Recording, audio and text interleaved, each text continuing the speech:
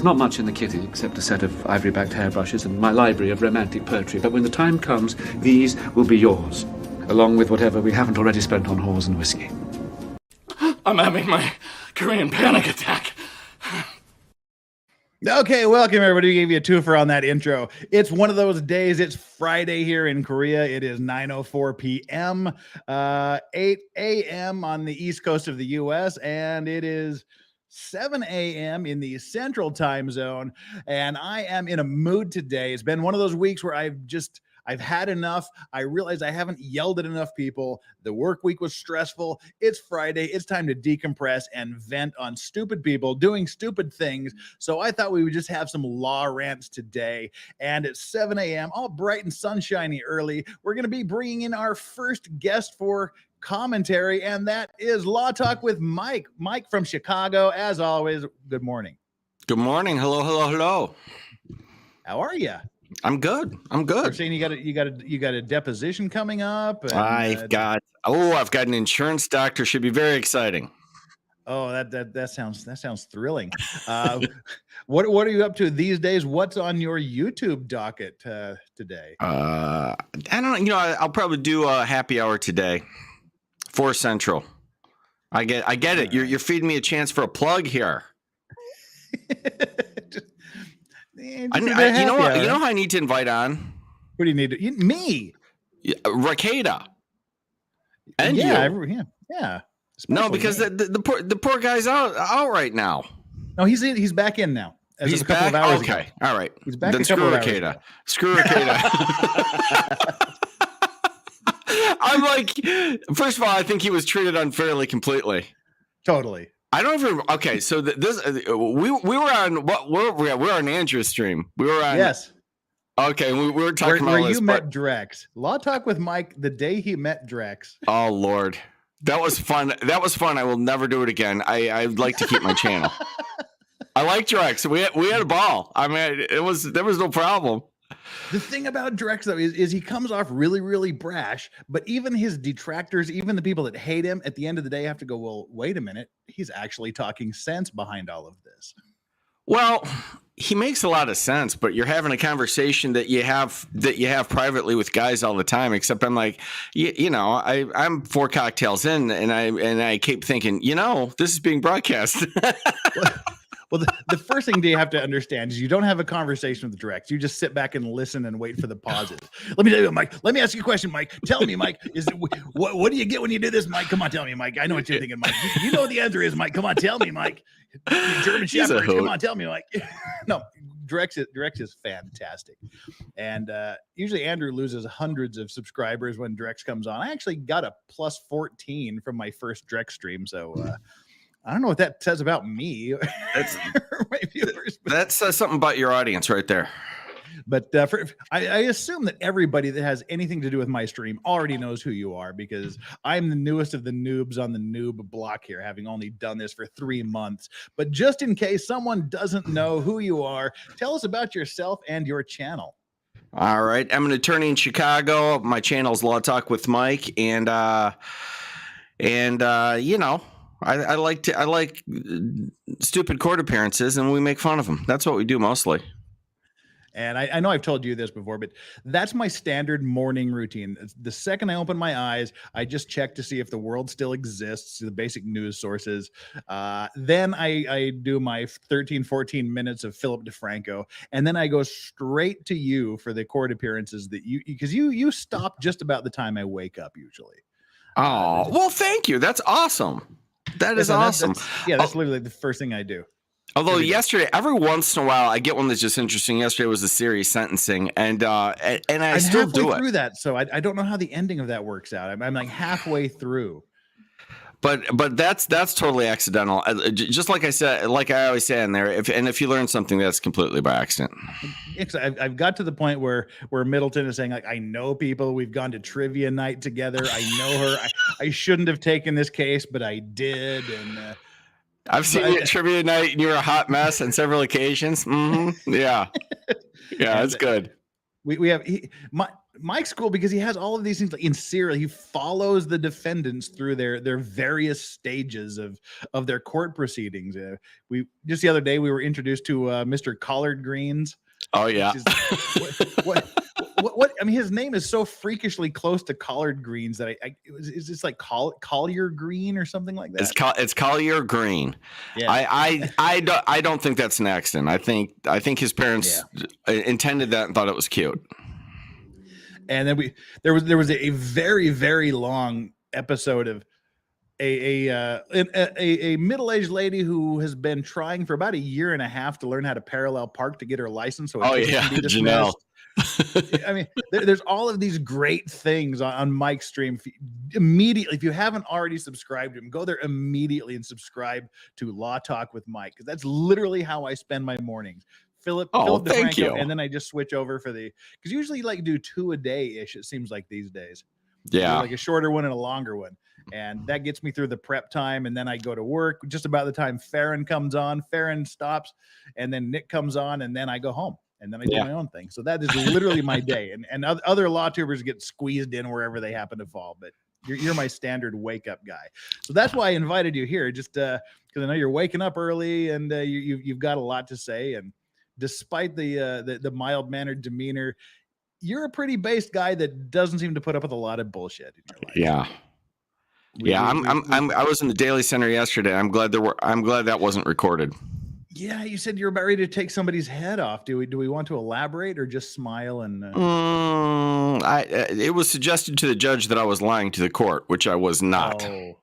They said, "Oh, you didn't show up at the last appearance." I said, "Oh, I did. I was here."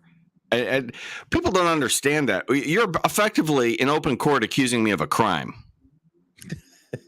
Which happens to be wrong, but like I have a duty of candor to the court. I didn't just file a motion with a false basis, and it was ugly. It was ugly. It all ended well. Bradley said, "Really, Jeff? Philip DeFranco?" Let me tell you, Philip DeFranco until about a year and a half ago was fairly middle of the road. Now he's gone like way left, and you have to see what the other, I won't say enemy, you'll just have to see what the other people are thinking and saying about things. It's my entertainment. I'm easily amused and entertained. And then I have to go to the more based, solid, grounded people like Mike here, so to like cleanse my palate afterwards. But everybody here again, we're gonna crank through things. This is just a rant stream about law related stuff. We're gonna get right into it real quick because I don't want to waste too much time just bullshitting about things, and we've already got 136, only 61 likes and 136 people here. Half of you haven't done your job. Get down there and hit that like button right now. It takes literally 0 seconds to do it. Hit the subscribe button if you haven't done so. And Mike, have you found that YouTube is unsubscribing people from you these days? They have. I don't think I'm being singled out, but that's happened since the beginning of my channel. Yeah, it's just a general thing. And just in the past few days, just like 30 subscriptions just disappeared overnight. And then I get text going, "Oh my God, I missed the notification. I saw I wasn't subscribed to you anymore." So it seems they're going through one of these purges. God knows what their people say is, well, if you're inactive for more, I haven't been here for 6 months. So I mean, it can't be this 6 months you're inactive and they no, you're active. I've had it happen. I'm active, and I would take it personally, except I see it on everybody's channel. Yeah. So if you have subscribed to the channel, just look down there and make sure you're still subscribed. We've got our memberships, our newly started memberships. You can join one of those 3 levels if you want. And as always, Philip DeFranco went full retread in 2016. Thank you, Philip Booty. That is deeply appreciated. And as always, I try to pay attention to the chat. There's so much going on in chat. And Mike, no, you're paying attention to at least three different screens at the same time. You're trying to do your show. It's hard to keep track of what's going on in chat, but you and I both try to do what we can to acknowledge the chat. But the surefire way to make sure I answer a question, address something directly, is through a super chat. It's absolutely not required. There's no minimum. It's just that it's much more noticeable when I'm talking and looking at the microphone, and then I see a flash of green or a flash of blue or a flash of hopefully red coming up. Then I know. It's funny you say that. As you were talking about this focusing thing here, I'm trying to go on another tab and grab this so I can drop it in my community tab so that people know that I'm here right now. Oh yeah, well, and that's why I'm making this introduction really, really long, because I'm trying to set up a few things here. Because I was over on Meme Copium stream, and we were drawing things, and it was getting out of control, and so I almost missed my own start time. But yeah. So again, let's see, we got this. Really, Philip DeFranco. I missed you. Where'd you go, Flux? I know you had it. Oh, here we go. Flux, thank you so much for kicking us off at the super chat. Sorry there, Phil Abudi, but Flux came in first. Pants are prison. Hashtag. Yes, pants are prison. I cannot stand the stupidity of today's society. I'm always happy for a good rant stream with my favorite Juicy. What's your favorite Juicy? Here in Korea, Juicy means like one of the bar girls that charges you $30 for a glass of watered down orange juice to touch your thigh. They call them Juicy girls here. Well, you were here in Korea. You know that, Flux. Flux. She's a veteran that served in Poland and Korea, at least. All right. Well, anyway, all that out of the way, do the like, do the subscribe, do the notifications, do the joining the memberships, come back later and engage with me by just making some stupid comment, tell YouTube to intercourse itself or whatever. Do the super chats if you want, not necessary. But with that, let's get into what we're going to do. Again, I said I was just ranting today, and I'm still kind of amped up from today. It was just a rough week where I was telling Mike before we got on here that those times when you're so furiously busy and you have nothing to show for it at the end of the day or the week. I've been going like crazy with nothing, with no product coming out at the end, and it's all waiting for me on my desk. So I thought, I haven't yelled at people. It's time to yell at people, and it's time to start criticizing society. And we want to use Mike here to be the sounding board and to be potentially either the voice of reason or the voice of Sauron. If I'm the voice of reason, we're gonna have problems. Yeah, well, I mean, you've just woken up. You've just awakened. I'm at the end of a ranty week, and you're still kind of fresh. And yeah, I don't know how angry you are when you wake up. Do you wake up angry or happy? We're about to find out. This is a story that is really, really, really shitty to begin with. It's a child protective services person who her suggestion to this child for how to deal with her life is to become, is to become a prostitute. This, of course, is from the New York Post, which, as we know, is a bastion of objective journalism and hard-hitting news. But yeah, this is a legit. Oh wow! Hey there, bud. What's up? Do you have a video on this? I saw a video on this. I think there's a video. Yeah, no, it's just the story. There's a video. Wow, that would be if I'm thinking of the right thing. I saw a video and they showed what I mean, it's not like made up. No, this is a legit story. I cross-checked it, but I love the way I love the hyperbole that the New York Post uses, because it's how I feel about it. And this is from when? August 14th, so a month ago exactly. A Texas Child Protective Service employee lost her job after allegedly, what do you mean allegedly? If it's on tape, it's not alleged really, telling a 14-year-old girl to become a prostitute. A 14-year-old girl. Keisha Basley, a Texas mother of 9, who turned to CPS to help with her 14-year-old daughter, told Fox 26 Houston that her child was running away and causing trouble at school, prompting her to call in family services. My daughter told me that the worker had been telling her that she should do these things, so she said she decided to video her. I guess you have seen the video of this. CPS is housing the girl like a hotel, just like dozens of other foster kids in Harris County. The video allegedly shows an exchange between the teen and a CPS worker who reportedly tells the girl to be a prostitute, quote, and giving her an incentive to do so, and almost a threat of not having her needs being met if she didn't want to do this. If she didn't do it, this woman very explicitly told her to do. Family law attorney Mike Schneider told Fox 26 News after watching the video, if the parent was to do something like this to my child, I would be bashed, Basley said. I would be called a horrible parent. I would lose of course you would. Yes. Yes, the CPS would take your child for doing what CPS is doing in this circumstance. Holy God. And should. Basley, yeah, you think? I guess this is the CPS worker here. Basley filed an official complaint with CPS. The agency's commissioner, Jamie Masters, reportedly went to Houston from the Lone Star State's capital city to apologize to Basley and her daughter. This should not happen to girls in their care. It should not happen. It's unacceptable. I don't think it should happen to any girl. Yes. Jesus. Yeah. You can just say across the board that shouldn't happen. Period. End of statement. There's no wiggle room in this one. Well, maybe your 14-year-old daughter should become a prostitute. I don't know. Fuck me. I've never seen this happen before, where the commissioner of CPS comes in from Austin just to apologize about something horrible that's been done to a child involved in CPS. The reason is lawsuits are a-coming, and he knows it. Well, of course. But this stands for the broader proposition I get all the time, which is whatever. I'm not getting specifically into politics, but some people are just such government lovers. They think the government can do no wrong. How can we just go along with anything a government suggests? Well, governments do things like this, not across the board. Not all the time, but there's plenty of this sort of thing going on. They're full of humans that do horrible and stupid things like anyone else. Well, I'll read this last paragraph and then I'll add my 2 cents to that, because you're exactly right.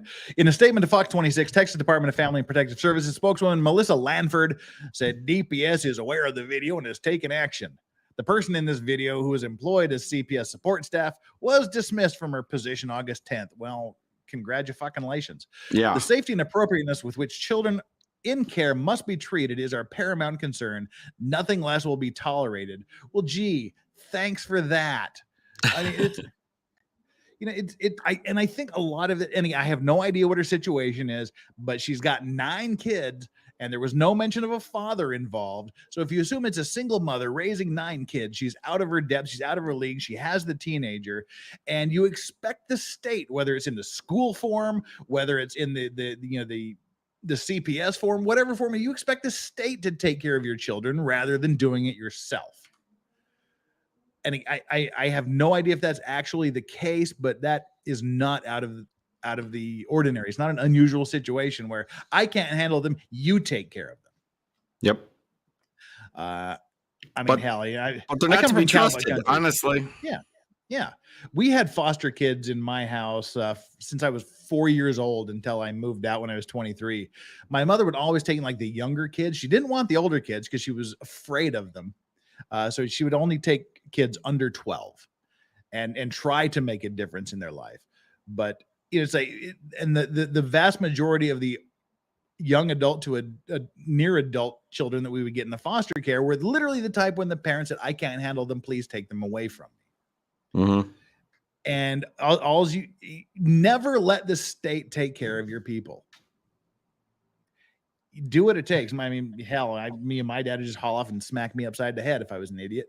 But when you don't have I don't know. I don't want to get too down the there ain't no male figure around there to do it. But I don't know what but that's precisely the problem. All right. All right. You forced. Yeah. Don't say that, but it's exactly right. Mm-hmm. I mean that is, and I've talked about it before, but I was never beaten as a child, but I got my fair share of ass whoopings. And in retrospect, 1, I deserved every one of them. And 2, I'm pretty lucky to probably be alive, because if my kid did half the shit I did as a kid, I would take them out and start over again. Mm-hmm. just across the board. So I'm so glad that my son, who's 21, was nothing like me as a kid. Yep. I'm so grateful for that. I guess I taught him well. Especially we're talking about a girl here, but especially for boys. I actually just lost my mother, but she was a tiny thing. And I mean, from, I don't know, the age of 12 or something, there's no, she couldn't discipline me. She didn't have the heart to do it, and she didn't have the physicality to do it. There was only one fear I had in my life, which was my father, who, by the way, is a decent guy and not over the top, but it was just like you said, never did anything to me I didn't deserve. Never once. one of the biggest ass whoopings I ever got in my life was my dad was a foreman for a truck driving company that would transport road construction equipment from point A to point B for different projects. And he was That doesn't sound like a guy to be trifled with right there. Yeah, and he was gone 3 or 4 days a week. And so mom was her own force of nature. But there was one day I was on a ladder. I can't remember why it was on the ladder. I think I was cleaning out the rain gutters or something back when we had rain gutters. And mom said something and I backtalked her. And the neighbor across the street, who we just called Caveman, because this dude looked like a Neanderthal. He was just a squat guy. I mean, he had been kicked in the face twice by horses. His nose had been broken about 4 times. He had this big brow ridge. He just looked like a caveman / gorilla. And I mean, his hands were just ham hocks and just calloused as shit. And he came out, he heard me say that to my mom, and he just walked out of his house, came across, hauled me off the ladder and slapped the shit out of me and said if he ever heard me talk to my mother like that again, he would delete me from the face of the earth. Sent me inside. Mom beat my ass for back talking her, and then dad came home 2 days later and beat my ass for saying that to my mother and having the neighbor get involved in it. And that was just one incident, and I got 3 ass whoopings out of it. And it was literally that village. It takes a village to raise a child. And you knew your neighbors knew you, and they had full permission to discipline you as if they were your parents. Have you lived in Chicago all your life? So have you lived in like a smaller community? Yeah. I grew up in the woods in northern Michigan. Okay.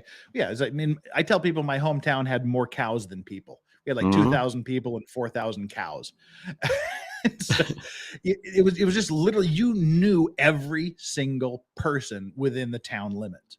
Right. And you all went to church together. You all went to picnics together, to the parades, and you literally had carte blanche to discipline any child in the neighborhood as if they were your own. And now, I mean, I didn't grow up in a town that small, but yes, you're right. It was much more of a community feel, and people, thought that this was part of it. Adults have to discipline children. Period. Yeah, and. On the flip side of that, Busan here is, it's a city, it's about 4 or 5 million people. Nobody knows anybody. I've lived across the hallway from the same neighbors and next door to the same neighbors in this condo for 7.5 years. I couldn't tell you their names if I had to. Yep. I've seen them like 10 times in 7.5 years. You accidentally run into them every couple of months in the elevator.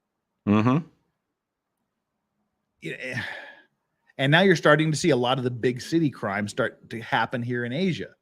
But God, for a CPS person to tell a child that they should just become a prostitute, what would have to be in that fucking adult's mind for that?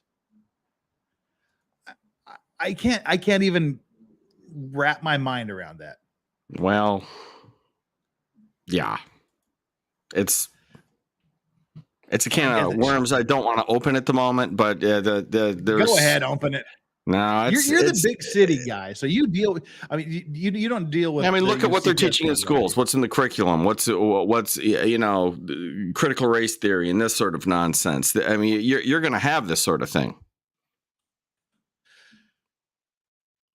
They are absolutely opposed to any sort of traditional values to the point of insanity. I'm trying to play devil's advocate and think of a way to argue against that. But you trying to disagree with me here? I'm trying to, but I honest to God can't find a legitimate reason to disagree with you. Right. I don't want to leave these too long. Flux, you're insane. Thank you so much for the bright red flash that came into my eyes about 10 minutes ago. You are my favorite juicy girl. Drink something. Oh, fuck me. What's this juicy girl you speak of? I say that's like what they call here in Korea, the bar girls that like, oh, GI, you buy me a drink, and you pay them $30 for a watered down orange juice, and then they touch your thigh, and you go, can I have another drink? And then they touch like mid thigh, and then the stupid 18-year-old sailor's going, she likes me, I know she's into me, she's my new girlfriend, and then you spend like the usual $2,000. Yeah, and okay, let's go to my place. She's like, oh, that ain't gonna happen. Get the fuck out. Right. Yeah. So that's the juicy girls. They just drink like orange juice and things.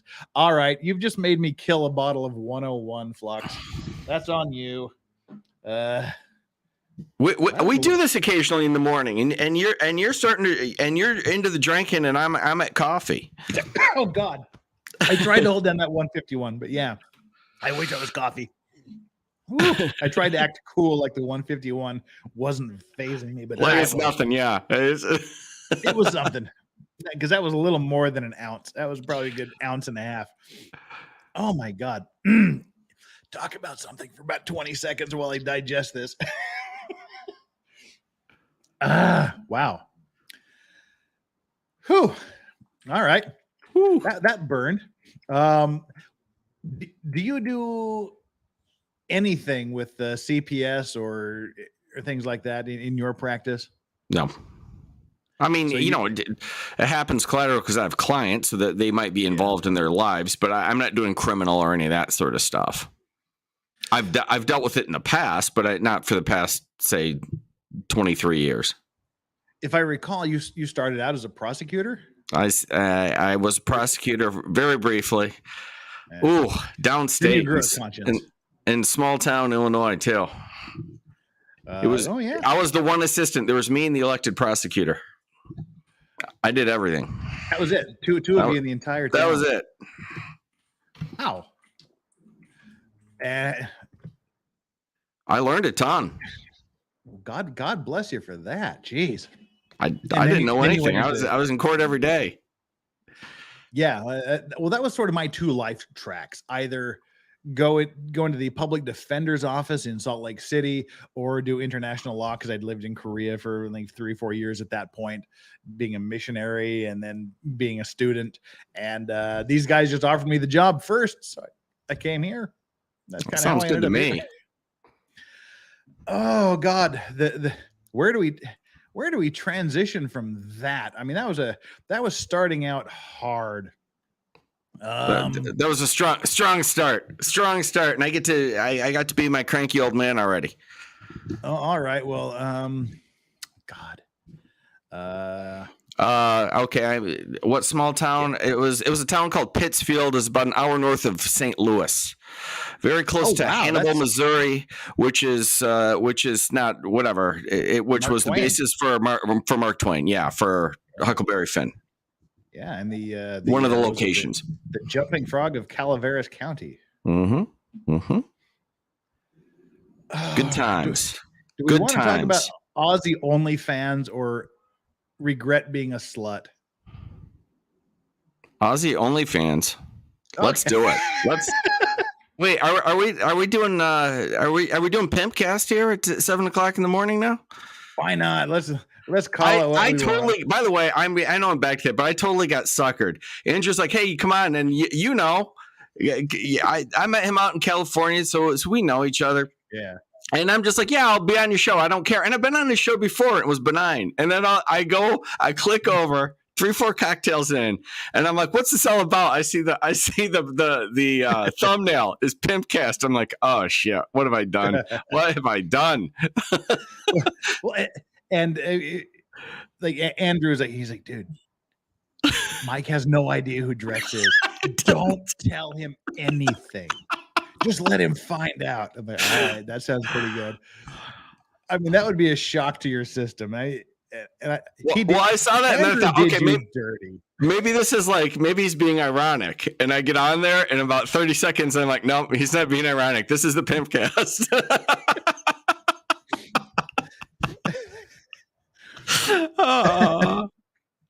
Yeah, that was a pretty rough thing.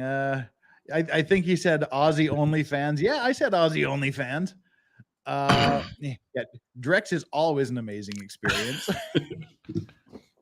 he grows, and he's known Nick for like 35 years, so they're like seriously legit friends. That's cool. Have you seen the picture that goes around every now and then, like Nick in blackface? Yeah, there's a picture out there with like Nick in blackface, but what that was it was a Halloween thing. Nick dressed up like Drex, and Drex dressed up like Nick. So it was like Drex told him to do that. So right, it's actually Drex's like profile picture on his on his Twitter if you're there. Oh, good Lord.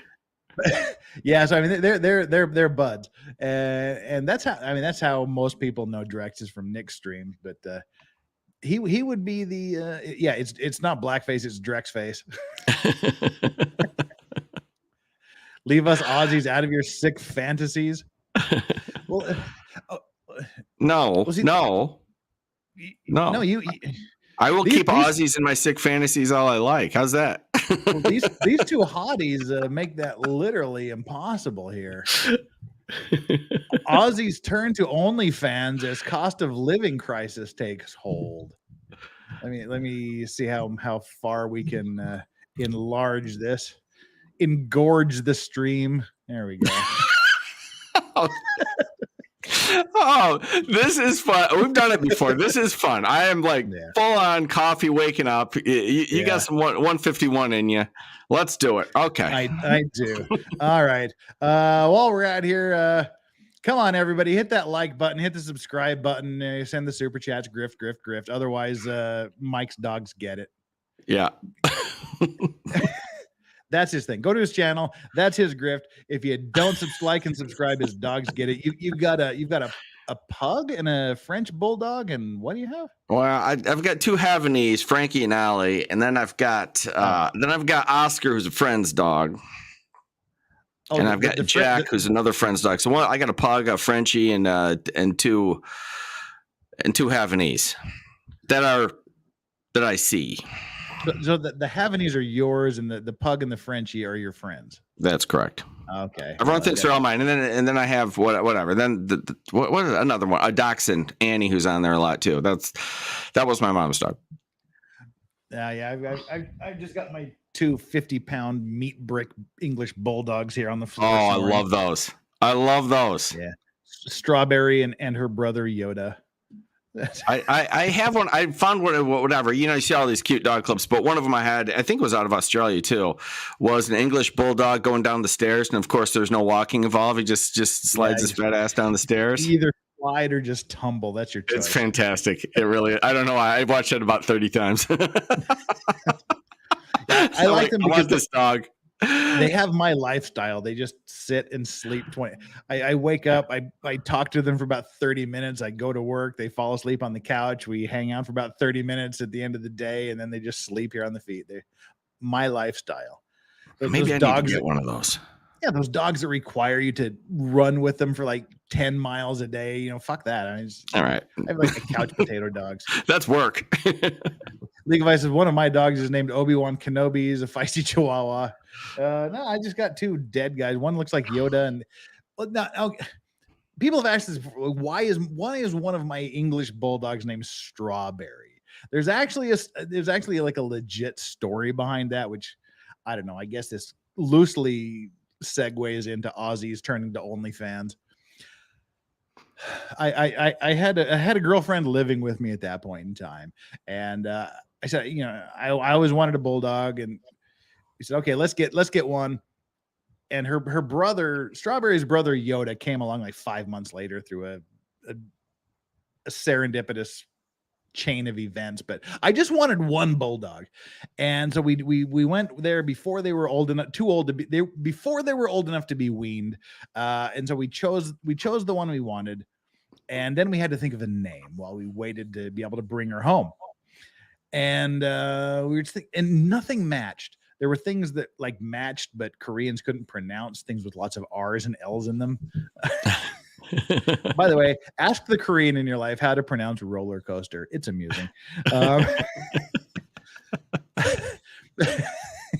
there was things like they couldn't pronounce well, and there were things that didn't match.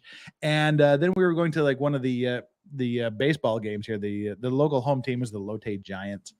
We were on the subway going to the Lotte Giants baseball game, and professional baseball here, Mike, you'd love it.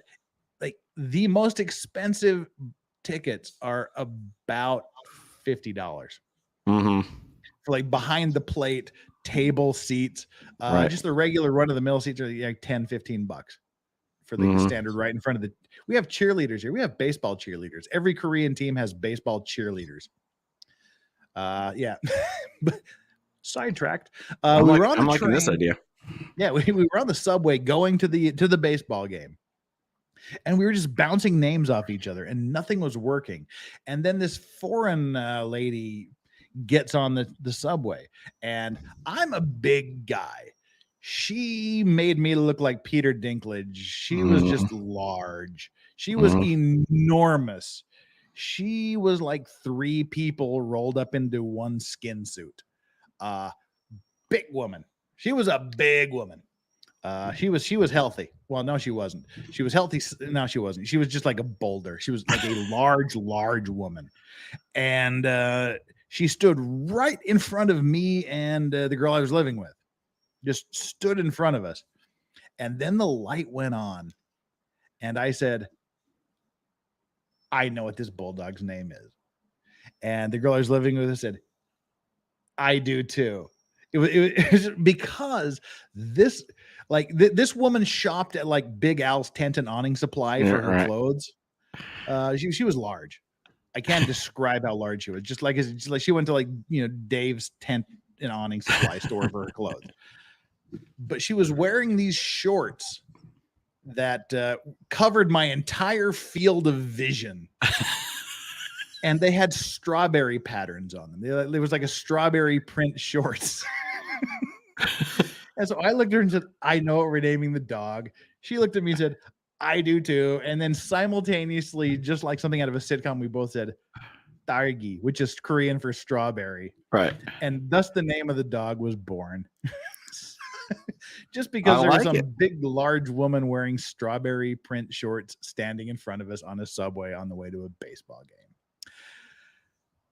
All right. Now I'm curious though. And okay. I'm probably gonna get you in trouble here, but I want to hear Jeff pronounce roller coaster as a Korean would. Roller coaster. Oh wait, is Tug in the house? Tug's in the house. Tug, brother, Jesus, lol. My dog kind of loosely ties into OnlyFans. Tell me more. No, Tug, you're going to tell us more. Give me a second. I'm sending you the link to this. You're joining us. Tits for Tug. Hit that hashtag. Come on. All right. Tug, I'm sending you the link. I hope you will join us because you deserve to be here. Holy shit. That was a surprise. All right. Hang on just a second. That umbrella man. I think that's what I'm supposed to search for. At least that's what Amber Heard tells me. All right. Hang on here. Oh, he lives in her head. Yeah. Oh, come on. I may be starting to get intoxicated here. That's great.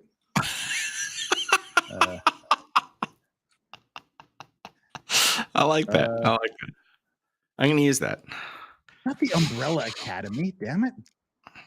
I may be in the beginning stages of intoxication. All right. I'm just like fangirling over here. All right, let me be the normal standard law talking guy that I know I am, and be calm and rational about this. Where are we at here? Scrolling up. Sorry to put us all on hold here for a second. There we go. Tug, you have been sent a link. For the love of the gods and all that's holy, please join. You have just been sent. So while we're waiting for Tug to join, let's actually go. I said that somehow the doggy story, the strawberry story, was loosely related and segueing into the Aussies for OnlyFans, but that was just a lie.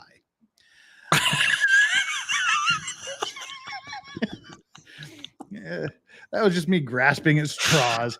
Charles LePage, thank you so much for the super chat. I traveled here for the 100% fraudery. Well, you just got it with that segue. Hi, Charles. Is he one of yours? He's one of mine. Charles is definitely one of mine. He's awesome. I don't think I've seen Charles. Charles, subscribe. Come on. Do me a favor. Do me a solid. In honor of Mike, do me a solid and subscribe. Sam Unwise says, that's too many kids. Restrain yourself. Yeah. Put a condom on that bad boy. There you go. Yeah. And I wonder how many come from the same father, too. Unless you're Catholic or Mormon, there's guaranteed to be at least more than one father involved. Did you have a religious upbringing? I did. I would assume in Chicago it was Catholic. Well, I'm effectively Protestant, but okay. Yeah, there's a lot of Catholic around here. So you could wear a condom, and it's like the scene from Monty Python's Meaning of Life. That's the difference. I'm allowed to wear a sheath on my dog. Yeah. Yes, I suppose. Oh wait, I actually exited the Aussie Turns to OnlyFans screen so that I could reload the Aussie's Turn to OnlyFans screen. There we go. All right, here we go. Tug, you better join us, bro. Come on. See, okay, I support this already. I already support this shift to OnlyFans here, and not. If any of you pay for OnlyFans, you're an idiot. Just go to Reddit. Whoever you like on OnlyFans is on Reddit. Someone has done you the favor of paying the cost, or so I hear, in theory. Anyway. More and more Aussies are turning to side hustles to combat the cost of living crisis.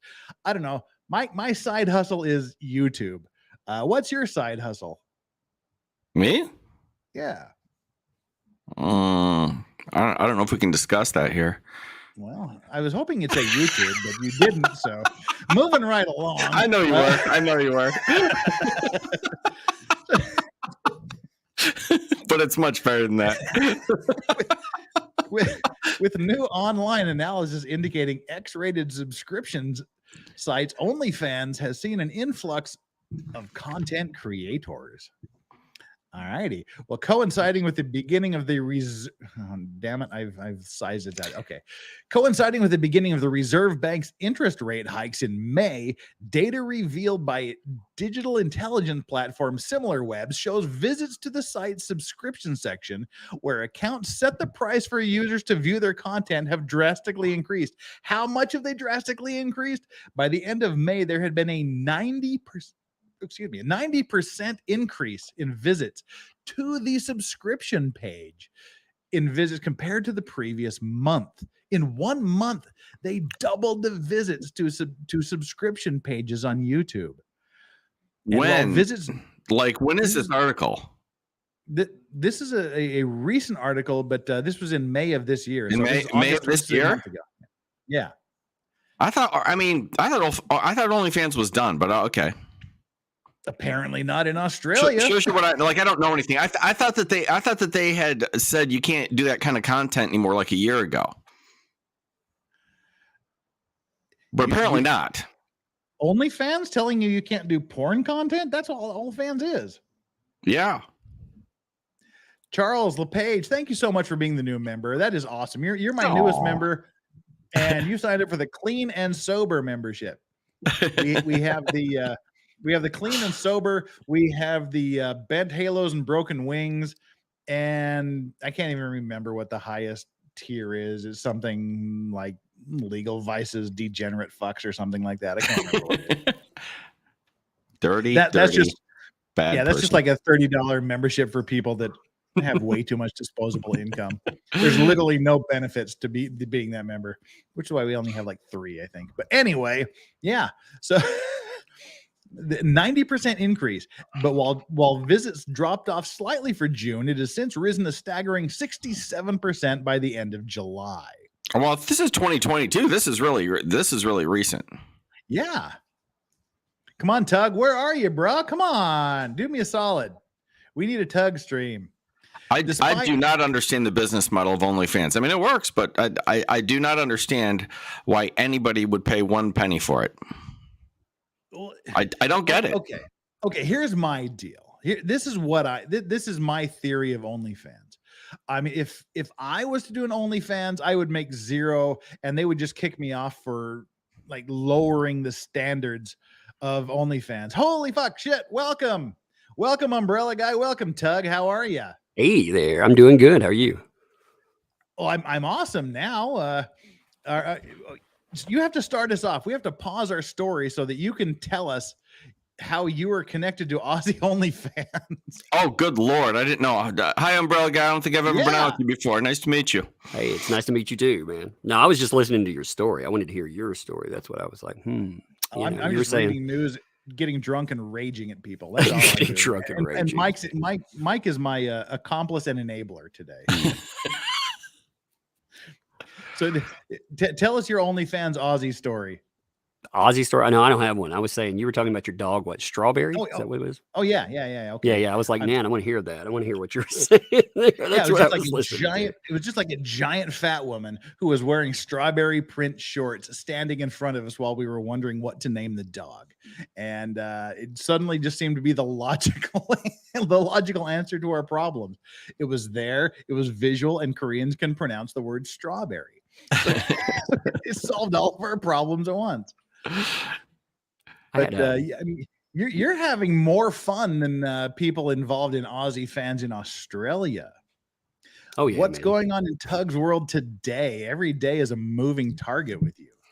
Well, today, I'm waiting for the hit piece to drop that I know is coming from Washington Post. I'm hoping it drops today. So I don't know what day, but I don't know. Man, every day I don't know what to wake up to. It's just been such a show lately. It's been fun. Well, see, I am new to this YouTube thing. Only 3 months in. Mike, you've been doing this for ages, but like suddenly, just because of Elaine, I think you became a major target during this. How has that completely messed up your life, or has it? It hasn't messed up anything. It's made my wallet fatter. It's hard to sit down because my wallet is so hard to sit on. Yeah, I love it. Life goals, man. Yeah. Oh yeah. Elaine, thank you. You're helping me this year. Life goals. I'm going to pay off my home. I'm going to call I'm going to be like, thank you, Elaine. Thank you, Amber. I'm gonna pay off my house, and I don't know. I'm going to put some money away for my kids. It's been. They've definitely changed life for the better. I mean, it's weird. It's weird seeing yourself in media places like the Rolling Stone. I mean, it's just bizarre. I was telling my mom. I talked to her the other day. And she was like, "What's going on?" And I was like, "I made the Rolling Stone." She was like, "Oh, that's nice." I was like, "Yeah, they called me a misogynist and all this." She was like, "Oh, well, that's nice." Oh, that's my boy. Yep. No, I mean it's been good though. I mean some of it, they do hit below the belt every now and then, but I mean it happens. It comes with the money. I mean it's the easiest way to go out and make a difference though, to actually promote something because they give you a voice. I never thought I would pick up a microphone, sit in my house and get to argue with how corrupt the mainstream is. They would give me a soapbox. So thank you. But I mean, that's the thing. I mean, Mike, what was your life like when you realized that this is a legit way to go? What, the YouTube? Yeah. Well, I mean, I'm still practicing law here. Yeah, I'm not at that Umbrella Guy level here. I still have none of us are. No, I still have a job though. I do. I actually am they dox this, so I don't mind talking about it. I work in mental health. Now I used to do individual client care as a therapist, but I just say other things. They haven't figured out what I do yet, so that's okay. But yeah, they dox they went after the wrong mental health place. They actually shut their phone lines down for almost 2 days. They provide it's kind of bad because I mean when you think about it, we're talking about extreme need in small rural. I work in small rural Tennessee. So the different places I've worked, they don't have a lot of resources. You know, the people who have nothing, that's who we work with. That's why I haven't given it up, because, you know, I like what I do. I actually, at the end of the day, I can see what I do. Now, I like the money from YouTube, and I like the push from YouTube, and I can use, we donate through the trial. We donated almost all of our merchandise money. We're talking tens of thousands of bucks. We donated that money. We donate. You do? I mean, that's big of you. That is seriously big of you. Well, we should. I mean, you know, we live in impoverished, and you know, now you're way more moral than me, my friend. Now, I grew up with, you know, my mom struggled, but we grew up for nothing. I mean, nothing at all. Well, what was cool here, though, is you were not jumping on a bandwagon. You were pounding away, doing all sorts of this stuff. No, and really until this trial took off, you didn't do it, but you were doing it anyway. And then you just got very big. Yeah. You know, I'm glad I want to give props to Yellow Flash. He was actually Yellow Flash and our good friends. You know, we streamed together and stuff. And he was like, dude, you know, stop jerking off and go check this stuff out. This is crazy. You know, so I went and I looked at the Depp trial, and I thought, man, this is nuts. You know, this is and the farther down the rabbit hole I went, the crazier. I became acquainted with you during the Depp trial thing. I mean, a couple of days, I think, before Elaine mentioned you. But were you taking off at that point, or was her mentioning you just like the trigger? Was that what put the spark to the fuse? I mean, she, you know, I had 100,000 plus, which, I mean, that's good, you know, but now I have 400,000 plus. So thanks, Elaine. I mean, she may be a crappy lawyer, but I would hire her for PR any day. In fact, if you hear me, Elaine, I got you a box of chocolates, some flowers. I'll turn on the jazz music, and hey, if you want a job, I'll get you one too. Well, and this is the stupidest thing I've ever said in my entire 3.5 months on YouTube. If any of you don't know who Umbrella Guy is, go and subscribe to his channel. This article's like, they're like, he makes $18,000 a month. It's like, just from what I do, I'm like, bitch, he makes a fuck ton more than that, and that's a fucking life goal. Just based on what my stupid little gathering here does, I mean, like, not that my gathering is stupid. I'm stupid. I know. Yeah. I mean, we make good money. I don't deny that we make money there. You know, they make money too. That's the kicker. You know, like Newsweek, Rolling Stone. Are they doing this for free? Because I don't remember them doing it for free. You know. Well, I like that YouTube actually backed us on this, though. They were like, anti-Amber Heard articles.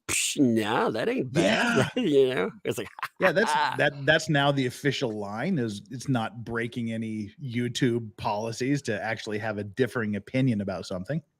Well, she lost in the courtroom. You know, what they're trying to set is actually a dangerous precedent, no matter what side of this you're on, because they're telling you that they want legislation to criminalize talking about this. So not only does the mainstream media become the arbiter of truth, but I thought they were pro Me Too. I thought that was going out and calling out you abusers. So you're telling me you want that criminalized unless the mainstream agrees with you?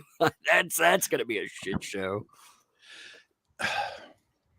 Well, I mean that's where we are now. And I was talking about this with Nick when he was on my stream the other day. Nick Rickett when did the death of humor happen? Nobody has a sense of humor anymore.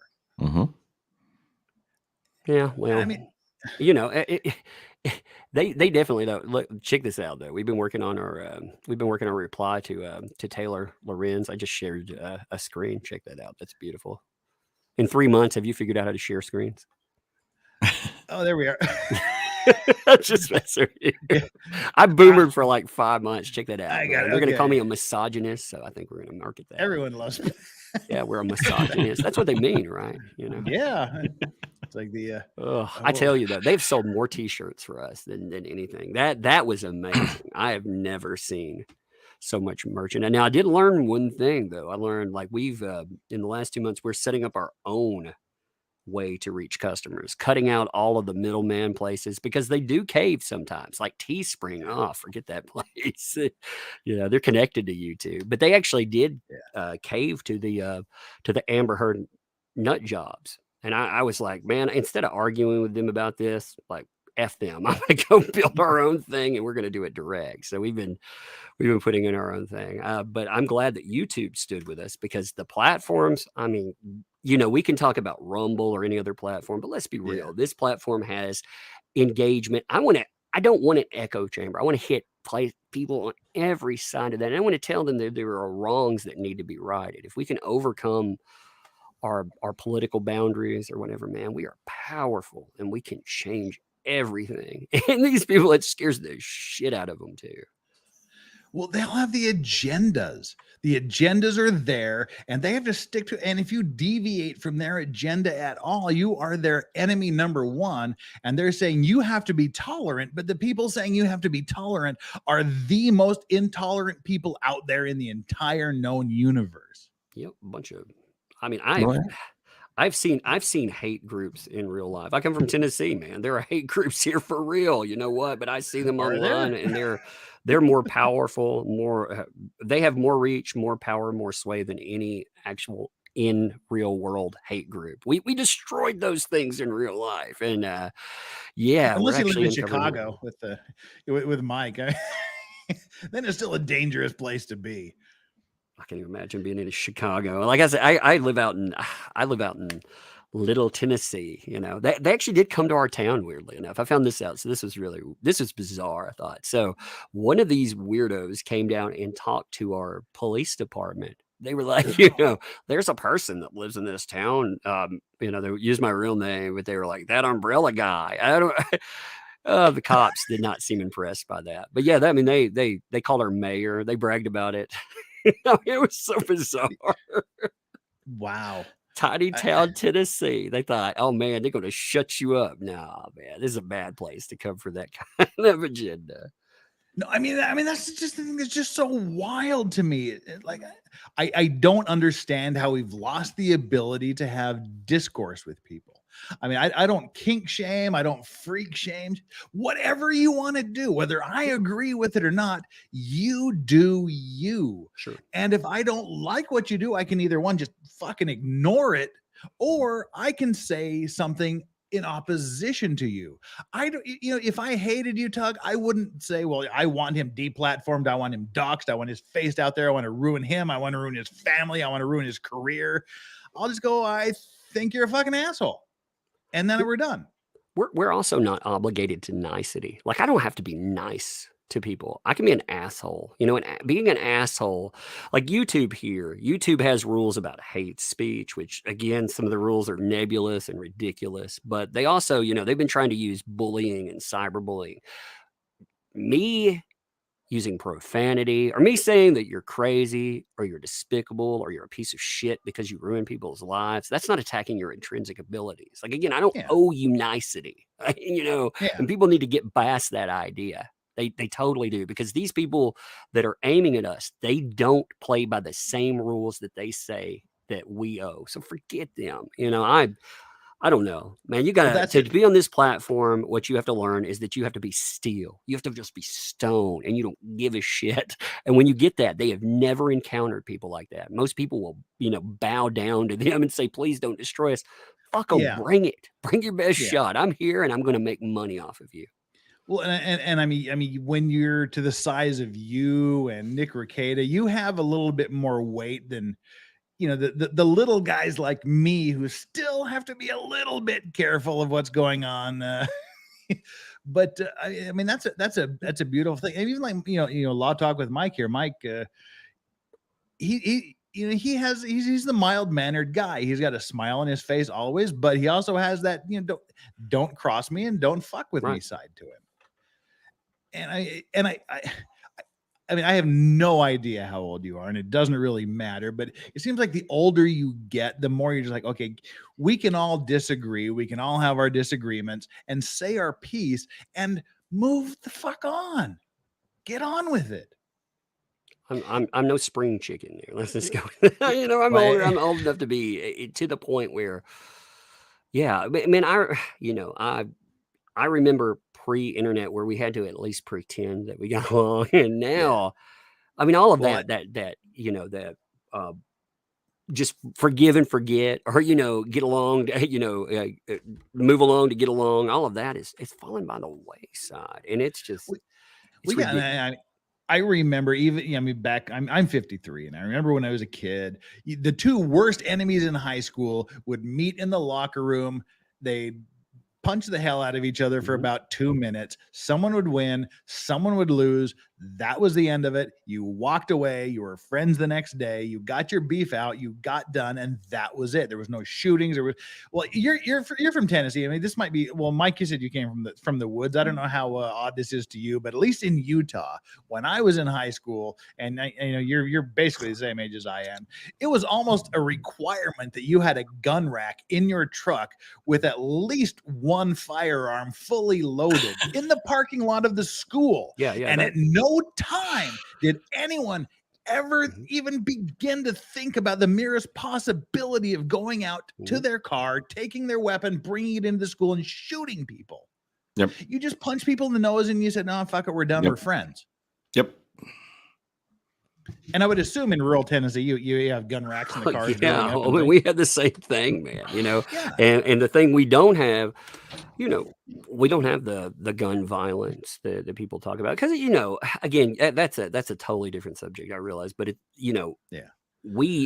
think it comes from the same place in society. It does. I mean, we have. I've never seen so much hate. Like I said, I grew up. I mean, I've seen hate. I mean, we've definitely seen it.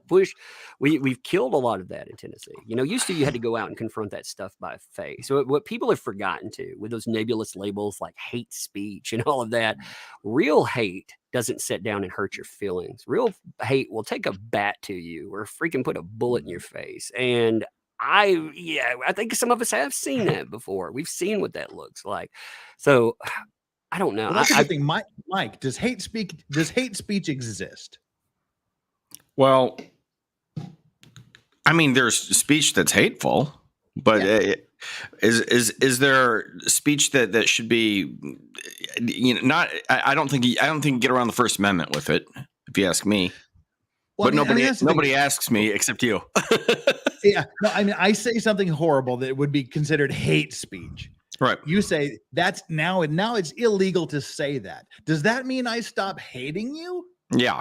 No, yeah. It doesn't help anything. Actually, all it means is now you won't know that I hate you because I can't say it out loud. That's the thing. That kills me. See, I want to know, in mental health, I remember when people argued about how mental health practitioners couldn't not give service to clients like that you don't agree with, or whatever. Now, you can do real harm as a mental health practitioner if you wanted to. I want people that are there that will help people. I want them identified. I want to know who's there for this or who's there for that. Online, I want the same thing. If somebody doesn't like me, I'd like to know that. I'd like to know exactly who they are, exactly what they want. I don't want them banned. I want them right there in your face. Yeah, well, I mean that's the same thing. I know Mike would agree that you don't always like all of your clients, but you serve them. Yeah, absolutely. It's true in any business. And Mike, I definitely need to get one of those coffee mugs. This was sent to me by a viewer. It's not even my merch. Everyone's looking for it on my merch, but it's not mine. It needs to be. I know. It's pretty cool. Flux, thank you so much. This is Hi Tug. Big fan of your shenanigans. Thank you. Appreciate that. Yeah, I enjoy it. I mean, I have fun. I mean, I troll a lot. It's funny. Like these people don't. One of the things that's going to come out in the Taylor Lorenz thing. This will be funny. Like a lot of people don't know this about me. Okay, so the first person to ever put my name out, like they tried it. So much shit. Like they doxed my bank, my old bank information. Like I'd had a bankruptcy in the past. They doxed like schooling and stuff. So I thought it would be funny. I was like, you know what I'll do? I'll trademark your online name. and that's going to come out in the Taylor. They're going to be like, what a misogynist. He went after a woman for that. I'm like, yeah, I sure did. Because you know what? Now I didn't keep obviously you can't trademark something that's being utilized, but I thought it would be funny to just fuck with them for a minute. So I did. And that'll be part of it. Again, a lot of us, we make points. We troll these people too. I mean, that is fun. It's a lot of fun. So our online shenanigans, oh yeah. Well, we have a new member, Cold Frost. Thank you for joining the membership. Brendan Lesko. Shout out to the Umbrella Man. Stop tugging off and take a shot, Jeff. All right, well. We finished the Wild Turkey 101 from Tug's neck of the woods. We don't have any Jack Daniels in the house, unfortunately, so we can't go full on Tennessee. But we'll have to go to Thailand with the Sangsum special rum from Thailand. I want to go to Thailand. Yeah, it's good cheap booze. Brandon, yeah. All right, I'll have a shot of coffee with you. You do. Yeah, I join you. It's like 8:00 in the morning here. That's why I went off. I had to reload on the coffee, and I didn't want you guys to hear the preparations. Yeah. Thank you, Brandon. I think Tank Rat says everyone forgets that people that there is no right to be offended. No right to not be offended. Yep. Free speech means you will be offended a lot. Yep. Yeah. Though the left is always angry and they can't be happy unless they can attack something. Yep. Well, it's the perpetual victim. You have to be a perpetual victim, and that's the left's platform. Is you can't do anything on your own. If I was a minority, I would be horribly offended by that idea that I need Al Sharpton. I need someone like that to speak for me. I couldn't possibly do something on my own merits. I need the government to help me out. I need the government to give me a break. That victim mentality is so against what America stands for. Well, and these restrictions and well, for instance, with hate speech and that, the idea there is if you can't win an argument, what you do is you make it so that the other person cannot even make the argument. And that's what you do. Oh, That's what it always comes back to in every one of these attempts. The government now says it's not okay to say that you disagree with a vaccination, say. That's hate speech now. It's precluded. Well, of course it's not. It's a perfectly legitimate point to be made and argued about. And you could say, well, I think it is, or I think it isn't. But no. We'll label it hate speech. Now it can no longer be said. We now win the argument. Yeah, well, that's what's going on. Plain and simple. You're a damn minority. What the fuck are you talking about? Mm-hmm. Yeah, white privilege. I've been in Korea for 34 years. Tell me how much privilege I've got, where until recently I couldn't have a bank account in my name. I couldn't have internet service I couldn't have a phone in my name. I couldn't own property. Yeah, I've got a lot of privilege over here being a minority in Korea. So don't talk to me about it. I would love some white privilege. I have privilege. I'd love that privilege, growing up, like I say, talking about here, we grew up with nothing, we grew up in the dirt, the privilege that they talk about. Yeah, there's a privilege. There's one shade there. It's not black and white. It's green. Here it is green. And we see it all the time. We have another guest here in backstage. We'll bring her up in just a second, but it's like Theo Vaughn is one of my favorite comedians.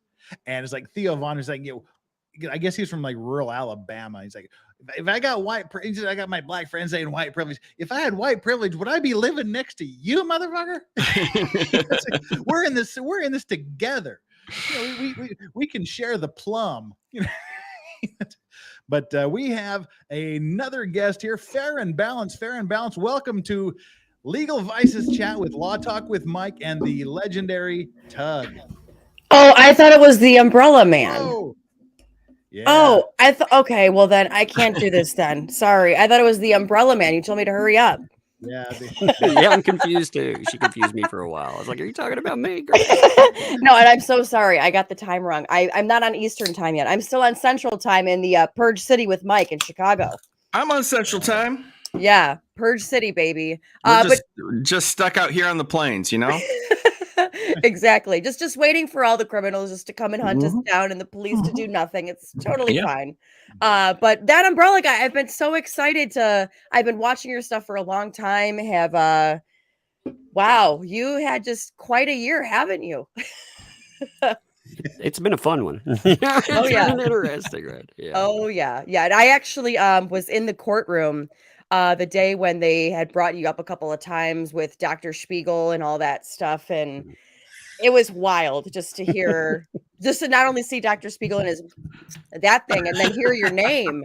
And it was like, am I in the upside down world today? What is going on? Actually, what's funny is I kind of knew that was coming, and I didn't know it because Amber Heard, this is my opinion on what happened. I cannot verify this, but they knew that I'd talked to Adam Waldman, because I believe that Eve Barlow leaked the fact that, that discussion. I believe that Amber Heard gave it to her. She leaked it behind the scenes to all these people, they're involved, because they were chatting about, they have a couple of leaks that, people will tell me what they're doing over here behind the scenes.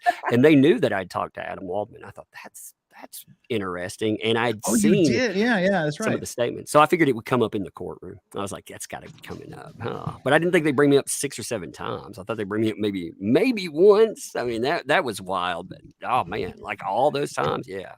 Yeah. And I saw, you were talking about Taylor Lorenz. I actually had Ari Jacob on my show last night talking about kind of the latest of what's going to be happening with her lawsuit. And I worked in the media for a long time, and I know of Taylor Lorenz. I've seen her in the flesh, and it's one of these things where it's just such a shame of what the media has become, having gone to journalism school and, learned the proper ways to report stuff, and just seeing like the doxing and the way they try to really just take people down for everything that they are. It's just really sad, because that's nothing of what the media was supposed to do. I mean, this is not like a Watergate situation. This is Johnny Depp and Amber Heard, and to try to go after and take somebody down, it's mind-boggling to me. It's not journalism. That's the first thing. But I noticed they didn't have the stones to come and stand on my porch like they did on Libs of TikTok, though. I guess the Deep South doesn't abide that, do they? Well, they know you have guns. They know you have guns. Oh yeah. I've made that very clear. My doorbell reloads. well, Mike, as a real life practicing lawyer guy who goes to court every day and does stuff, what was going through you were on mainly with the Legal Bites, right? Right. What was going through your mind when suddenly Elaine starts telling the jury that the entire world is against her client, and that the Umbrella Man and Amber Turd, and what was going through your mind when she is telling people that everybody hates her client? I was watching and I thought, this is absolutely insane. It's just not a tack that you would take. It started with her dropping the C word a couple times. She kept saying it, and she thought it would have shock value. But it has no shock value, because she's recanting, she's retelling texts. And everyone's like, to a friend, you say crude stuff. Who doesn't write crude texts to their own friends? Yeah. Whoever that is, I don't want to know you.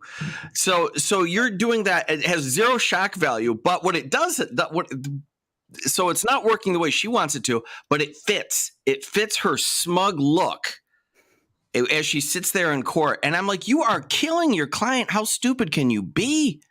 Mm-hmm.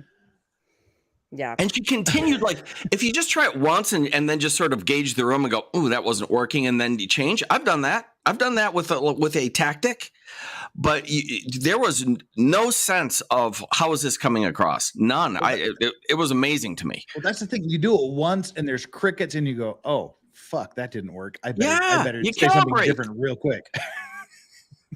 You calibrate, Mm-hmm. But and I mean, then I think where the huge, well, Farron, you were there. How many days were you in court? I was there for just one day. Oh, just I think I was there for a lot longer, because I was in DC, but I was covering it every day with Good Logic. I was on with him. Yeah. And he was obviously covering the law side, and I was covering more like the media, what the jury might be thinking. And whether you were a lawyer or a juror, I think everybody had the same opinion. Lady, what are you doing? Well, I mean, you had this thing where, I mean, she's older. Ben Chu is a little bit older, but Ben Chu is like way hipper than she is. I think she totally misplayed the jury, because the jury was mainly in their 20s and early 30s. And when, she says shit like, the umbrella man, that just shows she is completely disconnected from the people who probably know who Tug is.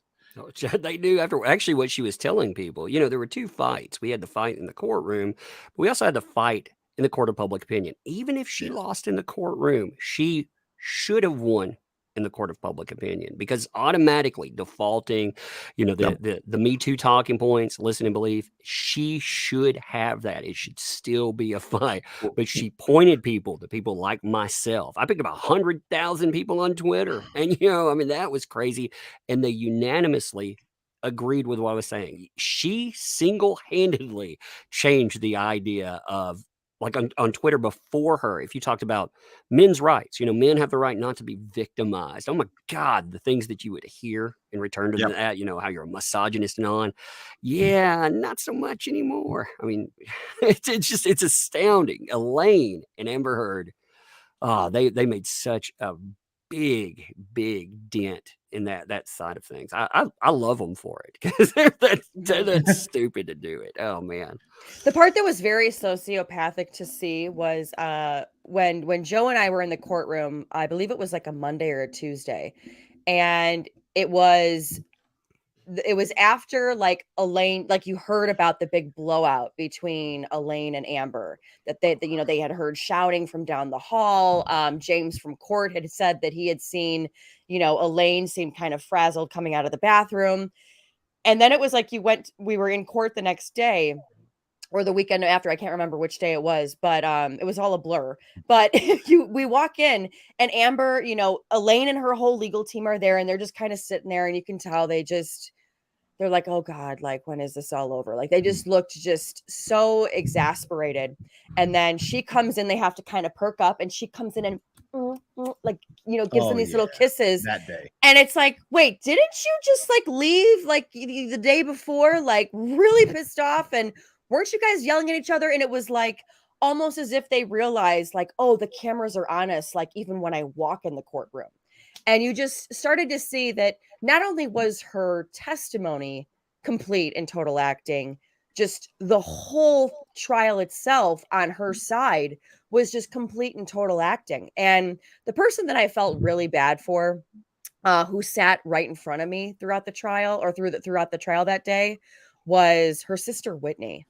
And you even saw in the closing arguments where Amber is just getting Skeletor. Yeah, she's just getting pummeled and pummeled and pummeled.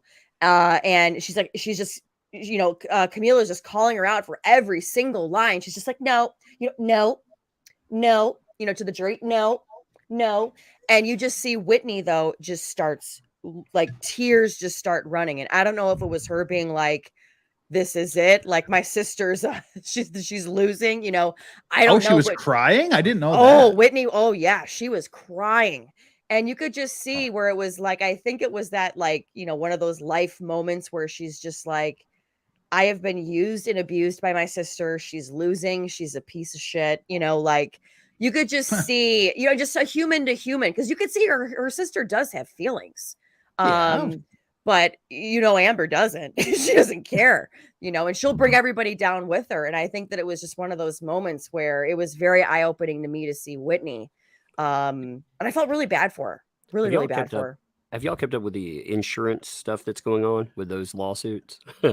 I mean, have you, Mike? I'm just starting to like get into it where Elaine has lawyered up because Travelers is refusing to pay the bill or something. It's even better. Like apparently behind the scenes, you're talking about the nastiness. Apparently it was so nasty behind the scenes. So yeah, Travelers, they're suing ProSite. The other, there are two. There's a general liability and there's homeowners. Travelers, homeowners, general liability, ProSite. They're suing ProSite saying you didn't pay anything. And ProSite came back and said, that's because you took out our representative there. So what happened behind the scenes, apparently, Travelers had Elaine Rottenborn. They were their picks for the trial. But the lead person was Andrew, I think his first name's Andrew McAvoy. Okay, that was the ProSite's choice. Well, apparently Elaine and Rottenborn edged McAvoy out. They wouldn't put him on anything. They didn't tell them they weren't going to let them be part of this anymore. They just wouldn't add them to any filings. They figured they'd get the clout, they get the money.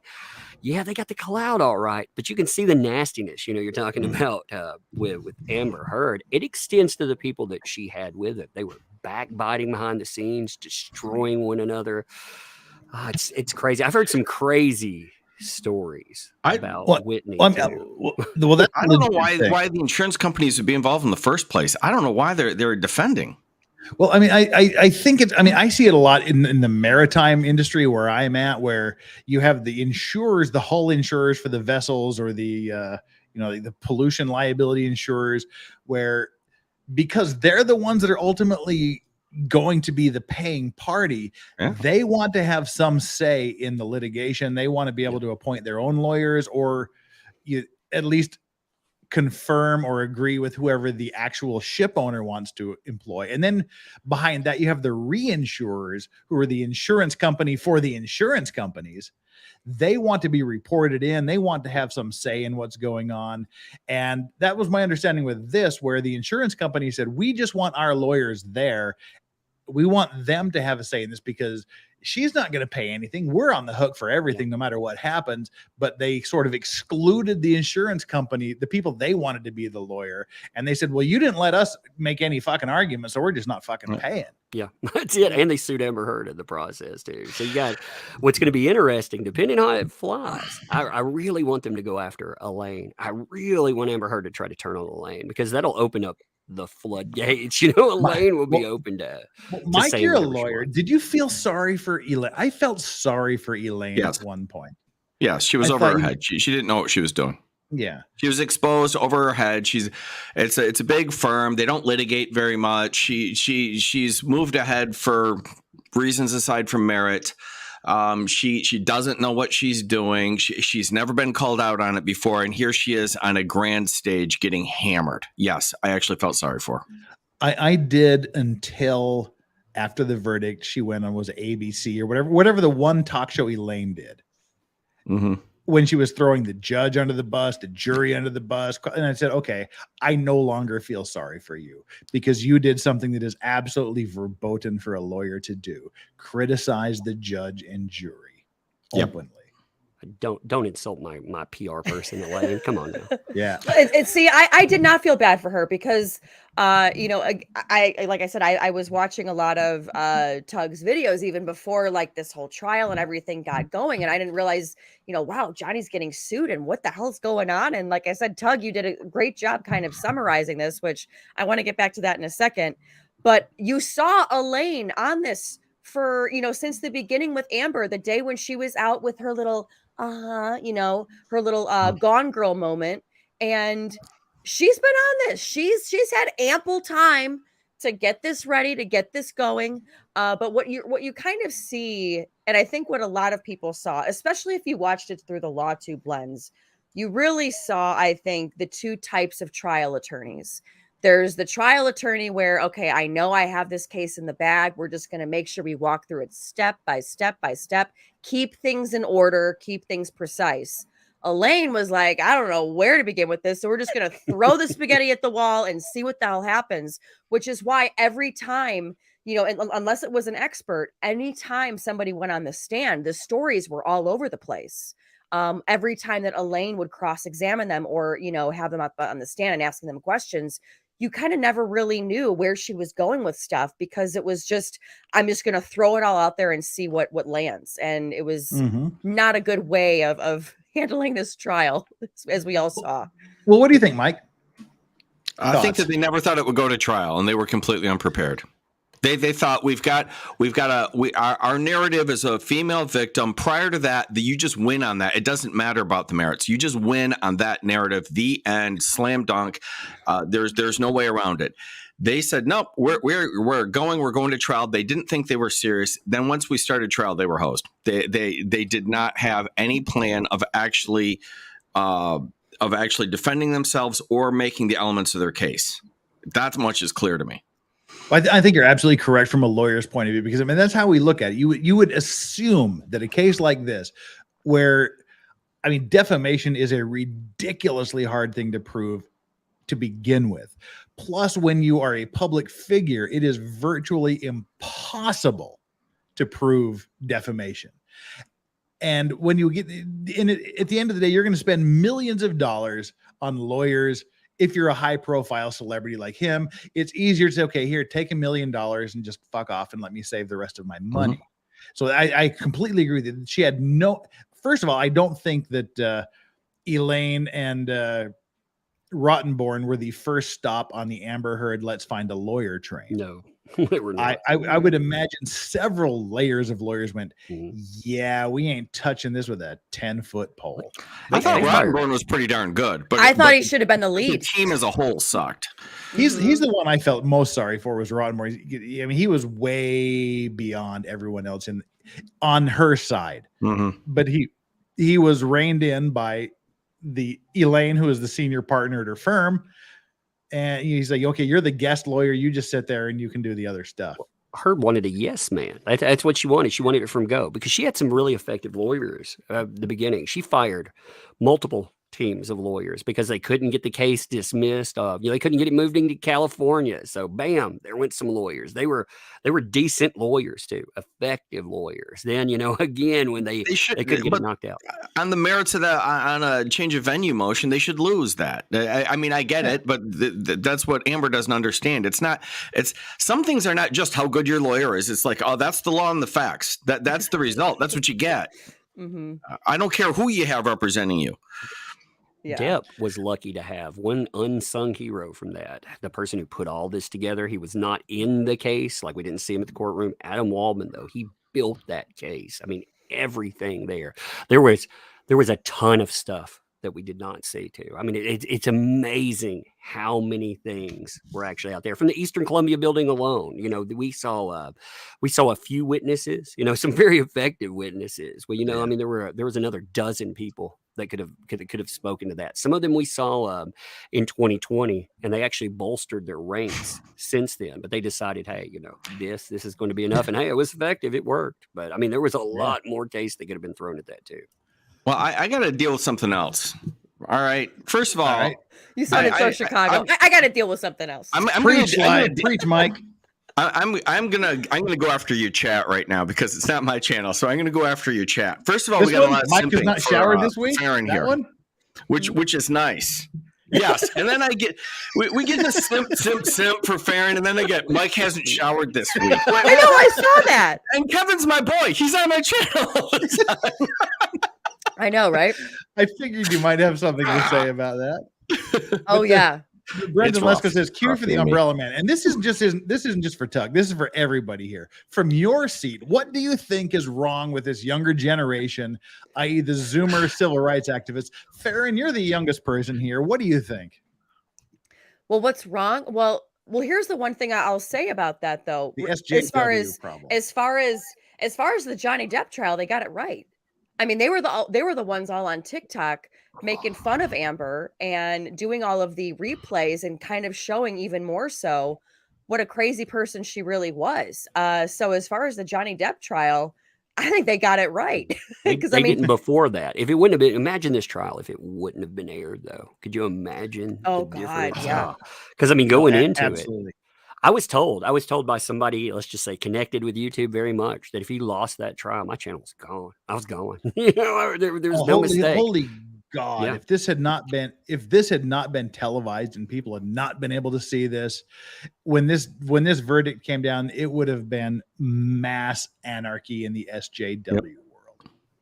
And I also think that would have been the nail in the coffin to any kind of guy that's looking to, get some kind of justice for all the wrongdoing. I come from, my parents were married before I was born. Or my dad was married before he married my mother. Sorry. I was like, where am I going with this? My dad was married before he married my mother and had a very, very abusive ex-wife.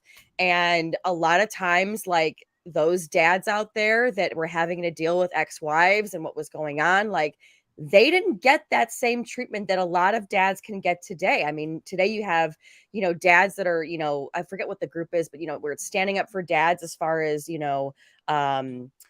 child custody cases. You also have it just in general with the Me Too movement. You didn't have a lot of people standing up for the whole for men and the whole Me Too, which is when you saw the hashtag Men Too coming out. But the one thing that I think was so good of Johnny Depp, because he really could have gone like the male route, like believe all men. He was just like, no, believe all abuse. And I was like, whoever the hell is your PR person is a genius, because he just made it where it was any abuse, whether man or woman, it's wrong. And I just thought it was such a fitting way of his last statement at the very end, just to say that it's wrong across the board, was just even more of a slash, because Amber was trying to make it where I'm this little victim, I'm this woman, and look at the Me Too movement. And I think it's like, honey, sorry, you play stupid games, you win stupid prizes, you know? I mean, let's look at the question here. Though, just in as briefly as possible, like, what's wrong with the SJW activist generation? I will say it's the lack of a father figure, the lack of discipline, and the parents are like, oh, he's my little princess or prince. He can do no wrong. I can't tell him no because it will scar him for life. It's the lack of structure, discipline, and a father figure in the lives of most of these people. Can we ask it a different way? Like, okay, what's right with them? I mean, really? Well, because, nothing. I mean, you see it. People.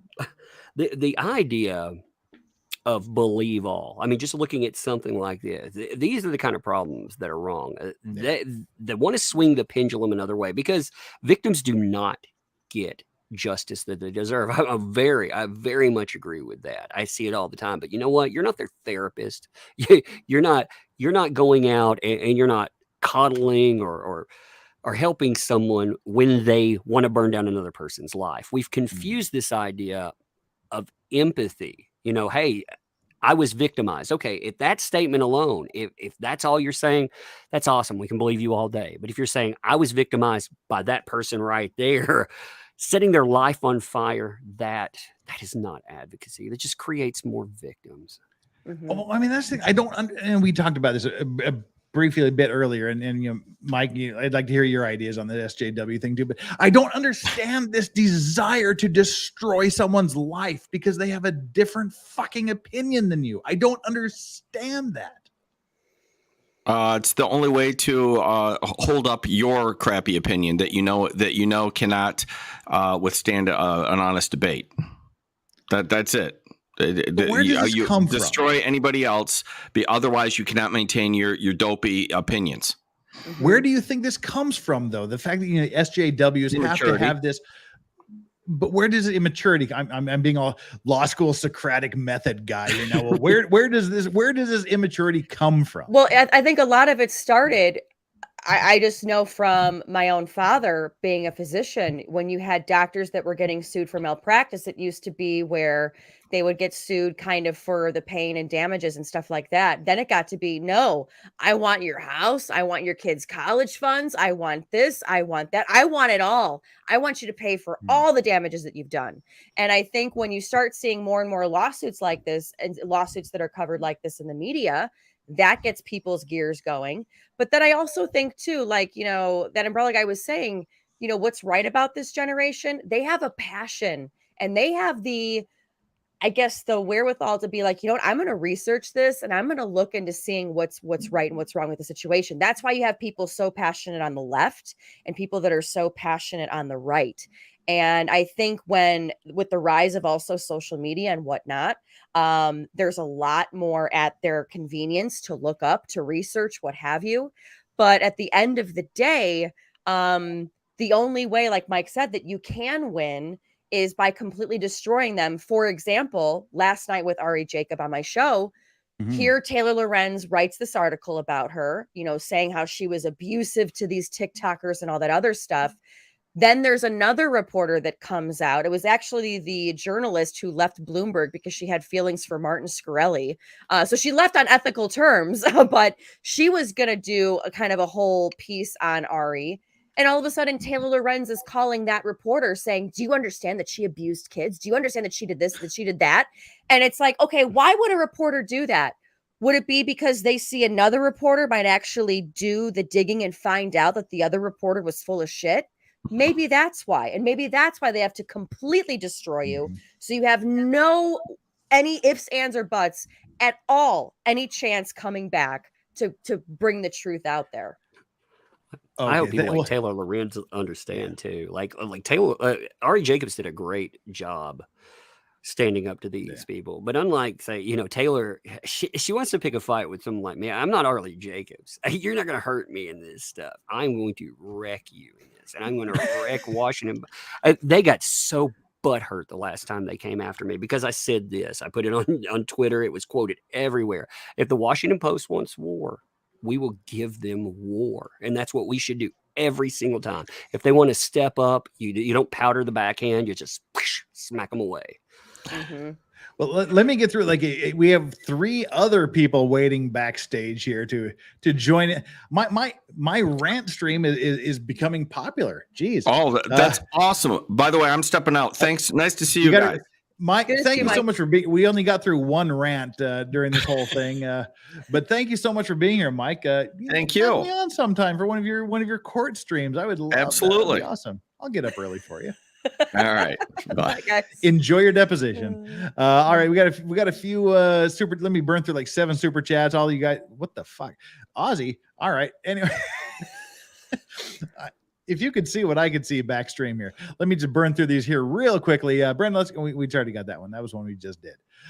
Brendan Lesko also says you can literally get insurance for anything, but the terms and conditions in these specialty markets are unique, i.e. we pick the lawyer, lose, you pay. There's a lot. I mean, there's like we call it like the follow the money or follow the rewards or follow the judgments where, okay, I mean, the people who are ultimately going to be paying the insurance company for the insurance company, they need to at least have some say in the settlement. Because if you make an unreasonable settlement that they want nothing to do with, they can tell you to go fuck yourself, which is kind of what seems to be what's happening here. So yeah, even, the insurance company, they have insurers.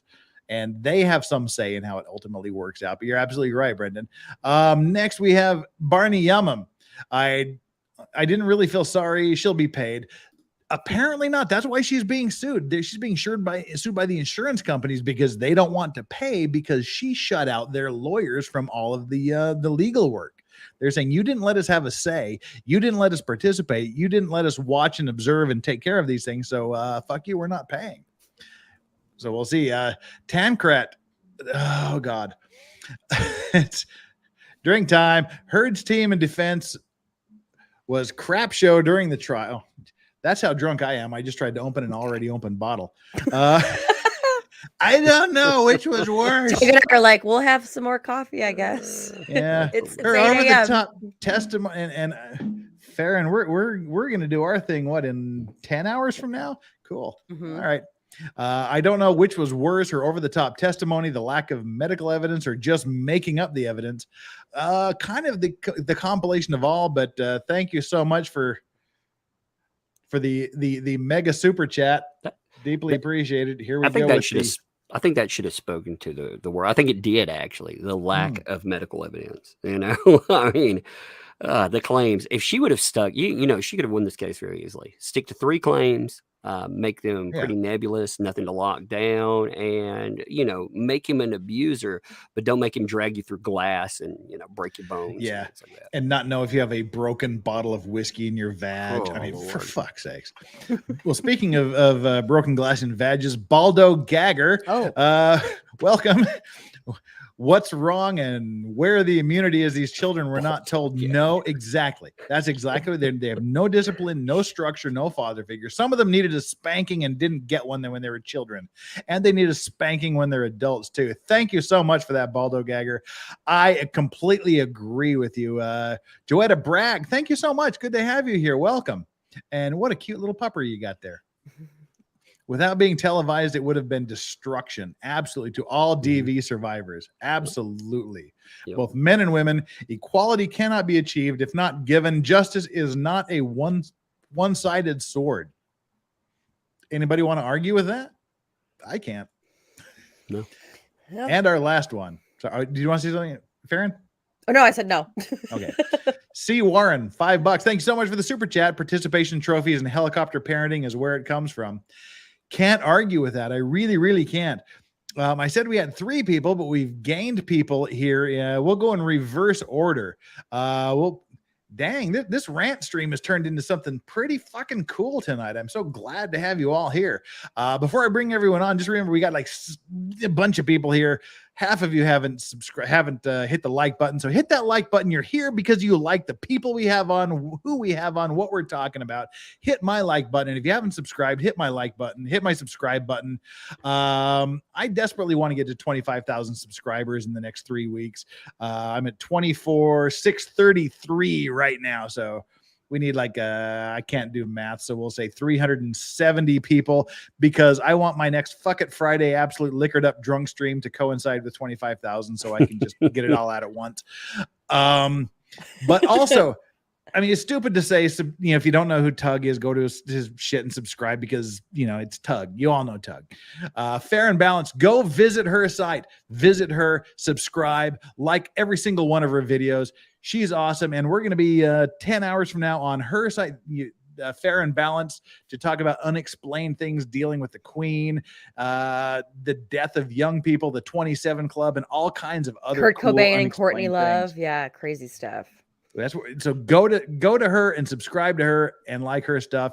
Bring in next, we have Aussie Overlord, formerly known as the Law Patrol, who was forced to change his name because every time you search for the Law Patrol, YouTube thought you were searching for the Paw Patrol and gave you videos of animated pets. I got sick and tired of getting jumped on by those cartoon dogs. Yeah, I wish it was cartoon dogs that were jumping on my leg, but whatever. So welcome, Aussie Overlord. How are you doing? What are you doing? Are you sober? Can you? It's midnight for you. Yeah, 1:45. Things got a little bit crazy after you left. I'm at least 2 absinthe shots in, but we should be okay. Yeah, Green Fairy. Like that. Yeah. So, but yeah, should be clear to go. All right. Well, you came from Meme Copium stream. Meme Copium, living in Japan, talking about the Japanese underbelly, mysterious things on the internet, and other interesting things. Welcome, Meme Copium. How are you doing tonight? Hey there. Oh, I guess I can't say that right now. Yeah, I'm doing pretty good. Trademarked. What's up? I know. Like I like that. I used to say that. Then I started watching your videos, and I have to say, well. Okay. Now here's howdy. the thing. Like if like either Tug spoke with an Australian accent or Meme Copium spoke with a Tennessee accent, you'd like sound exactly like each other. We sound nothing like each other, and it's racist for you to say that. So very embarrassing for you. Yeah, really, that's regophobic. Exactly. Don't they sound like if you just swapped accents, you would have no fucking idea who is talking? No, I will say their voices, the tone sounds very similar. Yeah, the tone and timbre. Hey, Meme Copium, introduce yourself here. Well, I mean, I stream Japan time about 8 p.m. basically before League of Vices streams, and I also do a bunch of videos shitting on Disney Plus content, specifically Lord of the Rings, which is very bad, and She-Hulk, which is almost like brain cancer inducing. So if you want to see that sort of content, I can deliver it. Thank you for keeping me from saying that. I very much appreciate it. Wow. Thank you, Hayden. You said you were sober a minute ago. I doubt that. Meme, have you done the 3rd episode of the Lord of the fucking Idiots? Oh, I've done the 3rd episode of Lord of the Rings. I'm working on the 4th episode. The 3rd episode was hilariously bad, and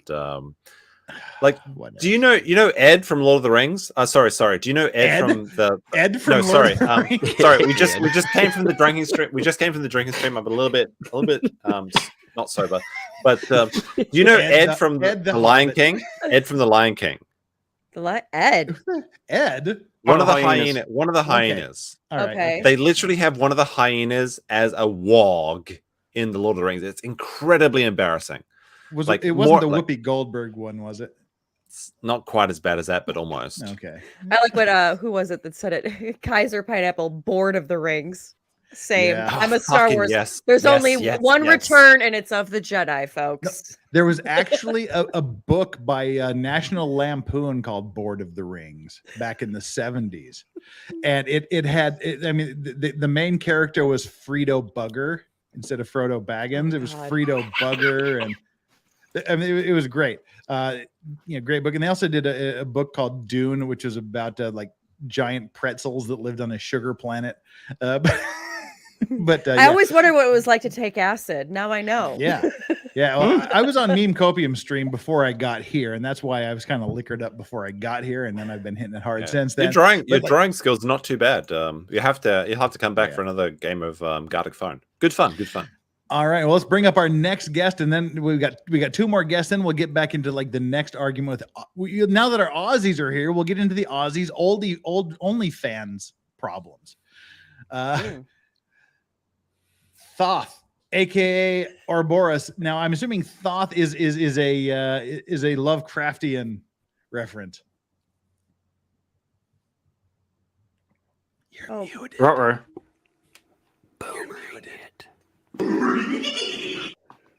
Oops, wrong one. Sort yourself out, Thoth. You're still muted. You are still way muted. I'm going to mute myself and go get another drink because I owe Brandon a bunch of shots. So Brendan hasn't bought me a bunch of shots yet. So I'm well into his pockets, so I have to be right back. While Thoth sorts himself out, we'll bring up BP. BP, how are you doing this evening? Going. Give us a quick introduction. Yeah, so I'm getting a lot of. I think he found his mic. Yeah, Thoth found his mic. Yeah, so I have a channel called BP Custom Creations, and it's not really related to any of what Meme does, but I've known Meme for quite a few years. We came to Japan at the same time. I actually make a lot of little miniature crafts, so I modify Hot Wheels cars and make diorama and stuff like that on my channel. Very cool. And I live in Japan as well. Every time anyone ever says the word diorama, I just think of the Simpsons episode with the "You bent my Wookiee." What's a diorama? Poor Ralph Wiggums. Thoth, you've sorted out the microphone issue. Introduce yourself quickly. I'm just a rando that's here from Memes. Well, we welcome randos. So Tug, OnlyFans. Anything else you want to say about OnlyFans before we hit this article? No, I'll see what's there. I got about 10 more minutes, and then I'm gonna have to do real work. Yeah. Well, that's how it goes. It's like 11 p.m. here in Korea. It's midnight in Australia. It's also 11 p.m. in Japan. So we're doing good. But this is my drunk rant screen where I had a shitty week where nothing happened. I busted my ass the entire week, and I have zero to show for it at the end. I hate those weeks where you just feel like you're spinning your wheels the entire time. And I realized I haven't yelled at enough people. So I just wanted to do this rant stream, get people on here, and let them feed my rants. But that's where OnlyFans comes in. Absolutely. And I'll just begin by saying that if you pay for OnlyFans, you're doing it wrong. Go to Reddit. Someone else has done your work for you. But ladies, if you don't have an OnlyFans, you're doing it wrong. Especially if you're Australian. Big disagree. And Aussie Overlord is obviously Australian. Meme Copium is often mistaken for a New Zealander for a Kiwi, but he's actually Australian. That's true. That's true. He's a mutt. Also very true. Also true. But yeah, I lived in both of those countries, and I can tell you that New Zealand's the worst country. Full of degenerates. Country with a capital C. Country. Nice. Aussies turn to OnlyFans as the cost of living crisis takes hold. This is last month, 16 August 2022. Okay, I support their OnlyFans. They're looking nice. That's good enough for me. More and more Aussies are turning to side hustles to combat the cost of living, with new online analysis indicating X-rated subscription site OnlyFans has seen an influx of content creators. Coinciding with the beginning of the Reserve Bank's interest rate hikes in May, data revealed the digital intelligence platform SimilarWeb shows visits to the site subscription section, where accounts set the price for users to view their content have drastically increased. By the end of May, there was a 90% increase in the visits to the pages where they tell you what you have to pay to see the Aussie badge compared to the previous month. And while I don't know if I'd pay for that. Well, you know, that's what I'm saying. If you pay for it, you're doing it wrong because someone else has already paid for you and has uploaded it somewhere. And while visits slightly dropped off for June, it has since risen to a staggering 67% by the end of July. Despite record low unemployment rates, interest in side hustles is growing exponentially as people look to make ends meet, SimilarWeb says. OnlyFans has surged in popularity in recent years following its launch in late 2016. The site has become well known in Australia, with interest fueled by celebrities signing up and inspiring others to earn big on the platform.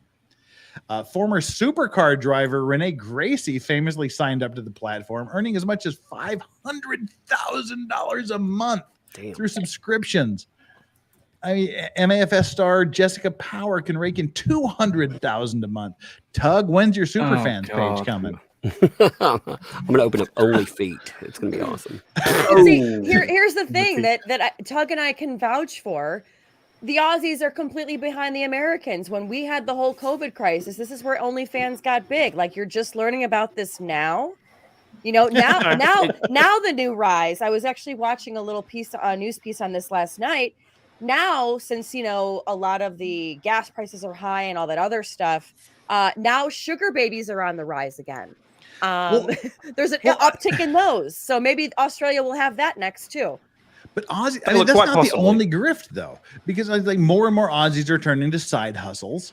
Uber enjoyed a 70% increase, AirTasker 14%, DoorDash 1,159% increase. So that's because we don't like DoorDash. Yeah. What's driving people, normal, everyday, workaday world people, to start going to, you know, tits and ass to make their money? Tug, go. You got to leave sooner, so you go first. What is driving people to do things they would normally never have even conceived of doing before? Because they see it as easy money. People don't think about the consequences of this either. They don't think about any kind of repercussion. And again, you do you. If you want to do that, you know, it's just you see so many people that they're also desperate for money. I mean, let's be honest. I went to the grocery store the other day and I thought, how the hell did I spend $200? You know, I got family, 2 kids. Like, I mean, if I didn't $200. Tug, Joe Biden just said the other day at their big party in front of the White House that this is the best economy we've ever had. So I don't know why you're talking shit. Well, yeah. I don't know about everywhere else, but here in Korea, Costco, we call it the $300 rule. Even if you want to go in for a package of lettuce, you will walk out of Costco spending at least $300. Oh, that's me at Target every time. Yeah, it's like, is that what's is consumerism driving people to OnlyFans, especially in Australia, apparently? Or shit, no. I mean, BP might be able to tell you more about this because he has a family in Asia and he definitely goes to Costco. So I'm sure he can. It's the same thing that Legal Vice has just said. I mean, well, with the added increase of having to go an hour drive away to get to a Costco from where we live.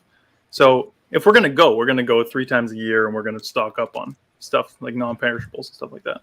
Mm-hmm. Yeah. But I think when it comes to women, since I am one, when you're a resident expert on womanly matters. At least I try to be. I'm working up to be an expert. Prove it. Go ahead, Keffels, talk away. God. Low blow. Low blow. She's gone. But no, I mean, the thing is when you see something like this, and like Tug said, I don't think that the consequences are thought of initially, because all you see is, oh my God, $200,000 a month that I can make, you know, that can help pay for part of my, you know, I won't have to take out a student loan. I won't have to, you know, struggle. I can help my family. I can help my parents that are aging. There's so many different things that come through your mind of what you can do with $200,000 a month when they advertise it like that. Oh, I can think of a lot of fucking things to do with $200,000. Right. And if all you have to show is just a little bit of this and a little bit of that, and, you know, get some subscribers going. I mean, Jesus, you buy a Lamborghini, you still have $100,000 left. Yeah. But I mean, it's one of those things where bartending is going to take, you have to work a whole shift, and you probably are not going to have a lot of people coming into restaurants. So that trade is kind of like, ooh, can I still do it? There's Uber and DoorDash, but with crime on the rise in the United States, I mean, I was in DC when, if you guys remember the story, or if you guys ever saw it, of the Uber driver, where it was two girls from like the ghetto part of DC came in. Two girls, one Uber. Yeah. And mind you, they were 14 and 15 years old. They tried never to mind. steal, I didn't say that. They tried to steal his car. There's a whole video of it, and they end up getting in the car. He's trying to hang on. They crash the car right in front of Nats Park, or National Stadium in DC, and they kill him. And mind you, they're screaming and bitching because they're trying, where's my cell phone? Where's my cell phone?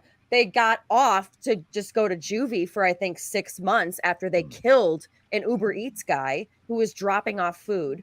So crime is up. So people aren't going to really want to do that. Also, you hear about Uber where people, are getting attacked or people are getting mugged. Again, crime up. So you see something like this. And like I said, I'm kind of coming more from the United States angle. I don't know how it is in Australia as far as crime numbers. However, you see something like this where you just have to show a couple pictures and you get $60K from, a couple sets of pictures. Who the hell isn't going to do that? You don't have to waste 8 hours a day. Okay, we'll go through the stream here. Like, is this because, Tug, we'll start with you. What is this because men are basically degenerates? Men, it seems to me that, like, my opinion is men will pay for anything online. I think men that pay for this are sad and lonely. That's actually, I don't. But they will. They're like, if I was to go on OnlyFans and get all naked and show my junk, I would make exactly $0 per month. Well, see, but it's not just you could have the pictures, ugliest, skankiest, horrific looking female on planet Earth, and there would be some degenerate that would pay to see it. Is it because we're pigs? It's not just that, though. Like, people are going in for this girlfriend experience these days because there are a lot of sad, lonely men out there. Again, I don't hate the people hustling. I don't hate the women for doing it, but man, I feel sad for the men that live like Is it the amaranth effect? Yeah, it is. It's sad. You see it. Like, if you want to go on, their men are, look at how men are discussed, how they're talked about. Like, can you imagine going out and dating or feeling confident about yourself in this day and age? There's so many people that don't. So again, they're lonely. They're sad. They don't get out. They don't have the bar experience. Like, I used to go to the bar. Thousands of dollars, and Amaranth says their name, and they think, "Oh my God, I have a girlfriend now." Yeah, but they're called misogynists too, at the same time. Or, you see these stories about men that they give away their life savings to these folks, and then afterwards, there was a story about I can't remember which one of the Twitch hustles there that was doing this. It wasn't Amaranth, I don't think, but it was another one.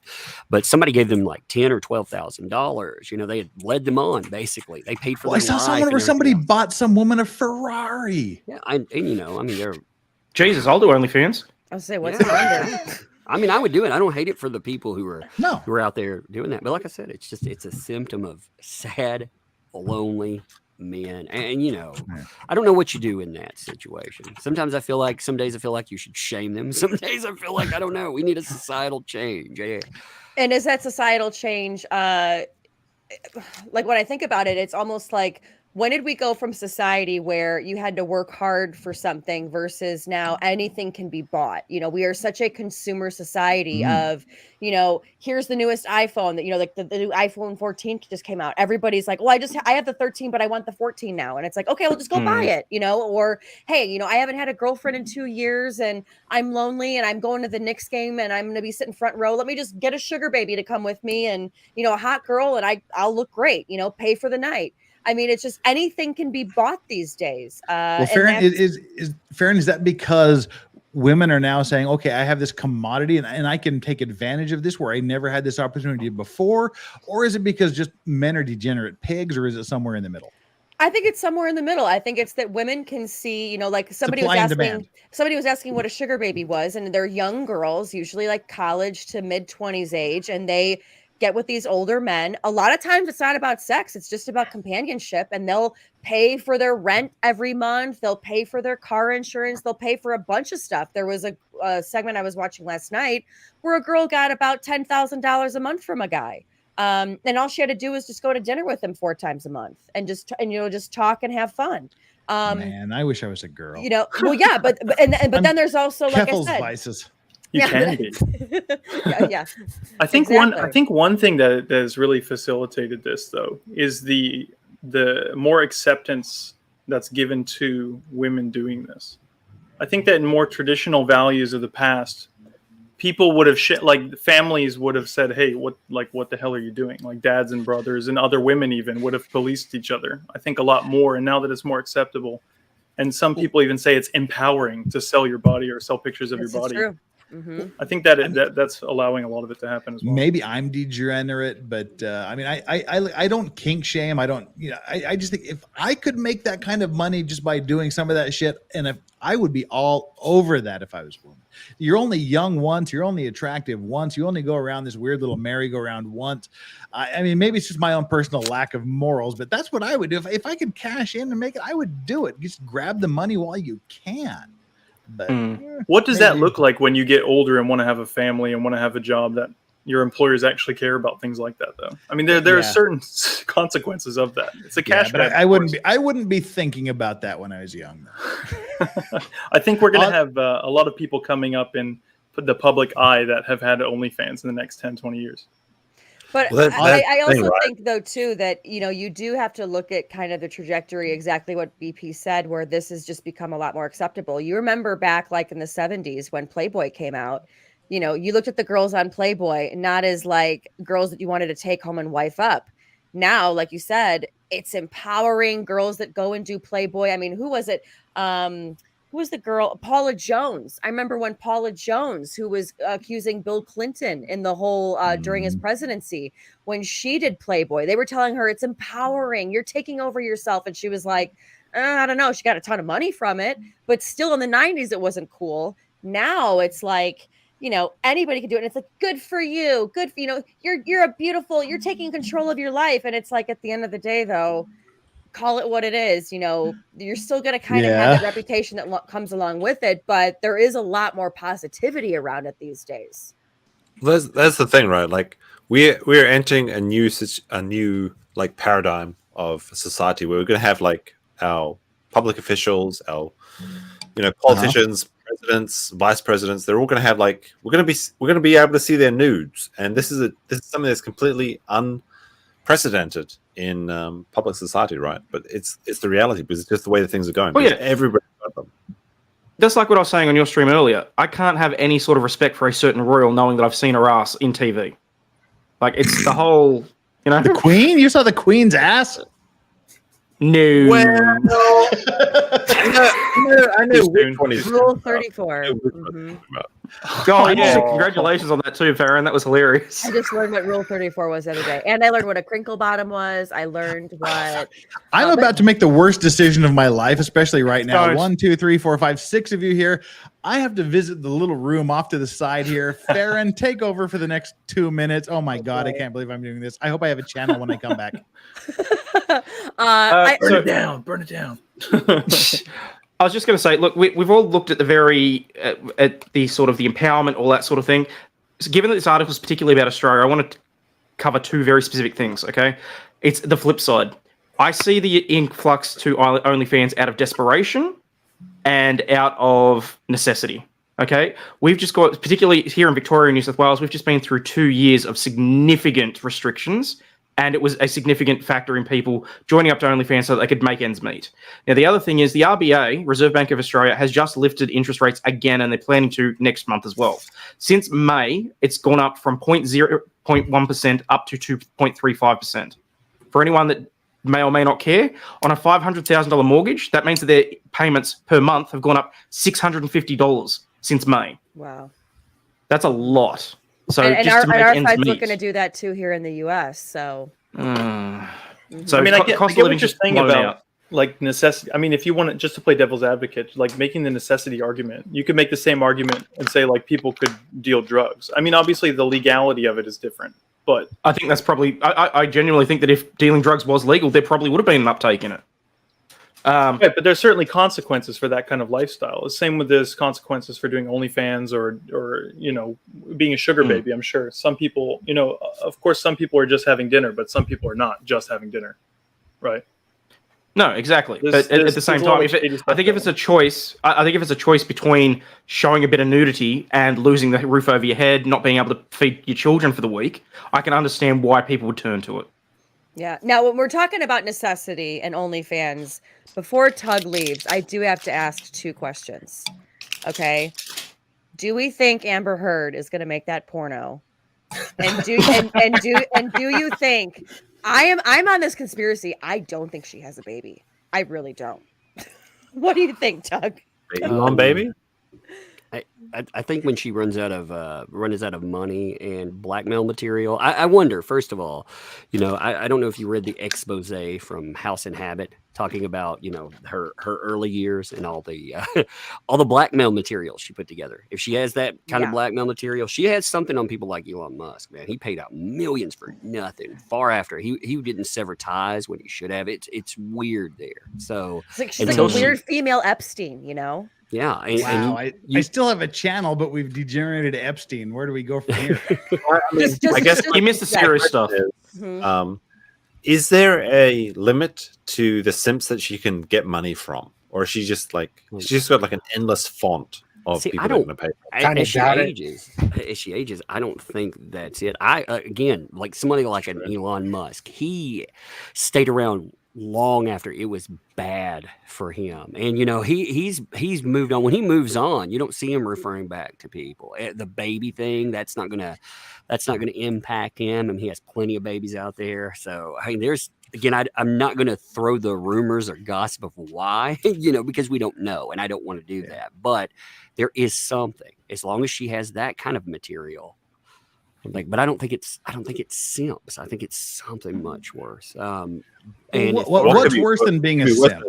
Exactly. Yeah, like what's worse than being a simp? What is being some kind of a monster and someone having some kind of blackmail material on you? I think there's much worse. I think that there are things that, like I said, there's no proof that has come out publicly stating some of the things that were thrown in there, but it's very it is provable that before Amber Heard hit it really big, in that time when she was I'm going to say she's still kind of a D-list actor, but when she was really truly a D-list actor, in movies like The Stepfather, the remake, they had a huge party culture, and the people that they were around, we weren't just talking about Hollywood types. We're talking about big executive types, and there were a lot of discussions about blackmail material and other. I mean, it's crazy stuff. It almost sounds conspiratorial, but there's a lot. Racist. Tug's talking about black males. I'm gonna be honest. I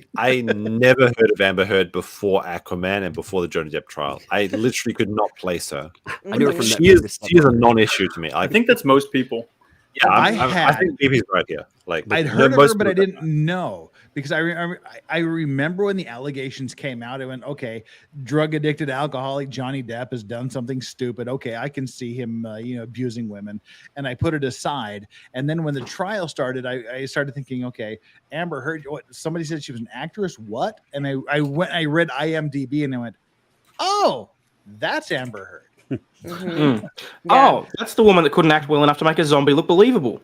Yeah, but that was literally the one I did. I went, oh, that was her.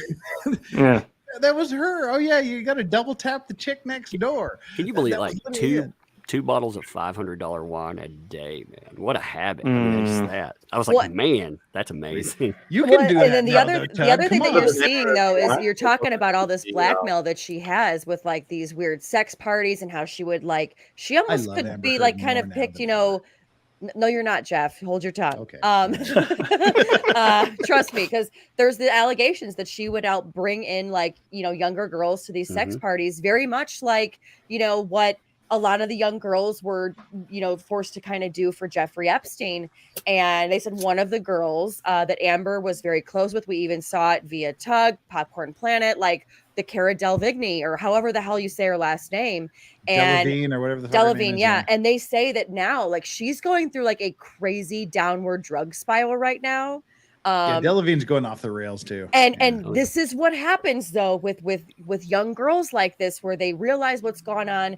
If you look at like Virginia Giuffre, who sued at Jeffrey Epstein, that was the same thing that happened with her, where they go through like these horrible moments in their life. They get into drugs and all this other stuff to kind of, numb this pain. But I think there's going to be a lot more deep, dark stuff with Amber that's going to come to the surface. I don't know, like I said, what you have in your arsenal, Tug, that but it just seems, it reeks of just rot. Wow, we got a few related super chats to get here through. Let's just burn through these. Rubia, welcome, Rubia. Didn't see you there. Who is worse, AH or Lorenz? I vote Lorenz. Wow, that's just like saying, if you want, would you rather be burned to death or drawn and quartered to death? Drawn and quartered. The later. Lorenz is like Amber Heard is like, she's stupid, but she doesn't know she's stupid. Whereas Lorenz, she's like willfully stupid. Well, Tug, you've had dealings with Lorenz recently. Thoughts, opinions? I think Amber Heard's a different kind of beast. Taylor Lorenz is just all surface level nastiness. I mean, that's all she is. She's vapid. You can tell. I mean, she's an easy one too. Like, honestly, if she didn't have the Washington Post behind her, she would have never. This stuff's so egotistical. She's not in my league. I wreck somebody like that easily, but she has the Washington Post behind her, so she keeps coming back. Somebody else. So she's benign. Amber Heard is legit. Like, she is a classic. You look at the personality types that were discussed. Yeah, I'm talking about this from a mental health practitioner. That's my background. So when they were talking about the types of personalities that do all of this kind of stuff, the manipulator type, those people, like an Amber Heard. Again, I don't want to box anyone in with a diagnosis, but a person like that can be very dangerous. She is a dangerous person. Like, we've gotten in a society where we don't think that burning someone's life down, beating them behind the scenes, chopping off their finger, putting a cigarette out on their face isn't dangerous. This person should be in prison for this kind of stuff. But you don't even have to go to Amber Heard for that. You've got it at Keffels. You've got it at the Brandon Fuckwit that was on Nick's channel. I mean, you have this at the just local SJW level. No, but I agree though. Amber Heard is way worse than all of that, because there's a difference between being a social justice warrior versus like what Amber Heard is doing. And again, is it the platform you have, or is it the nature of you? Is it just because she has the platform she has? Is that what makes her more dangerous than the others? Well, I think for me, like Amber Heard's comments, I remember when the audio came out of her saying, "Johnny, tell everyone who's going to believe you." I think that for me, when I heard that audio, I was like, "Whoa, this is like deeper level stuff going on." From my married life, that fucking triggered me big. That was the worst glimpse of like deep evil that I saw exactly when that came out. Yeah, I've worked with plenty of people that have, especially kids. I've worked with a lot of kids that have been through abuse, and to tell me that a man has a cigarette put out on his face, and that didn't even make headline. You know what? Until the trial came up, that wasn't even mentioned. You had the even now with Discovery Plus covering this. If you look at, which is Warner Brothers, they're going to put out their hit piece. It drops Monday, so I hope everybody's prepared for that. It should be interesting. Yeah, but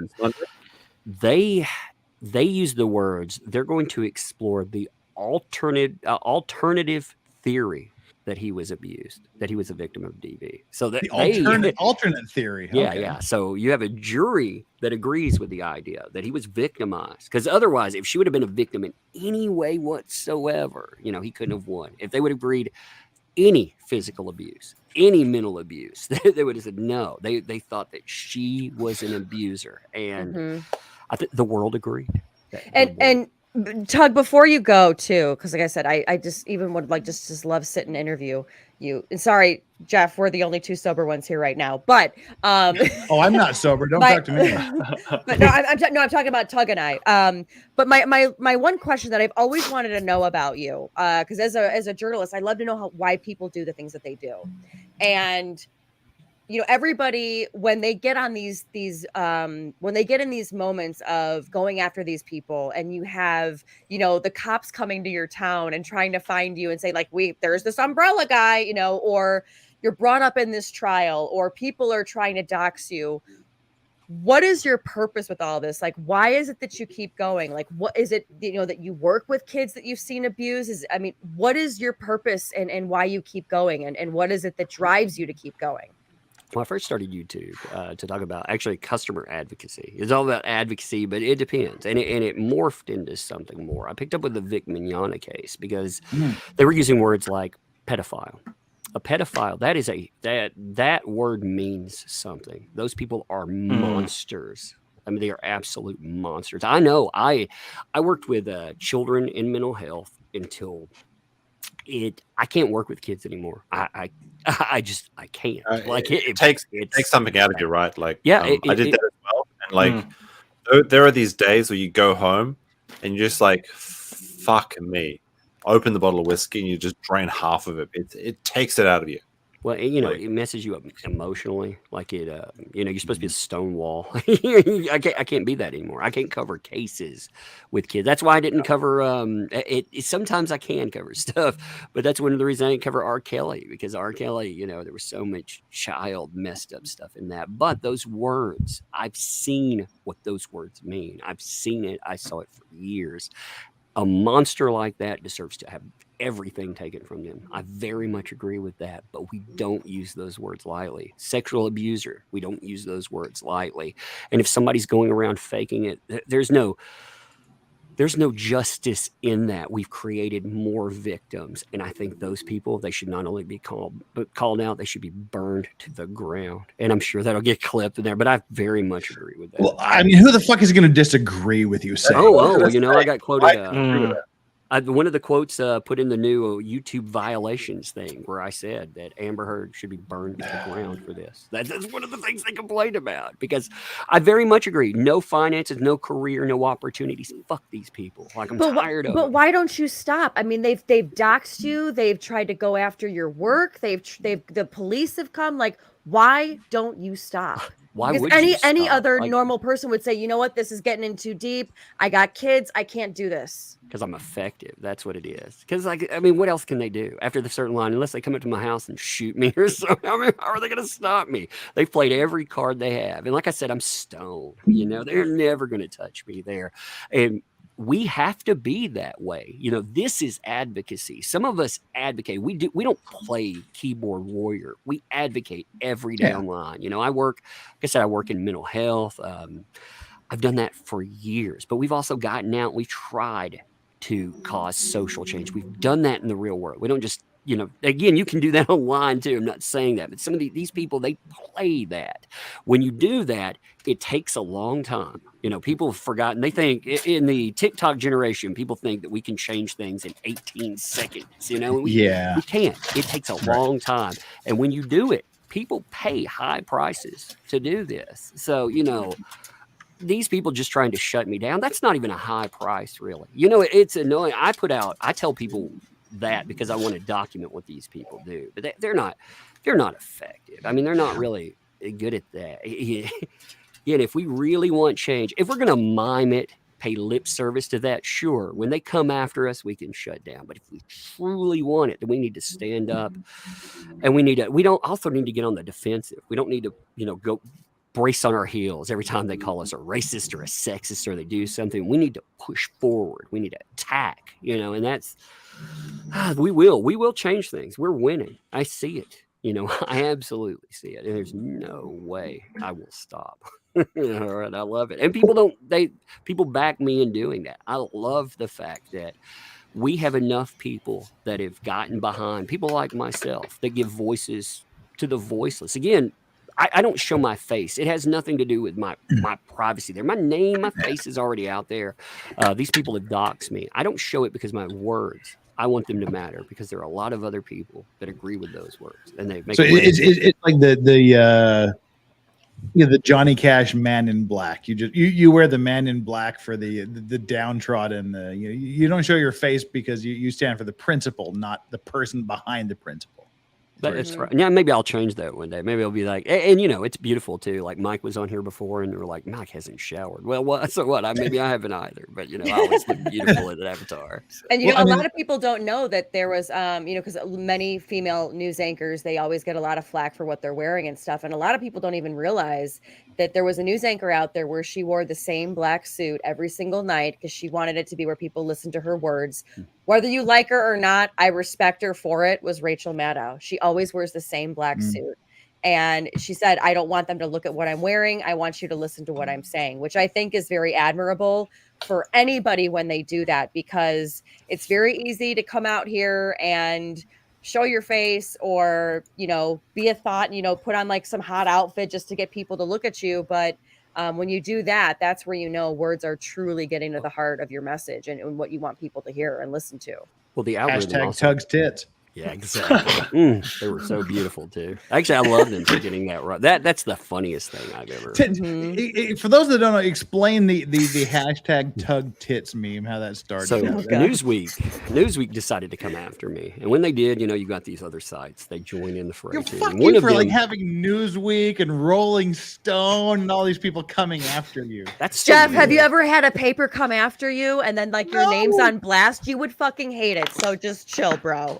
You would hate it. It's weird. It is surreal, Well, the first time it happened, I was like, forget this. But then I noticed if you say, depending on what you say, like they'll quote you saying some funny stuff. Like when I'm saying, I like to wreck Amber Heard simps, they're quoting me and saying, hey, Amber Heard's going to buy me a platinum grill. Like, that's funny stuff. So, So I try to say things that I know they'll clip because I think they're funny, but at the same time, it is bizarre, but they got it wrong one time. They actually picked up a meme of me as a female, with a nice rack, let's just say. I remember.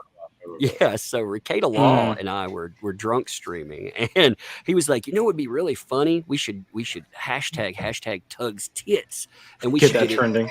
Yeah, and both of us have 100,000 plus people.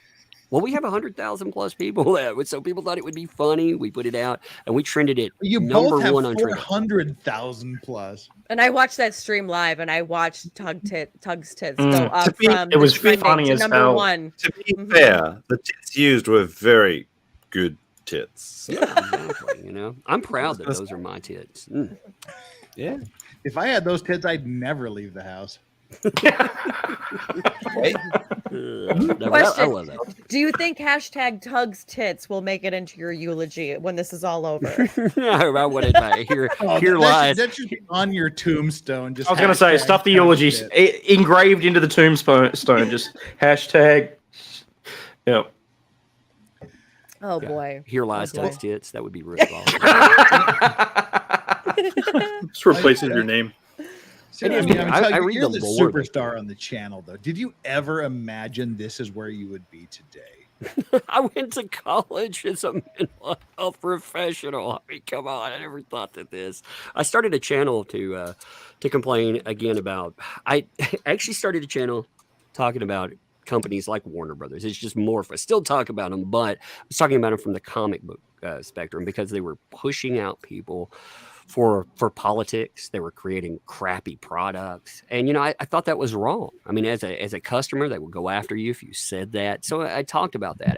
I did that for about a year and a half. I picked up 50,000 people doing that, which was it's a good number, I think. But then I started talking about I saw the Vic Mignogna case, and it bothered me so much what I was seeing there because I firmly believe that he was falsely accused. He never got his day in court either. He was shut down by anti-slap statutes. They said, amongst other things, that calling him a sexual predator was a matter of free speech. Mm-hmm. I mean, that's crazy. You know, it's crazy. I never saw his day in court, but I covered that because I thought it was wrong. And I've covered other ones. I Shia LaBeouf, like this gets left out of things like with Taylor Lorenz. Recently, Shia LaBeouf did a big interview, and he admitted that he admitted putting hands on his accuser. He's going to have a case coming up in April 2023. Mm-hmm. But he admitted it. So I did a video on that, you know, and I don't know. I enjoy calling out false accusers. I enjoy wrecking abusers too. I like them both. You know? Well, two questions for you, Tuck. I mean, what was your first viral thing that launched you into the stratosphere? I mean, I've had a few things go. I mean, you can find some pretty interesting hits. But I mean, that first time you woke up, looked at your stats, and went, "What the fuck happened while I was asleep?" Oh, so you mean what repelled the channel? I mean, the biggest thing I've seen was attached to that case. That was unreal. I mean, you know, that case was so big, you know. So when I saw that live though, like when they brought me up, and again, you know, I saw tens of thousands of people find me from that. That's probably the biggest. The first, I don't know. There's been a few here and there. You know, I've had a few times that brought people because of hit pieces from this or that. But I mean, again, nothing overshadows what happened in this case. Yeah. Well, and tell us about your comic.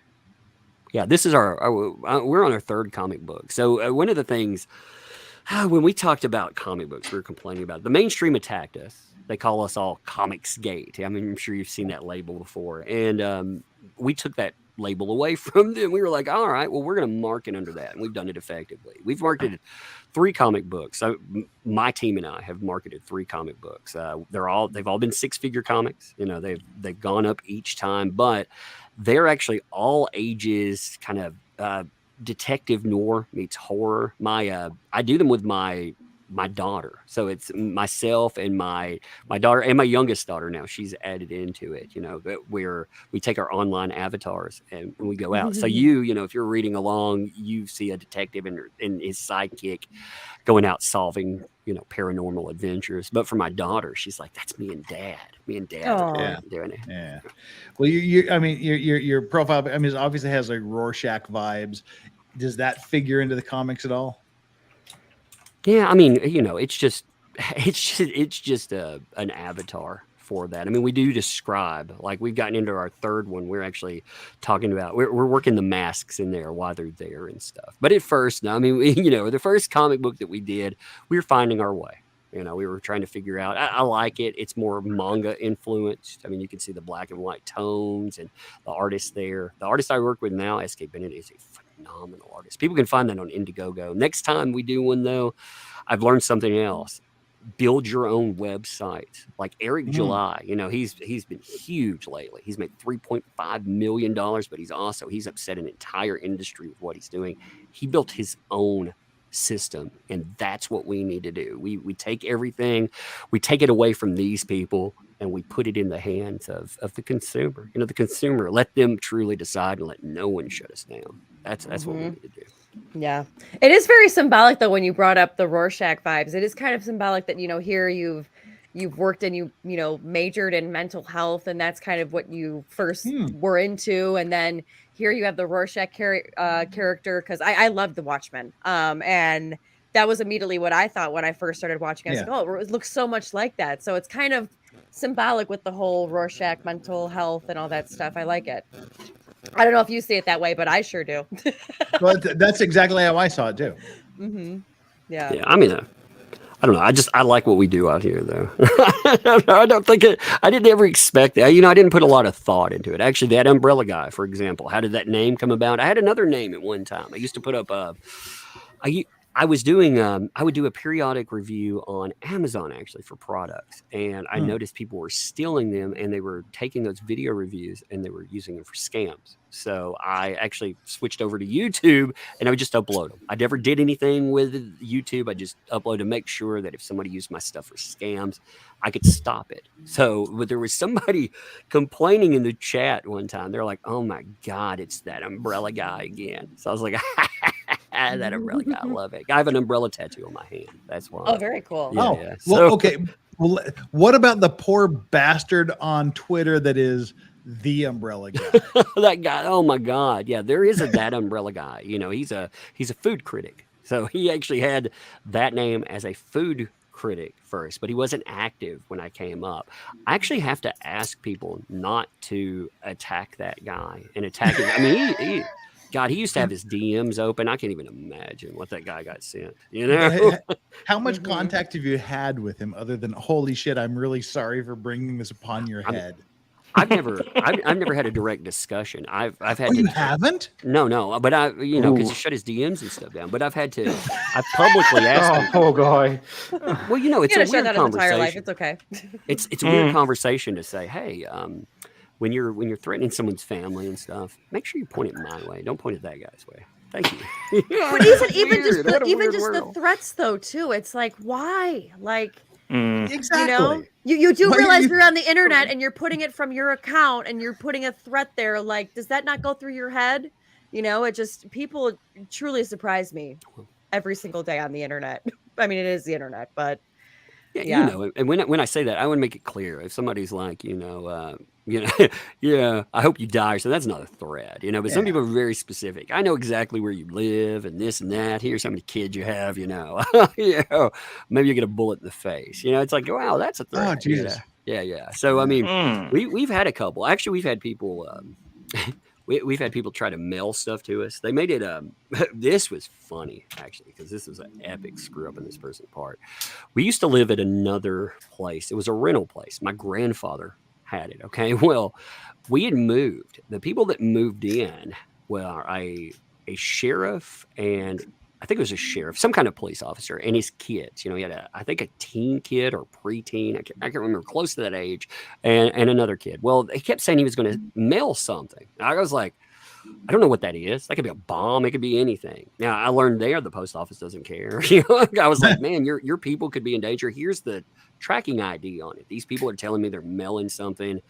They put that up.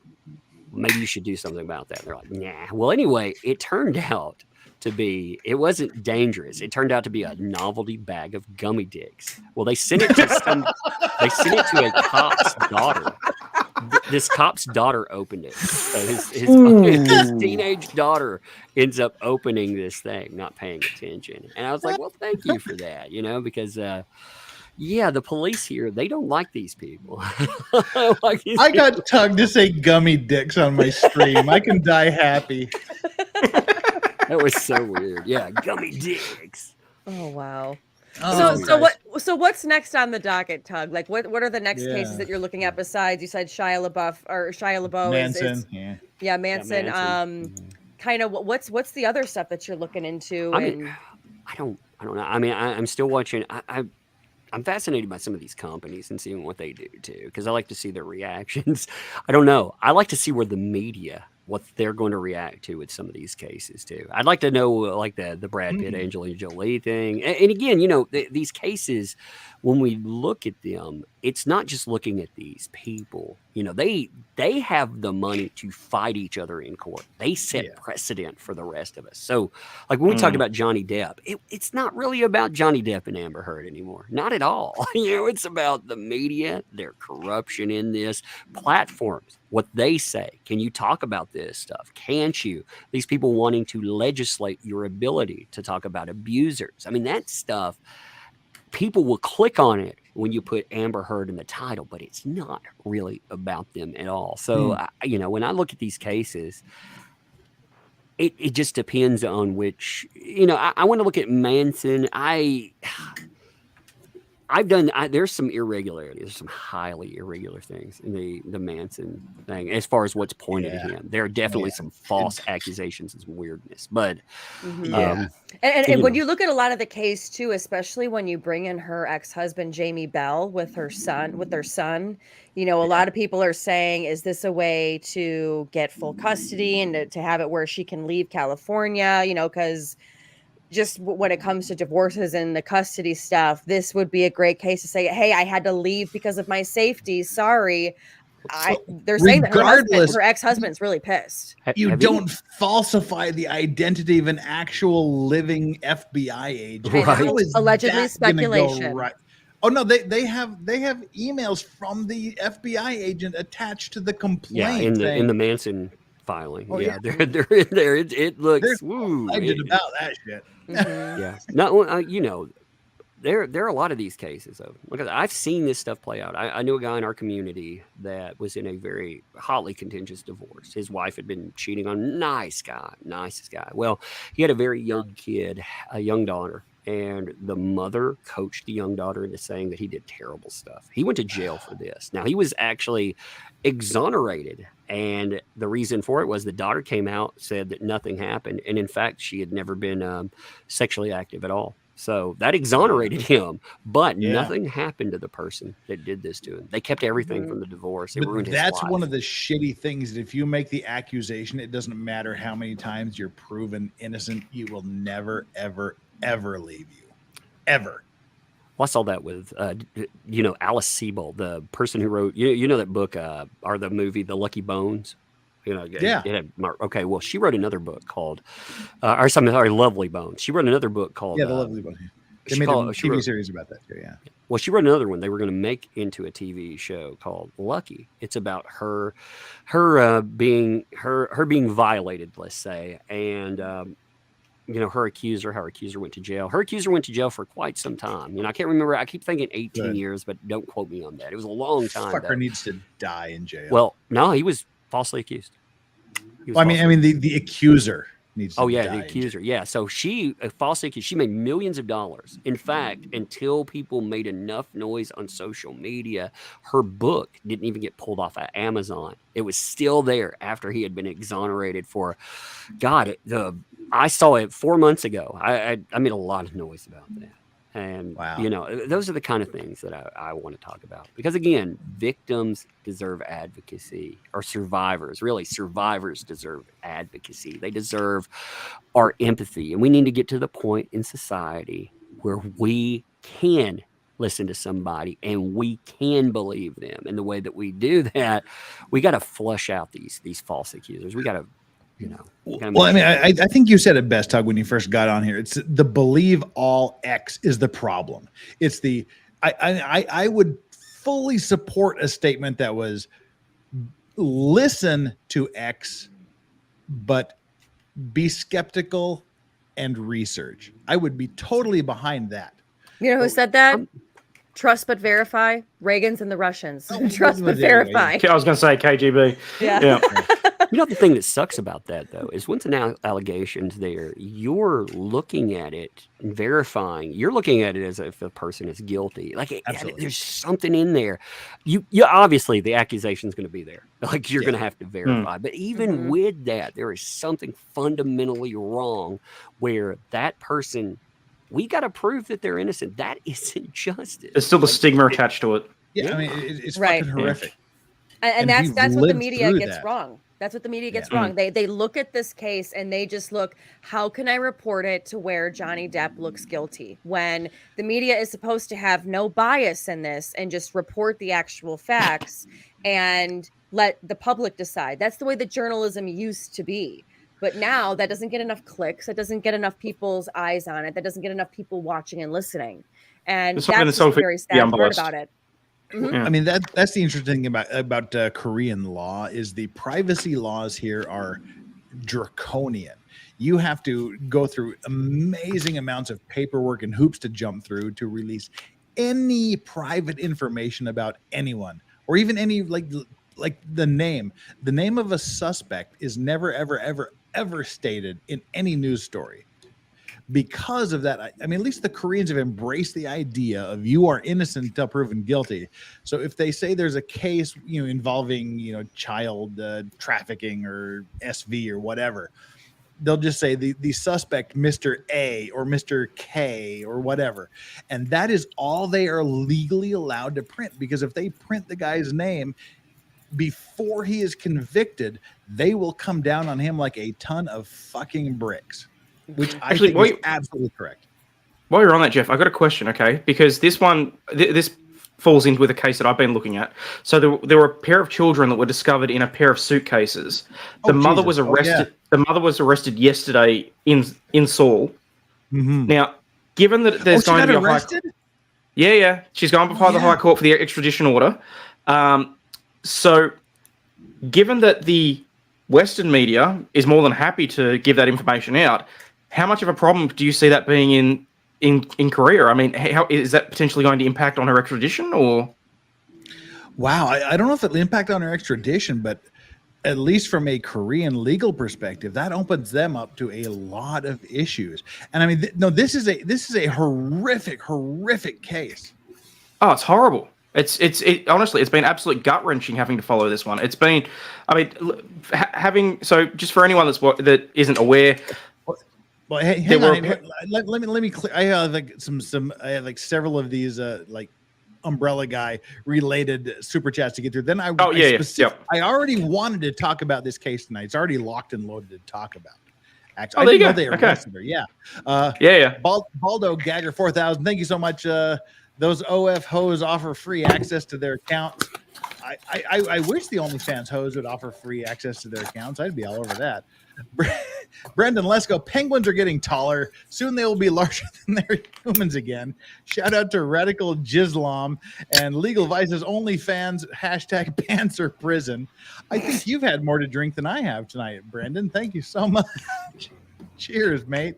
I mean, if you want to hear about a story about giant penguins, Mountains of Madness. Mountains of Madness. Yeah.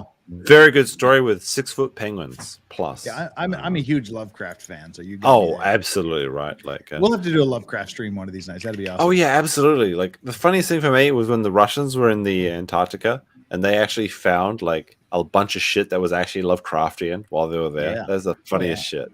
That is a weird one. Joetta Bragg, thank you so much. This generation reminds me of my own hippie activist generations of the 60s and 70s, but at least the hippie activist generations of the 60s and 70s had a legitimate purpose behind them to do something huge and stop the war, love and peace. It wasn't just I'm offended and I'm going to fuck you over because you don't agree with me. I think Teresa Ferry, thank you so much. Aussies are underemployed. It's a casualized workforce. Many need multiple jobs. I think that's a reality anywhere in the world, though, now in this economy. Mm-hmm. Unfortunately, yeah. OnlyFans, Michael D says that used to be becoming a stripper. Yeah, maybe OnlyFans is the new strippers. But Ballgagger, thank you so much. Monthly medium take home on OnlyFans is $136. Yeah. Yikes. But I mean, when you're talking people bringing in $500,000. But that was the problem with the United States here was when you had all of these, people. It was basically, a lot of adult film stars used it and they were able to reach kind of their specific audiences, and that's what helped build OnlyFans up. Then when you had famous girls like Bella Thorne, from the Disney Channel, like all these like Cardi B, who came in and completely kind of took the site over, like those people were so angry because they're like, yo, this is like for the little guy. Like you already have your shit, Well, this is the thing, right? Like a bunch of women seem to think that if they join OnlyFans, they're going to get like, 2K, 4K, 6K a month. That's not the case. Like this is the absolute minority. There is a bunch of chicks out there that have their entire nudes online for $100 a month. Mm-hmm. That's all they're doing it for. Mm-hmm. Yeah. So. Well, it was like Farron was saying. I mean, that was the whole big deal. It's like, well, you get some famous person coming on there and just fucking up for. I mean, this is a ridiculous comparison, but I mean, there's a place here in Busan, Korea called Texas Street. That's where like the red light district is for foreigners. You get like the Filipino hostesses, the Russian women of negotiable affections and whatnot. It used to be you could take a girl home for the entire night for $50. Now you're looking at $500 and $600 a night. Why? Because there's some idiot that will pay that. They know that they can either talk and they have to bang like 5 or 10 guys a night to get their pay, or they can just get one idiot guy that they can string along juicy girl fashion and touch their knee, get another $50 drink, touch the thigh, get another $50 drink, touch the middle of their thigh. Me love you long time. Me love you get another long $50 time. drink, touch the shoulder, and they can make the money that way. And by the time you're going, it's just like you quote ruin it for the local guy. And I mean that's what like these superstars going on to OnlyFans is. That's their deal. I mean, for the local people. And like I don't kink shame. And someone said, "What is kink shame?" That's like whatever kink you're into, whatever thing you're into. You do you. I don't care if you can make your money doing that, and if you can look in the mirror in the morning and say, all I'll say is, where is Andrew? Where is Andrew right now? I messaged him and I said, I don't know where you're at, but we're with Tug right now. I know exactly. I know exactly where he's at. I know exactly where he's at. I geographically, literally He's know between exactly some where legs. he is. I think we know. I could drop a pin on a map where he is right now, but Mr. Upper Torso, thank you so much. Grant Amato was an OnlyFans case before OnlyFans, spent $200,000 on a Bulgarian cam girl, then murdered his family when they put an end to his obsession. That's a dark turn. I remember that case. I mean, in that sort of situation, really? like I think you put like a blank statement on your epitaph. Like I don't want like the tombstone just reads like he was a man. Murdered. He was a man. He was a man. Like Durrell, that's all. Given how many he killed, he was less than a man. Born X, died X. That's all you put in there. I've never heard of this guy. Wow. But like Durrell on here, she is like the cutest little dog I've ever seen in my entire life. I just love seeing the super sticker pop up. Soul on the Lich. Stop Tug's propaganda machine. Tug, do you have a propaganda machine? That's right, I do. You have minions and everything. I want minions. That's my life goal, to have minions. Yeah, I wouldn't mind having one. I'd like to have the Cult of Tug. That would be awesome. According to the Guardian Post, you do have them. So awesome. Yeah. I've been following that. I'm gonna start recruiting. Baldo Gagger Legals. You ask from a business. I'm thinking of hiring person A with an OnlyFans account. How much risk am I exposing myself to? What do you say?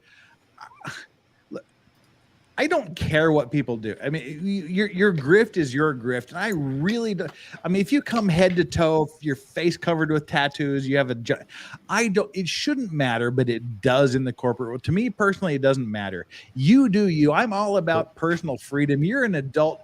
Do whatever the fuck you want. I'm very libertarian in that way. What kind of business? Or they're asking, like, if you're a business owner, what kind of business do you run? That depends. Are you selling? That makes a big difference. Yeah. Yeah, you're selling Bibles. Yeah. I mean, obviously, if they're a teacher or if they're working in professional services, it might be a problem. I mean, I know that if someone applied for a job at my firm, it might be something that I take into account. But at the same time, I'm not going to go get my ass sued for discrimination about it either. So it's one of those things what where kind of customers you're interacting with. I think that's what you got to think. Like what. It should make no difference. I mean, anybody, regardless, it shouldn't, but it does. Yes. And that's what these, you look at we shouldn't prejudge people by the way they look or how they present or what they do. But the reality is that is reality. If you run a Fortune 500 company, you're going to hire the guy wearing the business suit, French cufflinks, and over the guy that has, these massive gauge earrings, his face pierced, and tattoos all over his face. You're just going to do it. You shouldn't, but you will. And that's reality. It's absolutely true. That's why my dad got so angry when my brothers got earrings and tattoos. Like it shouldn't matter. It shouldn't matter. Look, but like the dude with the suit is getting hired over the dude that comes in with track pants. Unless it's a blue collar job. If I go into a mechanic shop wearing a suit and tie, they're gonna like, dude, get the fuck out of here, and they're gonna hire a tattoo. If you go into a blue collar job and you tell a really good joke, they're gonna hire you because they want the funny cunt over anyone else. That's the real truth. That's the Australian definition. That's the Australian truth. Yes, it is true. Brandon Lesko says, what the fuck, Brandon? If you had to use/have a baldo used on you, who would you want to be on the receiving end? Who started this Baldo shit? That's what I want to know. Drex. Yeah, it's Drex and Nick. Brandon, I'm not even going to answer that. I would just be. I'm so pleading the mad fifth. at Streamlabs that Drexel was talking to me about the new games that didn't quite make it, and I couldn't go on because Streamlabs was so gay they couldn't detect my microphone. The second I linked my camera to my microphone, they're like, "Oh, you got a camera now. You want to link your microphone?" Oh, that was this morning. They're like, "Okay, you want to use your real microphone?" I'm like, "Yes, I want to use that." If I disconnect the camera, they can detect the regular microphone. Fucking hell! Hey, I'm gonna have to bounce. My kids are forcing their way into the area. So hey, Tug. Well, wait, let me see here. I think we have some Tug specific. Right, I can probably spare. If you hear kids come in, though, like Andrew Vice tits. No, thanks. They can't That's hear not you, gonna happen. so you're okay. Yeah. Let me see here. I think we have. Yeah. Okay. Flux, thank you so much. I thought Tug was reference to the umbrella guy from the JFK conspiracy. Kind of sad it's not. Mm-hmm. Well, it's it can be. Mm-hmm. Last thing before you go, Tug. Jeff, share that thing that I have at the bottom there. This is a very important question. Yes, the share screen part. What? Oh, Jeff is so drunk. In the private chat? No. In the private chat. Oh, it's already at the bottom. Down the bottom. I have like 8 screens here. Okay, there we go. Okay. This is coming out. Johnny Depp Amber Heard defamation trial movie. It's going to stream on Fox's Tubi. Here's who's playing Johnny Depp. Okay, his name is I don't know. Yeah, we. Look. This was made Mark Hapka. This was made before the trial. Now you have to remember because we saw the casting thing. I remember covering this before the trial. So who's playing you? So who is playing you? Who's playing Tug? I don't Who do you know. Want to play you, Tug? Who would I want to play me? I don't know, man. Jack Nicholson. I like Matthew McConaughey. All right. Okay. Well, no. So Umbrella Guy. When I was on a stream with it was me, DUI guy, Vanessa Blair, and James from Court. We did an entire casting of the Johnny Depp Amber Heard movie, and we had you as Matthew McConaughey. That was my. Oh, there you go. Right. Yeah. So, now, but is he from? Fingers he's not crossed. from Tennessee. He's from Texas. Where is he from? He's from Uvalde. Texas, yeah. Mm-hmm. Yeah, he's from Uvalde. That's right. Mm-hmm. So, hopefully, fingers crossed. So, there you go. Tug, thank you so much for being here, man. That was sweet. Thank you so much. And literally, anytime you happen to stumble upon me and join the chat, you are welcome to join, regardless of what the fuck the topic is. So yeah, I'm terrible about scheduling stuff because I have no idea what I'm going to do in the day. I hate scheduling, but man, I love stumbling into streams and be like, yeah, this is fun.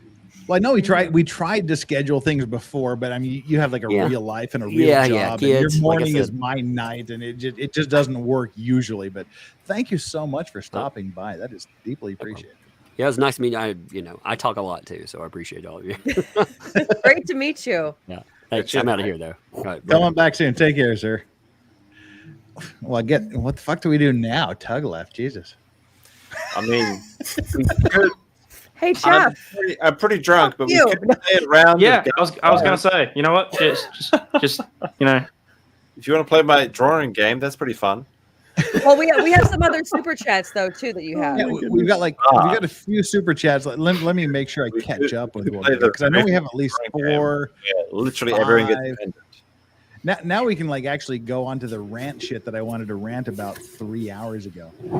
How you doing, Farron? How those guttural noises doing? That's my Chewbacca. I'm drunk when Chewbacca comes out to play. Don't do that. Oh, Ozzy Overlord, slee stack what on the us. hell? Just like Land of the Lost. Tug's gone, so I can be a little bit more crazy. Breaking out the prop. Hayden got the Alex Jones reptilian strap on. Scaly. Scaly confirmed. Did you ever see the Chewbacca ones where the mouth moves with your mouth? Yeah, the mouth moves and then it actually roars like Chewbacca. Hilarious. Is that the same thing with yours? It doesn't make a noise. I have to do it myself, which I haven't downloaded onto my Stream Deck yet. No, but I'll get there eventually. The mouth is moving. The mouth. Oh yeah, the mouth moves.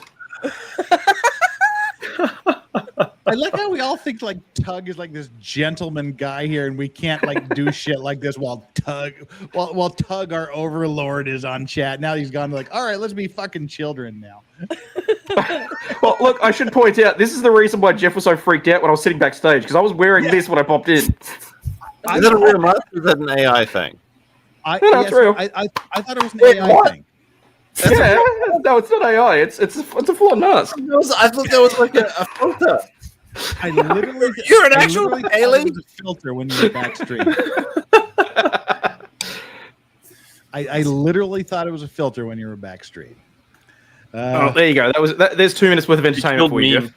Let's crank through these last 5 super chats to catch up on. Flux, thank you so much. I only knew her from Machete.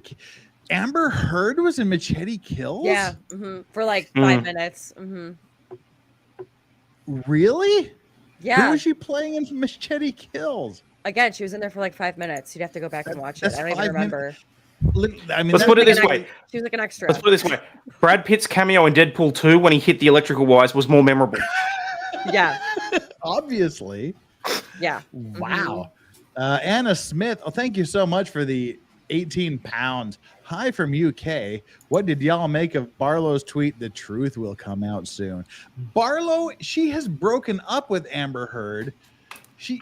They're no longer a thing, but she is still. No, they're in Israel together. They're in Israel together. Yeah, but is that a result of blackmail or what? She's just a simp. Who's to say? She wants the Amber tit. Yeah, she wants to suck the Amber tit. Ew. Like the metaphorical tit, not the actual tit, even though she probably wants to suck at that too. But you know what I mean. Yeah, but some things don't need to be spoken. Swan Lake lady, who is just over the hill from where I grew up, like literally. We met for a dinner when I went on vacation last summer because she literally lives just over the hill from my hometown. Oh, holy fuck! You guys, hang on. My monitor has just come disconnected. Farron, take over for a second while I figure out how to reconnect my monitor. I have zero How did visuals. that happen? Like the Farron, take over. have gone down. I have no visuals. Hang on. I love it. It's quite clear that it's because you're the only sober one here, but still. not even that too, because we have a show together, and he was Jeff was, a lot of people don't know this, he was a radio DJ for 3 years, and then I started in radio and then got into TV. So we have that show mindset. So we know, like, oh, take over, like no dead air, like, so it's funny. We get our little radio kink back. Hello, everyone. Oh, Max is here. He made it. Hello. How you do? Like my monitor just went black, so I had to just unplug it and plug it back in. That was weird and racist. Jeff, is Max. Yeah, speaking of boobs. Wait, what were you going to say, Hayden? I was just going to say, I hadn't had the chance to congratulate you personally on the new gig. That's amazing. Congratulations. Yeah, thank you. Yeah. Oh, it's now like mainstream media again. Congratulations, Farron.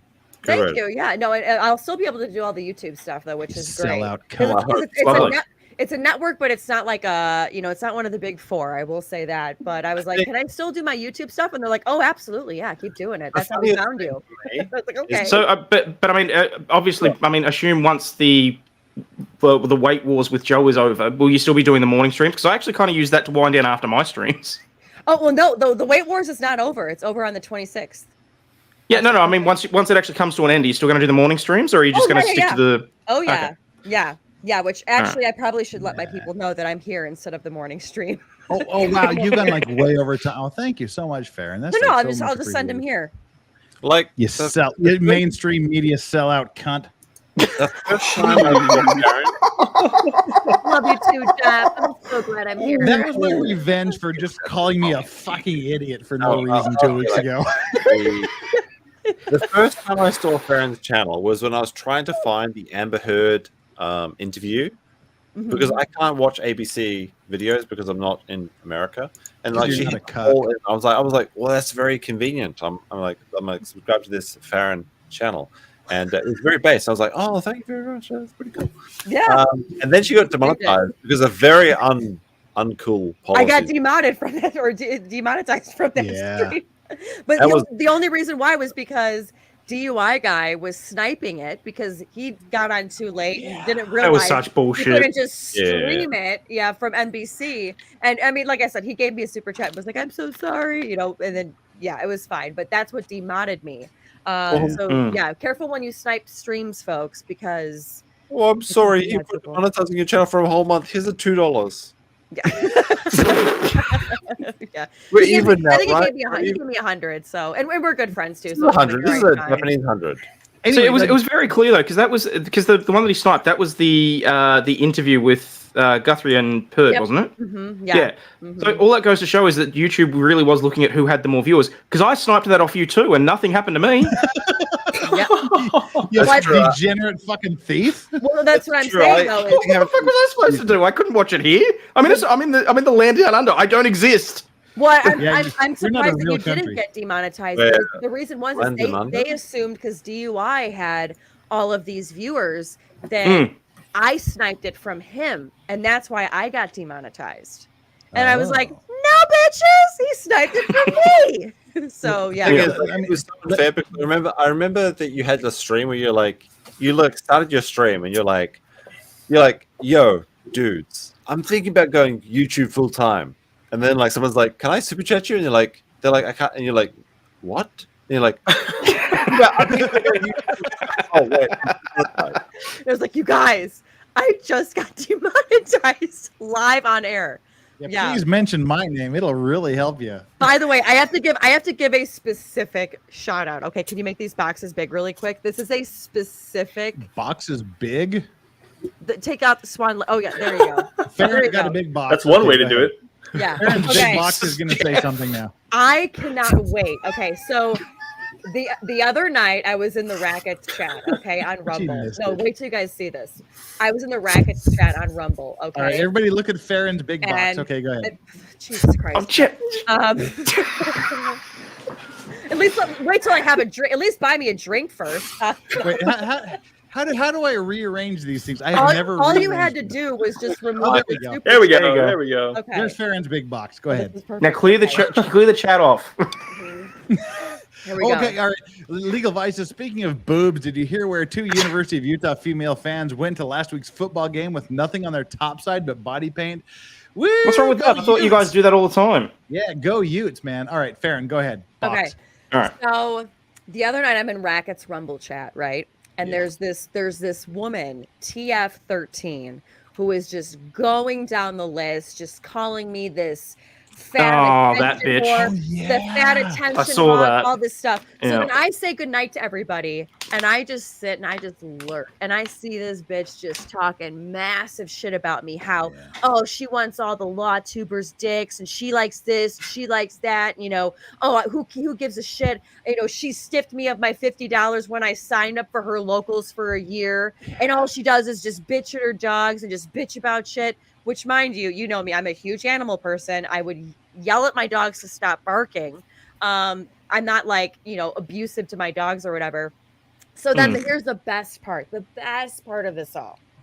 So she's in there. She's like, the only reason that I still watch Tug is because Farron hasn't gone into those chats yet. She's like, she's in everybody's chat. And it's like, I've become friends with these people, bitch. Like, are you serious? Farron, you fucking clout chaser. So just wait. She goes, the day that she gets on with Tug is the day that I'm done. Or actually, hang on. Let me there you go. Let me get the exact fucking quote here. What's in the box? Oh God, what's in the box? Let me get the exact quote here. Because this is gonna be good. The right non-Australian American cunt. Yeah, where is it? And she told That's Nick, our word. And she That's told our word, Nick by the way. She told Nick, like, I unsubbed from you, and I did a super chat that was like, Nick, TF13 unsubbed. Like, don't worry, we accept crinkle bottoms. Like, just to be a troll back, But where was it? You just know right now, right at this moment, that somewhere TGF13 just got a shiver down her spine, and she's hearing this in the back of her head. Oh, I know. Yeah. They say, like, if your ear itches, someone's talking about you. Oh yeah. Where is it? And I signed up for her locals because she didn't have a job, and it's like I wasn't jobless, bitch. I was making a shit ton of money here. You homeless bitch. At least it's the YouTube, not us, yeah. But where was Broadcasting it? from the train station on remote is Farron. Yeah, exactly. under the bridge. But God, where was it? It was all about Tug. I mean, if we're being honest, I make a lot of money from trains, so please don't disparage us, people. All 5 of us here, we can go. Well, 6 of us here, we can go to our grave saying we just streamed with Tug. Exactly. So I'm not gonna lie. I did a sneaky thumbs up so I can do a screen capture later. This is a big day for me. Okay, the two main things that have happened to me today. Okay, 2 main things happened to me today. I finally got into the LordTube Twitter chat. Oh God. Okay, that's cringe. That's a bit cringe, but okay. Yeah, that's pretty. And I was just on stream with Tug. Even if I didn't get to say much because I was drunk off my ass, I was on stream with Tug. Okay, that's a big day for me. You know, Hayden, a long time ago, when I was only getting maybe 30 people in my chat, Tug showed up in my chat and he said hi, and I said like, you should go over to the Law Patrol because he's got some in-depth information, and you didn't capitalize that. Oh fuck! Why did I not? That's your fault. That's your fault. No. I literally could have just said to him that I'm expecting the more documents on Monday. Oh, I literally helped you, and you lost the break. So that's how you doing, Farron? Are you close to finding it? I'm trying to find this exact quote. Sorry, I'm just getting past the part where she kept saying I wanted to fuck Andrew. I'm just getting past that part. Farron, let me ask you. Let me ask you. Is that a real brick wall behind you, or is that like a fake background? No, it's yeah. That's not real. That's not real. That's a blanket cloth thing. I thought it was like one of the backgrounds. From It's in my Amazon store. They're green screens.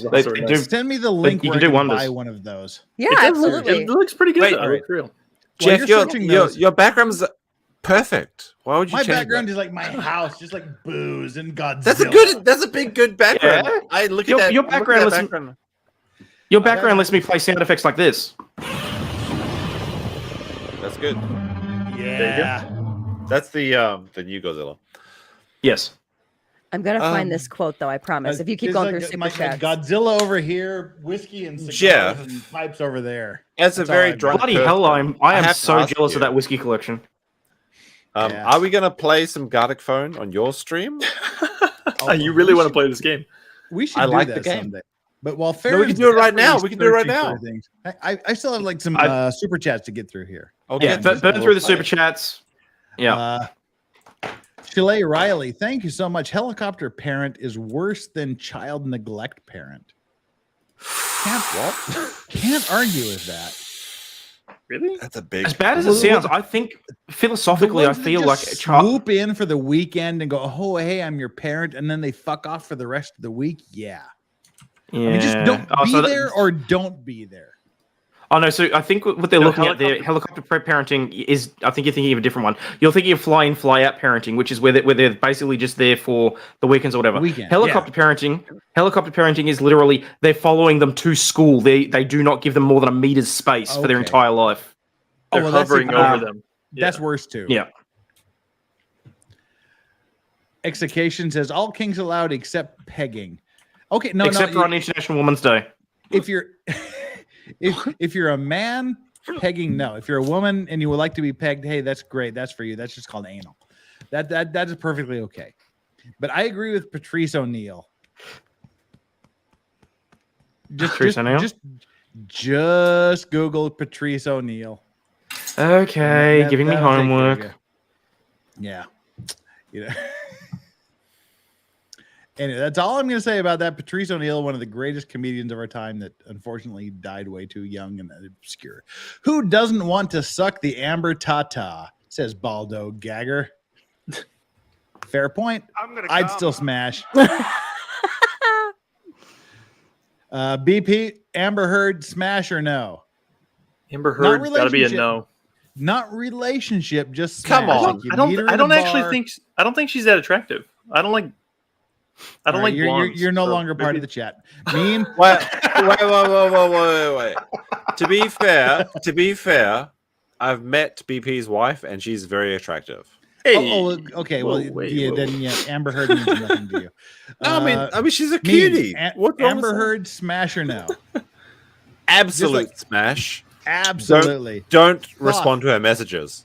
You said like 6 words this entire time. Amber Heard, smash or no?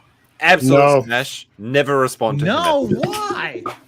I found it. All right, hang on. Good job. Thoth, why would you not smash Amber out of the blue? You don't know who she is. You don't know how fucked up she is. You just see her in a bar. You say no. Why? She's been sticking too many things in there beyond human parts. But you don't know that if you just like see her sitting across the bar doing her little, oh, I'm Amber Heard. Look at my tits. Laugh at me. Thing. You're lying. Please never do that again. Open Bob's. Yeah. All right. Well, Aussie, assuming you're not married, smash or not? Okay. That was answer enough. I was trying to think which sound effect to play, but no, you know what? I can't. I would not touch her with a 20-foot sanitized condom on the end of it, hand sanitized pole. You're a big lie. Big lie. That's lying. Because you You're know a liar. if you didn't know who she was, that's a lie. I think the caveat is you don't know who she is. Yeah, that's Farron's Law Tubes, Fang. Oh my God. Farron, take it away with your clip. What's a Fang? I have no idea what that means, but take it away with your clip. Okay. So, like I said, in the chat after lurking after the chat, in brackets chat the other night, TF13, hey bitch, hi, I saw you.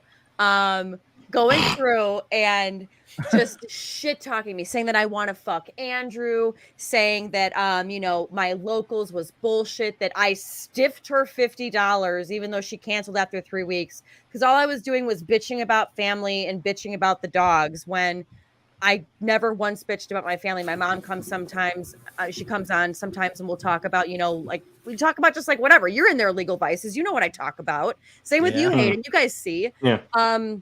Then kept repeatedly saying that I stiffed her $50, and I was like, I can give you the $50 back. And she's like, and mind you, because she was trolling me, and somebody all of a sudden in the chat was like, wait a minute, you signed up for her locals and you like comment on her stuff, saying that you don't follow her. Like, what, bitch? Well, then she's going through and she's like, oh, she's on every one of these guys' channels. If she wasn't, like, I would actually like her. And it's like, okay, well, they're my friends. And a lot of times you guys ask me to come on. So again, right here, then she goes, thank God I don't see her. Or she goes, that Umbrella Guy's channels, she won't ever be there. Thank God. Yeah, Farron is at every damn channel but Tugs. Guess Fingers what, up bitch? to you, bitch. Guess what, bitch? Fingers. Guess who I was just on with? Tugs, motherfucker. See you there, bitch. Can't wait to see ya. No, Love you. We have to do this Aussie UK style. We need the 2 fingers up to you, bitch. Yeah. No, and trust me, though she's just jealous. Yeah, I know. She's 54. Her pussy's completely dried up, and it's the Sahara Desert. I get that. But the problem is, though, is that she's coming after me. And then there was another guy, N-word Snowden, being like, oh, yeah, I offered to help her with her weight. I know she's never going to be at a gym. Bitch, I go to the gym every day. I've lost 30 pounds. Like, are you kidding me? So it's like some of these little trolls, I love watching them because they're like, didn't look like the person that would help you with your weight. Oh hell no. But like I said, I like MM. Jesus Christ, Farron. No, but you know what? It's one of these things that these people do this shit and they don't think that you're gonna call them out. And it's like, you know what? Like I said though, because somebody in the chat said if TF13 was here right now, she would be blowing a fucking gasket. And that's the thing, is because she said this the other night, saying if she's ever on with Tub, blah, blah, blah, blah. Well, there you go. The Umbrella Guys channel, she won't ever be there. Thank God. Hey, bitch, new neighbor. Yeah, it wasn't his channel, but you were with Tug here on my channel. So fingers, bitch. All right. Yeah. Okay, put me off.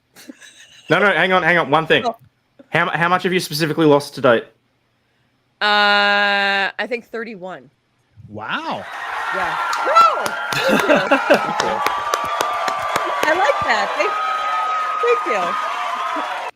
And mind you, I needed to lose it, by the way, too, because I was getting super fat. It was COVID weight. Everybody talks about COVID, how like, oh my God, I got like a 12-pack, or oh my God, like I got like, I'm like, did anybody else gain like 50 pounds? They want to just like share, like, you know, exactly. I never talk about those people. Meme.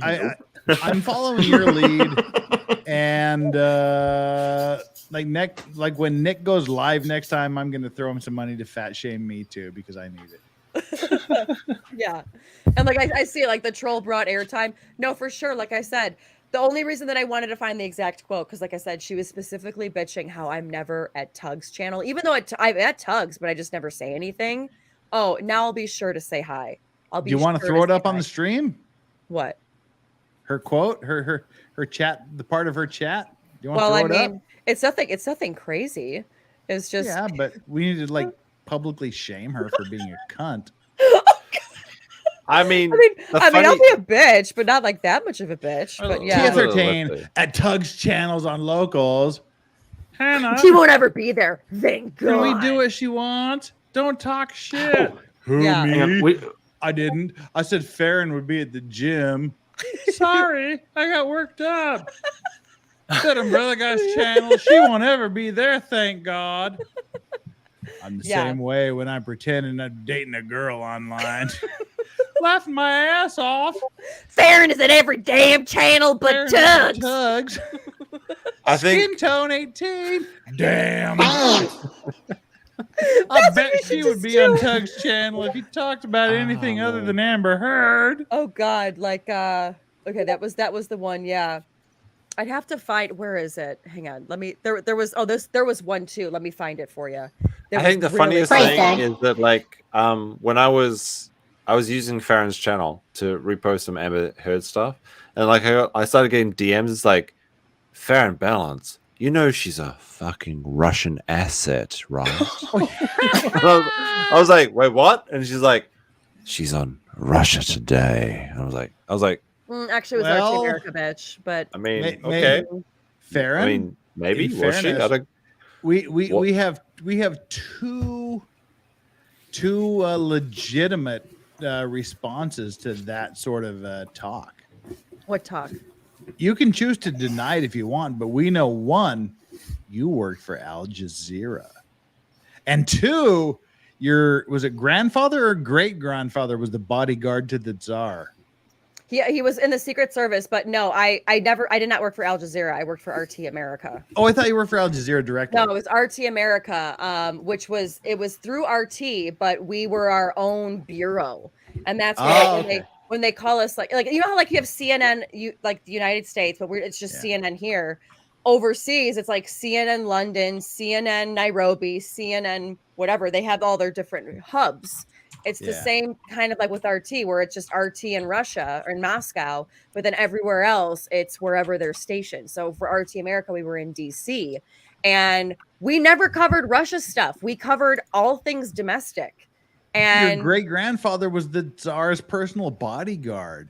Not personal bodyguard. Now you're making him sound really cool. He was just a bodyguard. He was just a bodyguard to Tsar Nicholas, not the bodyguard. Yeah. Mm-hmm. But yeah. So hang on, if the channel was RT America, and you covered domestic stuff, why did they bother calling it RT America? Ozzy, fuck off with that. I'm too drunk to hear that shit right now. A lot of it, and what was it? Balder a la Richard. Russians don't get the same RT at all. Not even the same subject matter. Exactly. Like it's a completely different channel. The only thing is like. The reason why it still had the RT logo is because that's like who the that's like the how'd you say, like the rights, like that was like it was the rights. Like for example, like when I worked in local news, if you have a Fox station in your local market, it doesn't necessarily mean it's Fox owned. It's actually you're an affiliate of somewhere. It's an affiliate. Yeah. Well, not even that. A lot of times they're not even owned by Fox corporate. It could be like a Nexstar media company where they bought the rights to use Fox, but then they're the ones that actually own that media company.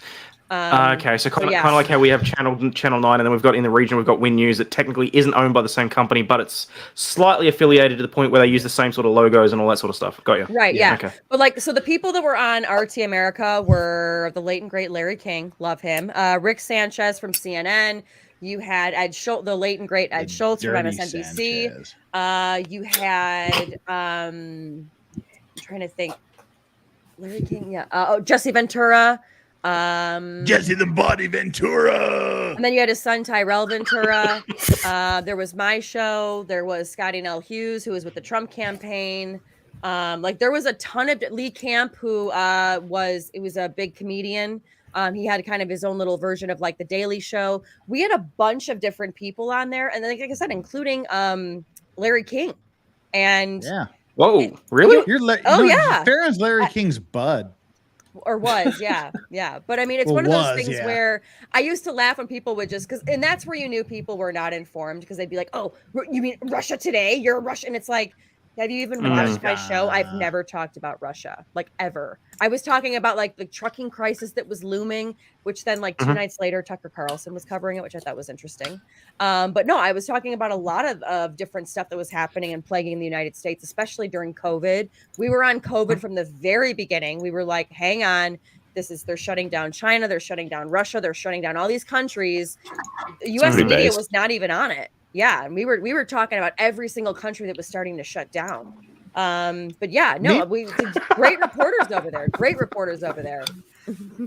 Literally, totally changing the subject. Meme copium and his drunkenness is giving like serious Bronx Tales, Colagero vibes right now. I mean, I'm pretty drunk. I mean, I had a few drinks. It's fine. I'm still cool to drive, but it's all right. You're like collage. Don't you dare. Like vibes from Bronx Tale. But Farron, Execution says, can't lie. Farron is proud fap material. I mean, what is that? Oh no. You're proud masturbation. Don't pretend you don't know what that means, Farron. No, I don't know what pretend. that means. You talked about horse fucking. How can you not know what fapping is? Yeah, she's a big liar. No, I was talking about. I learned that from a documentary. Like I said, I just learned what a crinkle bottom was the other night. Like I don't even know what that is. all this shit. Exactly. Okay. Well, I mean, it's an adult person who likes to wear diapers. Fap is free apparel person. So, do you have any apparel that you're selling? What? Shut up, you fucking liar! It's a person. Don't confuse the young innocent Catholic girl. Really quick, CG in the chat saying, I didn't expect to get called out because I'm spreading Russian propaganda. You're saying that I mostly spread anti-Ukraine messages. I don't say anything anti-Ukraine. If anything, I've just talked about the history between both countries on my channels. And I've talked about how both of the countries need to get their shit together and come to the table and sort this all out, because they are like big brother, little brother. So that sounds very Shakespearean. Methinks thou doth protest too much. If I'm being honest, I have no idea what's going on in the Ukraine. Like, we don't know is Russia winning? Like, we thought you were just about to say in general. What's going on right now? I literally have no idea what's happening. Like, hang on, what's going on, Farron? potentially criminal? You're in the chat too. Hey, Sean. What's going on, Sean? Wait, what? Oh, Sean, do you want to join? Hang on. After we talked about fapping being the sound flesh makes when a man masturbates, and hitting Brendan Lesko's meme, the chat demands to see how jacked you are. How jacked are you, meme? I'm okay. Wow. Okay. The guns Damn. rocking there. I could get some more. Like, I actually used to be a lot more jacked, but these days I'm a bit lazy. Now you're just jacked off, right? Yeah, exactly. Right. You know how many times I'm jacking it? Like, Yeah. Living in Japan. No, you know, I go out to the Kabini, and I have to like, Face. It's rough over here. I mean, legal vice. You live in Korea. You know what I'm talking about. You know what I'm talking about.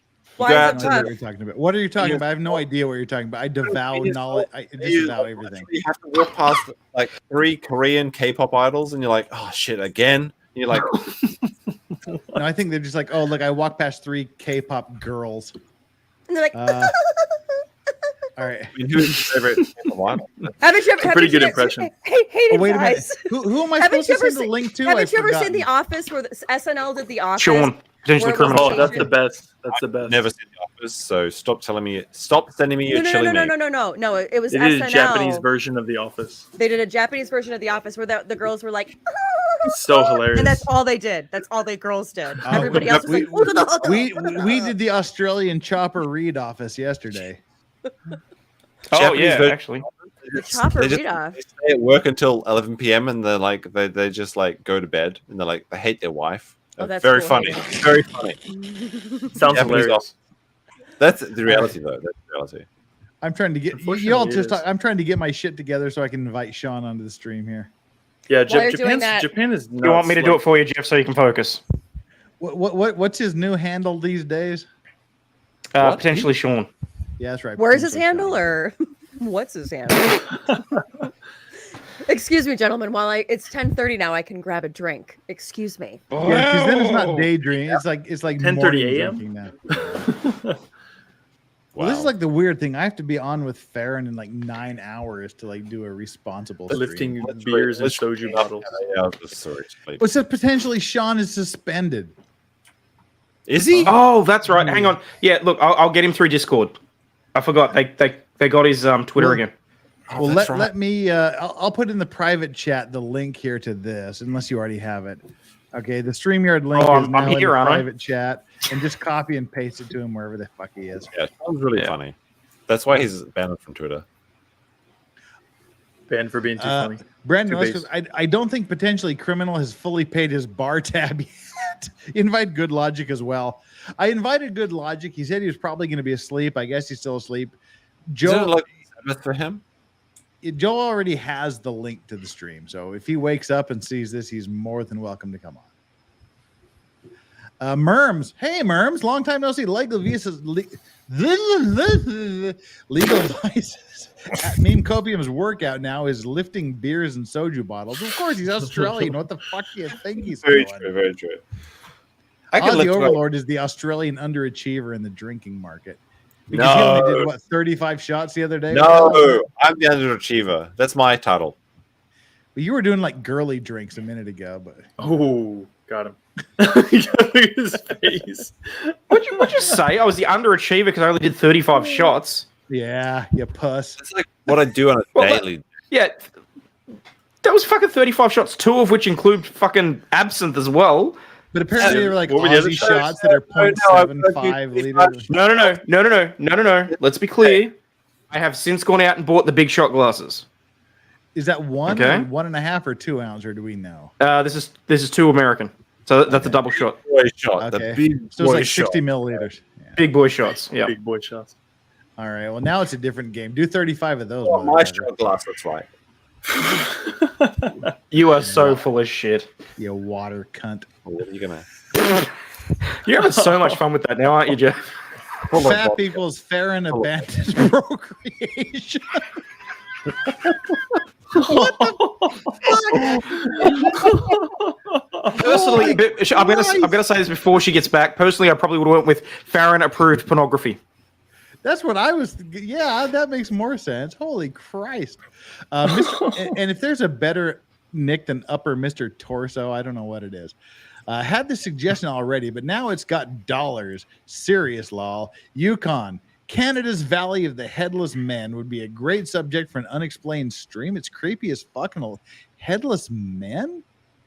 Canada's Valley of the Headless Men. All right, that is now officially on the list of the unexplained. Let me write that down here, and we'll look into it. The Headless Men. Is that like the men that don't get any head in Canada? Oh, that was terrifying. All right, whatevs. Is it a sad story or a scary story? Homies that don't get the head. Well, if they're not getting any head, of course it's a sad story. Could be sad. Only donkey shows. Women corrupting the morals of donkeys in Tijuana. We've all been there. Oh dear God!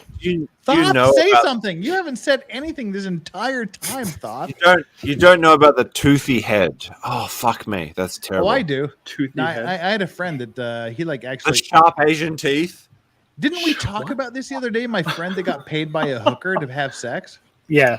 What? Maybe. Oh yeah, that's right. Yep. I think it was talked about it yesterday. on somebody's stream, but yeah, it's like you saying the old saying, "There's no such thing as a bad blowjob." Yes, there is. Very wrong. That's very untrue. Sorry, that's very untrue.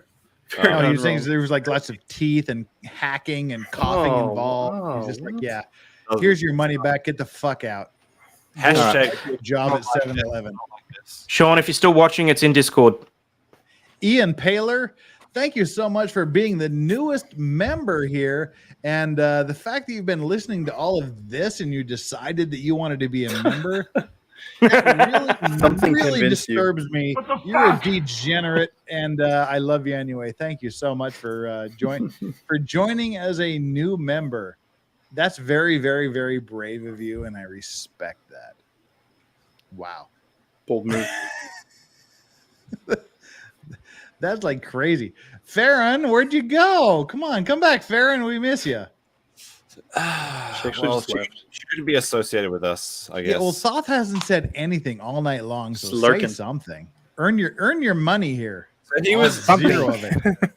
Thoth was in my chat, and he got in on one of my links, and then Hayden invited him. Yeah, And I did not. He's just like This moron couldn't follow this moron couldn't follow the link, so I put it into private chat so that he could move over here. I did not. I forgot that Thoth was in the private chat. You forgot. Your fault. Thoth is literally just a commenter that just got in, and he's just like the guy that's wearing like a fluoro vest when he's like the rope. It's like, oh, okay, I'm gonna keep going. It's fine. He introduced himself as a rando, so it's like a rando. But, he's just having a good He's time. a rando. He's a rando that's usually in my chat. He has good comments, so Just enjoying himself, man. yeah. Well, It's as like long being as surrounded we're by doing celebrities. Let's Yeah, I talk mean- about being a slut. I mean, Farron. Wow. So we have to wait. Oh, How is that for a segue? That's a pretty Potentially criminal. You're Jump not. It right says devices not connected. What? Yeah, potentially criminal says devices not connected. That's not a problem that I have. Oh, okay. All right, I'm kicking you again. You potentially criminal. Come on, get in here again. I was just gonna bring you up. I don't. It just means he's having camera and or mic issues. Is that what he said, or is that what you're like? No, Assuming? I just know that that's what it means. Because that's usually what pops up if I don't connect my camera in the right way. I mean, are you a slut? Hey, Am I a slut? What do you think? I got a head full of hair. yes. Oh, he's for sure a slut. oh, there we go. She's back. She came for the proper comments. Hang on, Proper hang on. comment. Let me answer you with this. Am I the only one getting a boner right now? Nope. Do you have No. this like a little, Get like a little niggas. sound thing that you punch down? Yeah. Is that what that is, Fair. Hayden? Yep. Streambox. I love it. We're Ooh. talking about regretting being a slut.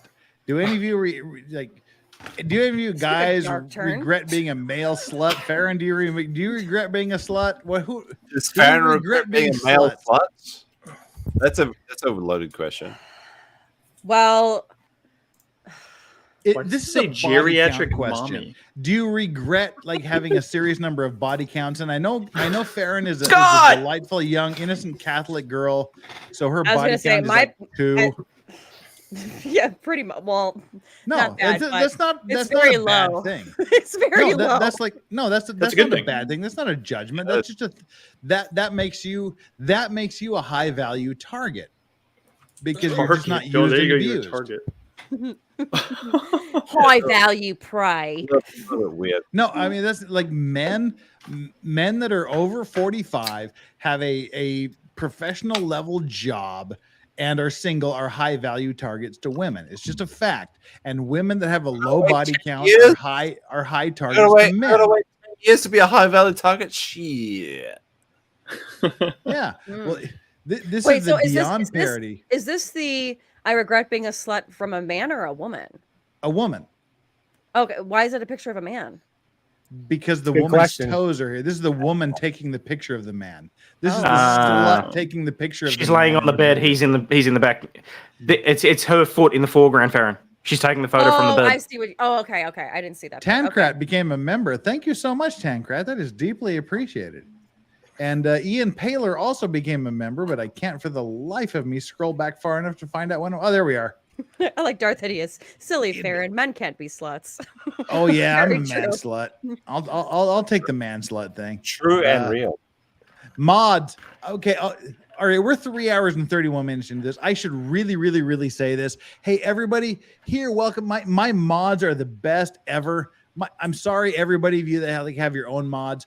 I'm a fair, and half of my mods are your mods, so it doesn't matter. I was going to say, we share mods, don't stress. Yeah. My mods are the coolest mods in the world. The Vice Squad, you're the best chat in the entire internet. My mods rule the mods. They're like the several mods to rule them all. I don't even know who we have here. Alan, you rock. Steph, you rock. Swan. I mean, everybody fucking rocks here. Thanks so much. Give a shout out to the mods because they do a ridiculous amount of work for nothing. We get the applause again. I love that. Yeah, absolutely. And hit the like button, hit the subscribe button for me. My goal, we're at 24,661 now. My goal is to get 340 subscribers in the next 3 weeks so that when I do my next Fuck It Friday drunk stream, where last time I did one, Farron called me a fucking idiot on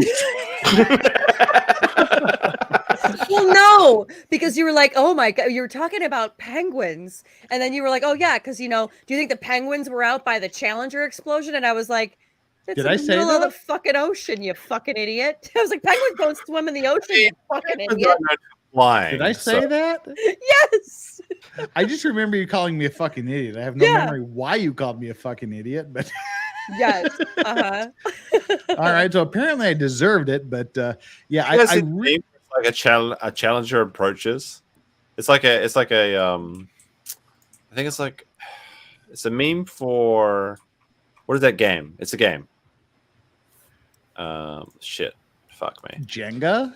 See, this is why I need a fucking car. This is why I need a car crash sound effect for when chat comes to a screeching halt. Because of you. It's like a meme for like Smash Brothers or something. It's like a challenger approaches. Okay. But it's like there was a picture of like the Challenger exploding. It's like a Challenger disappears.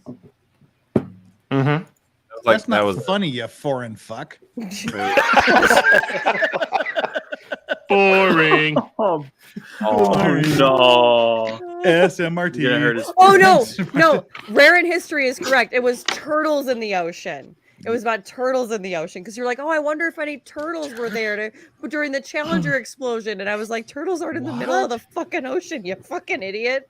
We were talking about turtles. You don't know about turtles. Don't even. I know. I can tell you all about. There is turtles literally everywhere in the ocean. I can tell you all about turtles. I have literally spent time with turtles all over the ocean, and I've been feeding them straws. So don't even begin. Through the nose, only through the nose. Okay, you're wrapping the 6-pack plastic things around their necks. And Turtles is the name of which one of Keffels' personalities? Please. No. Oh, Hayden, you evil motherfucker! I didn't say it. I mean, as a photographer, potentially criminal in chat. Yay! I will say we do literally make animals look like they're in sad situations, so we can take photos of them. So it's like, oh, this is a frog. Why don't we put this inside of a snake's mouth? That'd be pretty funny for a photo. Why not? All right, okay. Oh, look at this sad frog. That's what National Geographic photographers do. They do that. They do that. They do that all the time. In front of the lion and see what happens. They pay money for those photos. They pay big money for those photos. Yeah. If you got a picture of it. Welcome. I just spilled my drink. Oh, is that what that's right? I'll be right back. Idiot, Farron. Sean, you're muted. Unmute yourself. Sean. Earth to Sean. Shane. Control to Major Sean. Shane, come in. Can you hear me? Scene. Yes, exactly. Come in, Major Sean. Sean, you're muted. While Sean figures out how to unmute himself, Steph, thank you. Steph, you're. Oh, wait, what the fuck? Potentially criminal. You made it. Well, he sort of made. Oh, and now he's abandoned ship already. Oh, he's gone. He jumped. Sorry, Sean. Come back when you figure out the mic thing. Seriously, legit. You know, I didn't block you. You just failed. Steph, that's what I was going to say. Hi, Illegal Vices at bras or prison. Yeah, my moobs are bra free.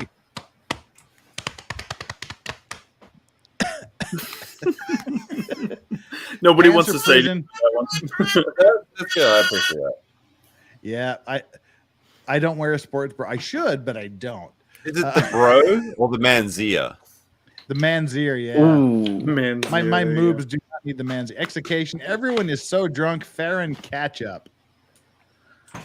She just spilled her drink all over the place. So. Yeah. Yeah. Actually, I'm a little concerned. I know I'm feel like cleaning up. sobering I apologize. You should. Scott, Come on, all Sean. undergarments of prison. Chris Chan. Oh, I had a Chris Chan lunch today. I don't know if you saw that. It was like on Nick's What's that stream. I had a Chris Chan What does lunch. that mean? What does that mean? We have a restaurant here in Korea. It's like chicken restaurant. They sell like chicken sandwiches and like fried Oh chicken. no! I know what you're gonna say. It's called Mom's Touch. Oh no! No. So yeah, I ate at Mom's Touch today. The Chris Chan. But did you wash it down with the Fanta? Oh, I fucking wish they had found. I would have taken pictures. Not a good look. I would have taken pictures. Oh. Yeah, but I they have like the little wet wipes napkins that come in the Mom's Touch bag. I showed that on Nick's stream earlier today, but Adriana's posting yesterday. pickles, but they're not bent, unfortunately. Oh, yeah. Now, you non-Americans, have you ever heard of like the pickleback shots?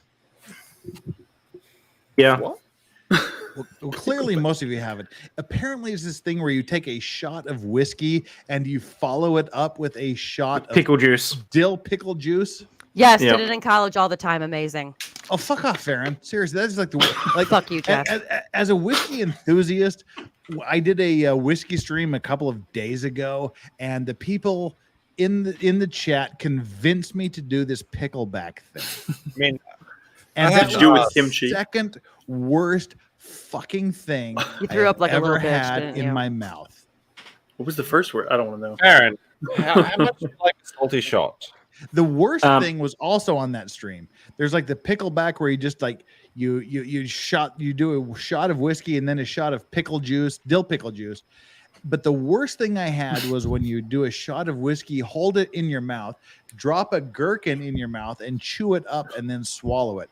It was like a crunchy pickleback.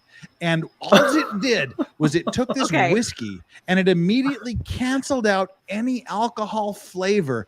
And just, it was like I had a mouthful of motherfucking salt, like bitter salt in Just my call mouth. it for what it is. You put a dick in your mouth.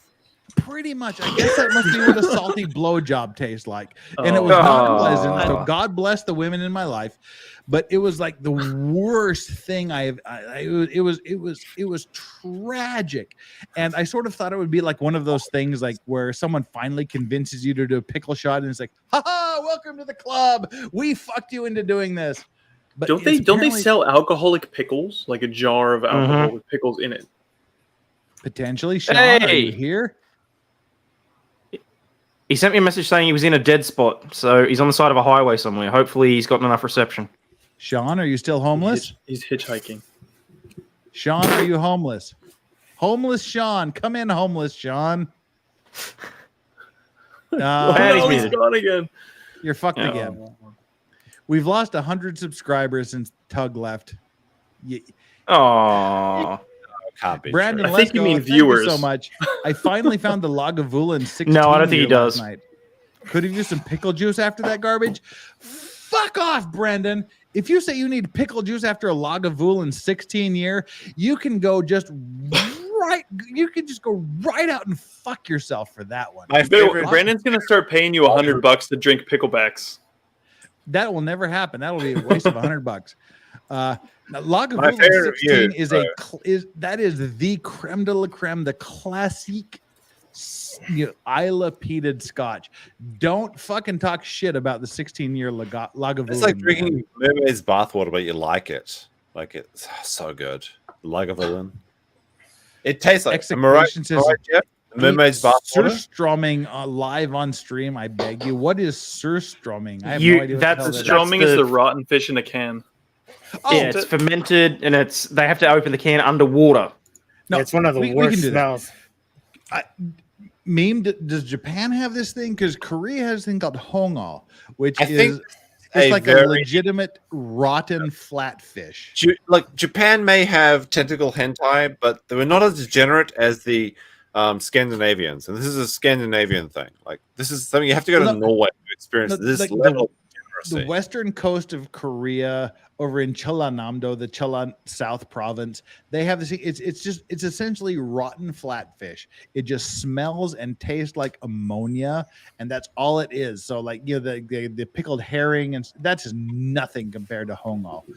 But so traditionally, there is something like that. I don't remember if it's Japanese, but it's like I can't remember the name of the fish, but it's kind of flat, and it's the one that looks like a mermaid. Speaking of mermaids. It's supposed, I think the name includes mermaid in it, but they would bury it underground and let it ferment and I guess rot. Yeah, well, and then they would dig it that's up. very similar to the Korean hongo. Yeah. Oh, it might be from Korea. I can't remember the name of it. That's not very useful at all. But that sounds disgusting. Oh yeah. Do you want some of this shit? Actually, in the prefecture that I live in, my ex-wife's cousin was getting married in the big convention center just down the street from my house, and we walked into the place, and the first thing I said was like, God damn it, this is like the premier convention center in Salt Lake. Salt Lake. Fuck, I'm drunk. In Korea. I'm totally in a different continent. Bit off. This is like the premier convention center in Busan, Korea. And it smells like shit. It smells like the sewer backed up. It just smells like raw sewage in here. And the closer we got to the reception venue, the stronger this scent got. And then I realized it was the scent of this hongo. I thought you were going to say your ass. No, I wish I was saying my ass. It's literally a flappy fish market. Yeah, it was. I mean, it's so rotted. It's like stiff. It's not even flappy fish market, but yeah, it was the scent of this rotted fish that they eat over on the western coast of Korea that was totally like permeating the entire convention center. That's how bad this stuff is. Ugh. All right, Farron, did you get everything? I mean, did you get everything cleared up, Farron? We are good. Crisis averted. We're good. Thank you. And I did take a shot while I was cleaning up as well, just to catch up to you knuckleheads. Yeah. What, a shot of iced chai latte? What are you drinking there? Captain and Coke. That'll do. With a big time captain. You still have 10 minutes to noon. I love you, Farron. You rock.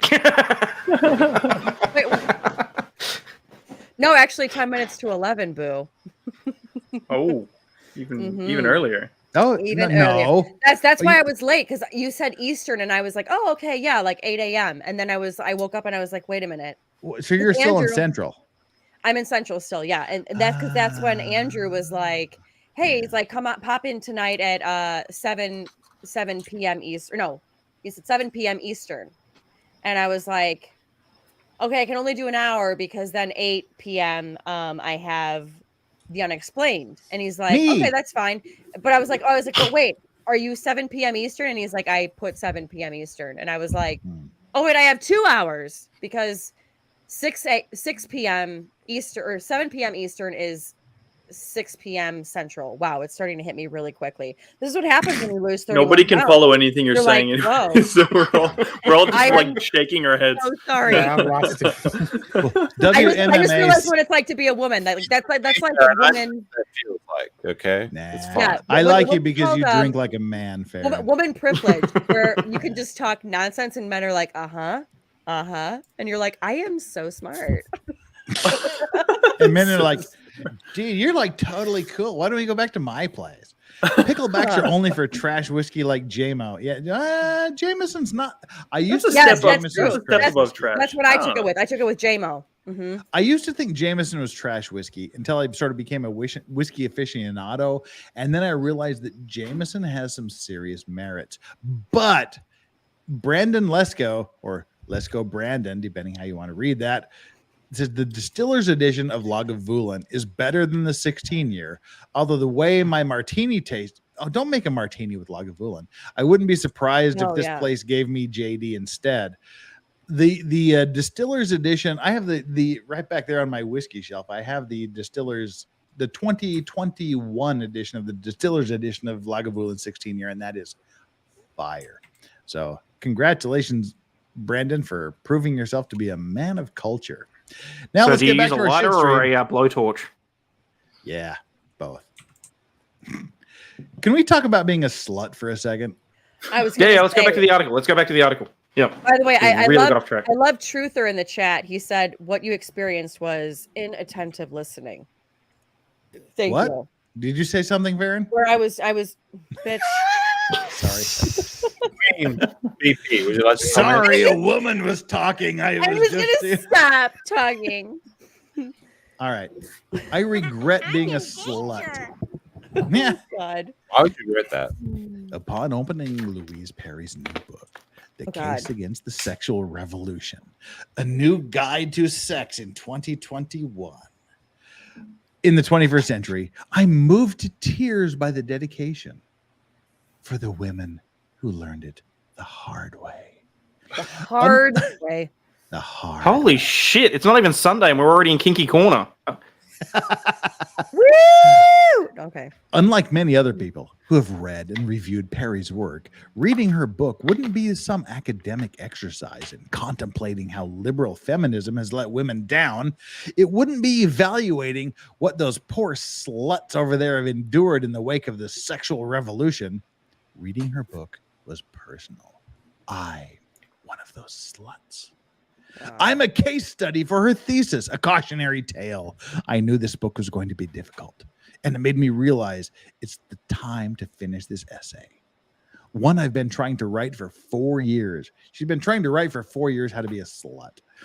It's a tough needle to thread. I'm grateful for the ability to control my reproductive cycle and make my own money. Jesus. But the freedom has come at a price. I don't care how it comes, as long as you clean it up. If you want advice on how to be a slut, it's pretty easy, right? Yeah, it's just like be a slut. The dark side of the sexual revolution. Oh my goodness. Is that even if liberated women unyoking themselves from the consequences has primarily benefited men. All right, okay, fair enough. I was first inspired to write this piece when a 19-year-old woman. Yeah, I used to wait tables. What? When a 19-year-old woman I used to wait tables with asked me, Bridget, have you ever regretted having sex with a man? I laughed. Ha ha ha. All of them. First of all, her friend sounds like a fucking sociopath. Oh, Because I've been a bartender waitress, and like you're cleaning, like, oh my god, so like, what are you doing this weekend? Hey, have you ever regretted being a slut? What the fuck kind of sociopath are you? That's in chat. Is that not what that sounds like? Like wiping down the tables. Yeah, exactly. And then it's all of a sudden like you have like that ambient music, like. I'm assuming it wasn't when she was wiping up a table. She just like looks over while she's wiping the table. No, I hope she was like, hey. Have you regret being a slut? I'd be like, oh god, who the fuck did you murder, bitch? Like, yeah. No. Oh yeah. Yeah. That's not entirely true. There was my first love in high school, and my first husband. There's the clue. There's the key word. There we go. First husband. There you go. Husband. There we go. My first husband. But if I'm honest with myself, of the dozens of men, high body count, I've been with, at least the ones I remember. Oh my gosh. More crickets. Oh, no. Cue the crickets, Aussie. I'm loving this. The BP's background music. This is like the opposite, I guess, but I just thought it was funny and I thought I'd bring it up now. Like in Korean, like one of the deadliest insults you could say to someone, like to tell them they're like an old maid or there's someone who's like just needs to get laid. You say there's like spider webs in your pussy. Or, yeah, like the Sahara Desert. Yeah, very extra insult. Yeah, your pussy cough. That's fairly generic. That's fairly fairly universal, I think. Yeah. Oh, okay. Yeah. I've just been here too long. I don't know. It's the equivalent of telling a man he has a tiny dick. Yeah. Okay. And my first husband, crickets. But if I'm honest with myself, of the dozens of men I've been with, at least the ones I remember, I can only think of a handful I don't regret. The rest I would put in the category of casual, when I would define as sex that is either meaningless or mediocre or both. Poor man who's like, okay, you're meaningless and mediocre, you fuck. if I get really honest with myself, I'd say that most of these usually drunken encounters, that's on you more than them. Because I can guarantee you, you're more drunk than the dude is if you're getting with if you're drunk and getting with a guy. He is faking his drunkenness and pimping your drunkenness to get you involved. Hands down, that's a guy thing. You get the girl drunk and you stay sober. Oh, daddy likes. Who said that? What? That was super creepy. Oh, you hit the wrong button. It happens. Is that you, Bill Cosby? Is that you? Yeah. Is that you, Bill? Bill Aussie. Yeah. Yeah, Holy crap. Okay. If I get really honest with myself, I'd say most of these are usually drunken encounters, left me feeling empty and demoralized and worthless. Short order cook. Jesus. Holy Christ. I don't even know what that was about. Jesus, please. Okay. Oh, my Lord. All right. I wouldn't have said that at the time. Yeah, like when you're getting banged, you don't regret it, but it's like after, which is a thing. At the time, I would have told you I was liberated. Which is a thing. Sorry. That alcohol is working quick. No, it is. When you drop weight, it's like bingo. Yeah. I have had numerous clients where guys call me freaking out because they meet the girl in the bar, they get drunk together, they go back to, they get a hotel room, they have a hotel, they bang each other, and then the next morning the girl wakes up freaking the fuck out because she regrets it, and they immediately call the police and report rape. What? Can I tell you, this is when I was a news anchor in South Bend. And for those who don't know South Bend, that is South Notre Bend, Dame, Oregon? Indiana. No, South Indiana, Bend, okay. Indiana, which is where Notre Dame is, the University of Notre Dame. Obviously, big football program. Some would argue the best football program ever. That's to be determined. But I was a news anchor there, and here I had my brother and sister who also, my sister Hannah, who you'll meet tonight on Unexplained. I'm so excited. Who's going to talk about the Kurt Cobain, Courtney Love conspiracy. But she was getting her MBA. My brother was going to law school, and my brother told me, he was like, I am hearing all these football players, because for them being law students, these guys are like, hey, are you like learning about anything about like what girls are saying, or like, like how we can like protect ourselves? My brother's like, wait, what the fuck are you talking about? And he's like, dude, there are so many guys on campus. He's like, now I'm worried about going out, meeting a girl, and God forbid she comes home with me, that she's going to wake up and cry rape.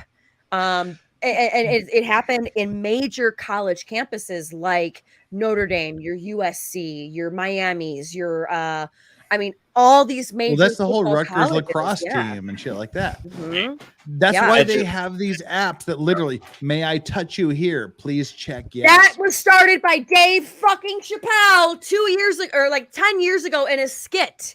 He did that as a skit. He saw it coming, folks. Right, it was like the one night Absolutely. stand prenup kind of thing, right? I can't remember what he called it. It was like the With one night Rashida stand. Jones, yes. Yeah. Mm-hmm. I mean, I mean, that's the thing. I don't want to make it sound like I'm disparaging all women and whatnot, but that's the thing. It's like, if you regret it, just chalk it up to a life experience. I mean, one of the most horrific phone calls I ever got was from a guy that was calling me saying, what do I do? What do I do? And I'm like, what do you mean? He said, I took this girl home. Like, I took this girl to this hotel. She was a virgin. And I woke up to, and I'm like, I have nothing to tell you. Do whatever she says, give her whatever she wants, and get the fuck out of there. Oh, look at Rubia. Rubia says actually it existed in the 90s at Brown, where they had consent forms. Wow. Damn. I remember it being before Dave Chappelle. But yeah, I mean, this is a very easy way to avoid all of this nonsense, and just don't hook up with random people. No, that's the thing. You say that, but my mother was a wild girl. I mean, she was definitely a wild girl. She was. You do know who your father is, though, right? I know who my father is on my birth certificate, But legit, I want to do a DNA test just to make sure, because if my actual father isn't my actual father, it would explain a lot in my life. But that's a totally different story. My mother was born in Patterson, New Jersey. She grew up there. She grew up in Patterson, New Jersey, Chicago, and Santa Monica, California. But when she was in Patterson, New Jersey, she was the only white girl in an all black girl gang. And she was like, "Oh yeah, we used to have like the razor blades and the beehive hairdos and shit." Oh, so you definitely know who your father is then. I think he was a biker in California, but my dad doesn't think so. That's why I want to do a DNA test, but that's totally different story. Okay.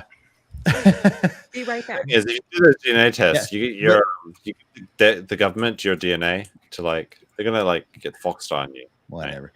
Where was I going with this? I can't even remember. No clue. No, I was trying to follow along, but what started this? I can't even remember. Talking about you said your mom was wild. I said something about not hooking up with random people. That's good advice. Okay.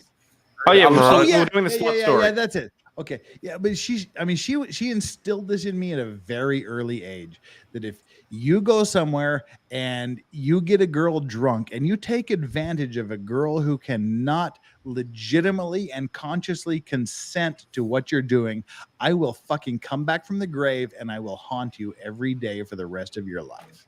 It's good advice. Like my mother legit said that to me. It's like, you just, if the girl can't consent, just get her phone number, walk away, and call her the next day and ask her for a date. If she can't consent and you fucking do this, I will come back from the grave and haunt your ass. Well, so it's a little worse than that for us here now. I mean, I know that they've done it in Spain and various other places, but we officially have the only yes means yes laws here in Victoria now. So consent has to be received beforehand. It needs to be ongoing throughout, and it's going to be interesting to see exactly what happens. But see, that's like sex has become a medical thing. It's like almost, I remember like the most difficult college class I ever took at Utah State University. I took it because I thought it would be a fucking easy A, but I ended up getting a D because it was the most difficult class I ever took. It was human sexuality. And I mean, it was like, I mean, you were learning. I remember there was a whole entire chapter on orgasms in the female body and what chemically the female body went through during orgasm. And they equated it with like, it was as close as the female body comes to death without actually dying. And I remember one girl stood up in the middle of the class and told the professor, like, "Would you please stop talking about this? You're ruining everything for me by being so clinical and medical about this." But I got a D because I was like, "Oh, this is a great." And my father said, "You got a D in human sexuality? That's about what I figured would happen to you, my son." You don't get a D in that subject. You have to give the D. No. Come on now. Boo. That was good. You would go for the low hanging fruit. But Farron, Steph, the most amazing, awesome mod in the entire world, says, "Farron Balance, please check your PayPal, love." And you'll see in the chat, I responded as well. Steph is amazing. Thank you, my love. Steph is the best. The most seriously gold star person. Yeah. And I'm not even going to, let me just tell you, Steph is, I want to know what her lotion is. I'm just going to say that. I want to know what lotion she uses because she's fucking gorgeous and you won't even guess her age, folks. I want to know. What is What is lotion? I don't understand. It's this thing you put on your skin to moisturize it. Moisturize. Mm-hmm. That's dubious. Yeah. It's pretty much. All right. It's what you use to jerk off with as a male. Okay. I was going to say we're not going back to hand job we're not going back to ham job cabin. Okay, we're just not. We are not. I'm going to refer to the Bill Burr joke. Do you know why your dick looks like it's 12, but your face looks like it's 50?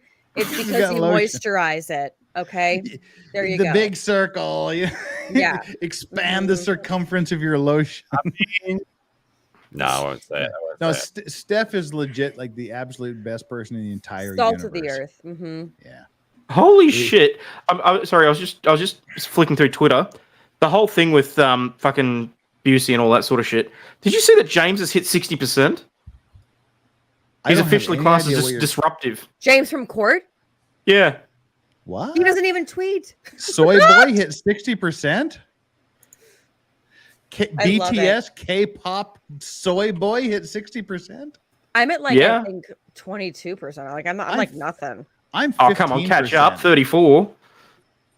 How am I only 15%? I have no idea how the hell you're only at 15%. Whatever. Let's see. I'm a quiet subversive. Yeah, you and I will say Legal Vices and I we kind of even though allegedly I'm in every law tuber's chat or I'm in all the law tube men's chat.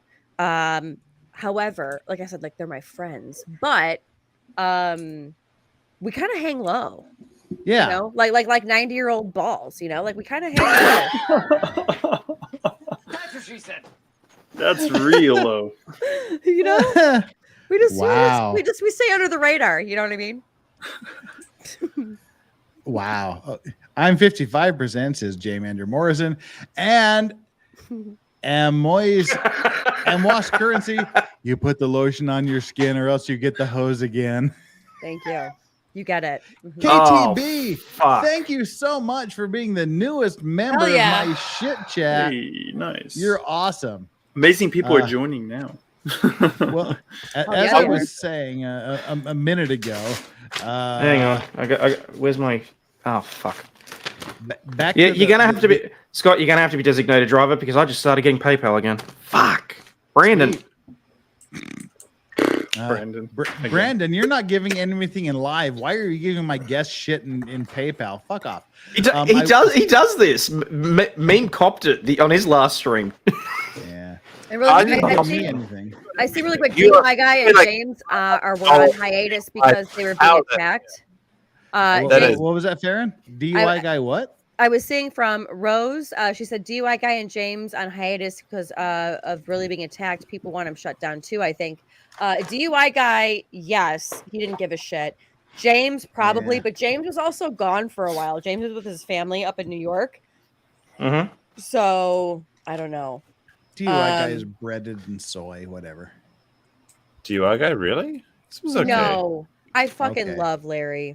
I do too. You I shut like your Larry. mouth. I've been Larry's lifeline twice when it's the middle of the night and crises are happening. I'm the only idiot online. Oh, I'm 33. I'm actually 33%. I'm sorry. Internet drama happens. There you go. It's a crisis. Come on now. It's a crisis. Internet drama's happening. Just log off. Let's talk about being sluts again. I know regretting most of my sexual encounters is not something a sex-positive feminist who used to write a column for Playboy is supposed to admit. And for years I didn't. Wait, she used to write for Playboy? And being a sex-positive feminist. Anyone in chat? And the article is called "I Regret It." Yeah. What? Let her be clear. Being a slut and sleeping with lots of men is not the only behavior I regret. Even more damaging was what I told myself in order to justify the fact that I was disposable to these men. I told myself I didn't care. I didn't care when a man ghosted me. I didn't care when he left in the middle of the night or hinted that he wanted me to leave. Like, get the fuck out. That's a pretty good indication. The walks of shame, the blackout. If you're having a blackout, male or female, and you're with someone else, that's on fucking you. Know your limits. But here's what I want to say is she wrote for, okay, let's just stop it for where we are right now. We were just talking about OnlyFans and how, you know, the reason that we're kind of here. Oh, hi, welcome to my box. We were talking about we love OnlyFans Farron's box. Continue. And how everybody was not promoting, but celebrating, take the power back into your hands and blah blah blah blah blah. I love how all of a sudden now a girl who worked for a place like Playboy, who was trying to make this mainstream with women. I love how she was going with what the feminists were telling her of, no, go out and bang as many guys as you want. You're not a slut. You're going to be hailed as a hero to us women. It's so funny now that she immediately but she regrets it now. And again, I'm not saying that women who have done this are sluts, because again, you see how society has tried to convince you that you weren't. Here is a perfect written, like therapeutic example of they tried to tell you it was okay. Now this bitch is realizing that it wasn't. And whether you want to agree with me or not, here's the bottom line. I will say it like from my mother and what she says. She's like, Farron, it doesn't matter what time period we're in. It doesn't matter where we are. Here's the deal.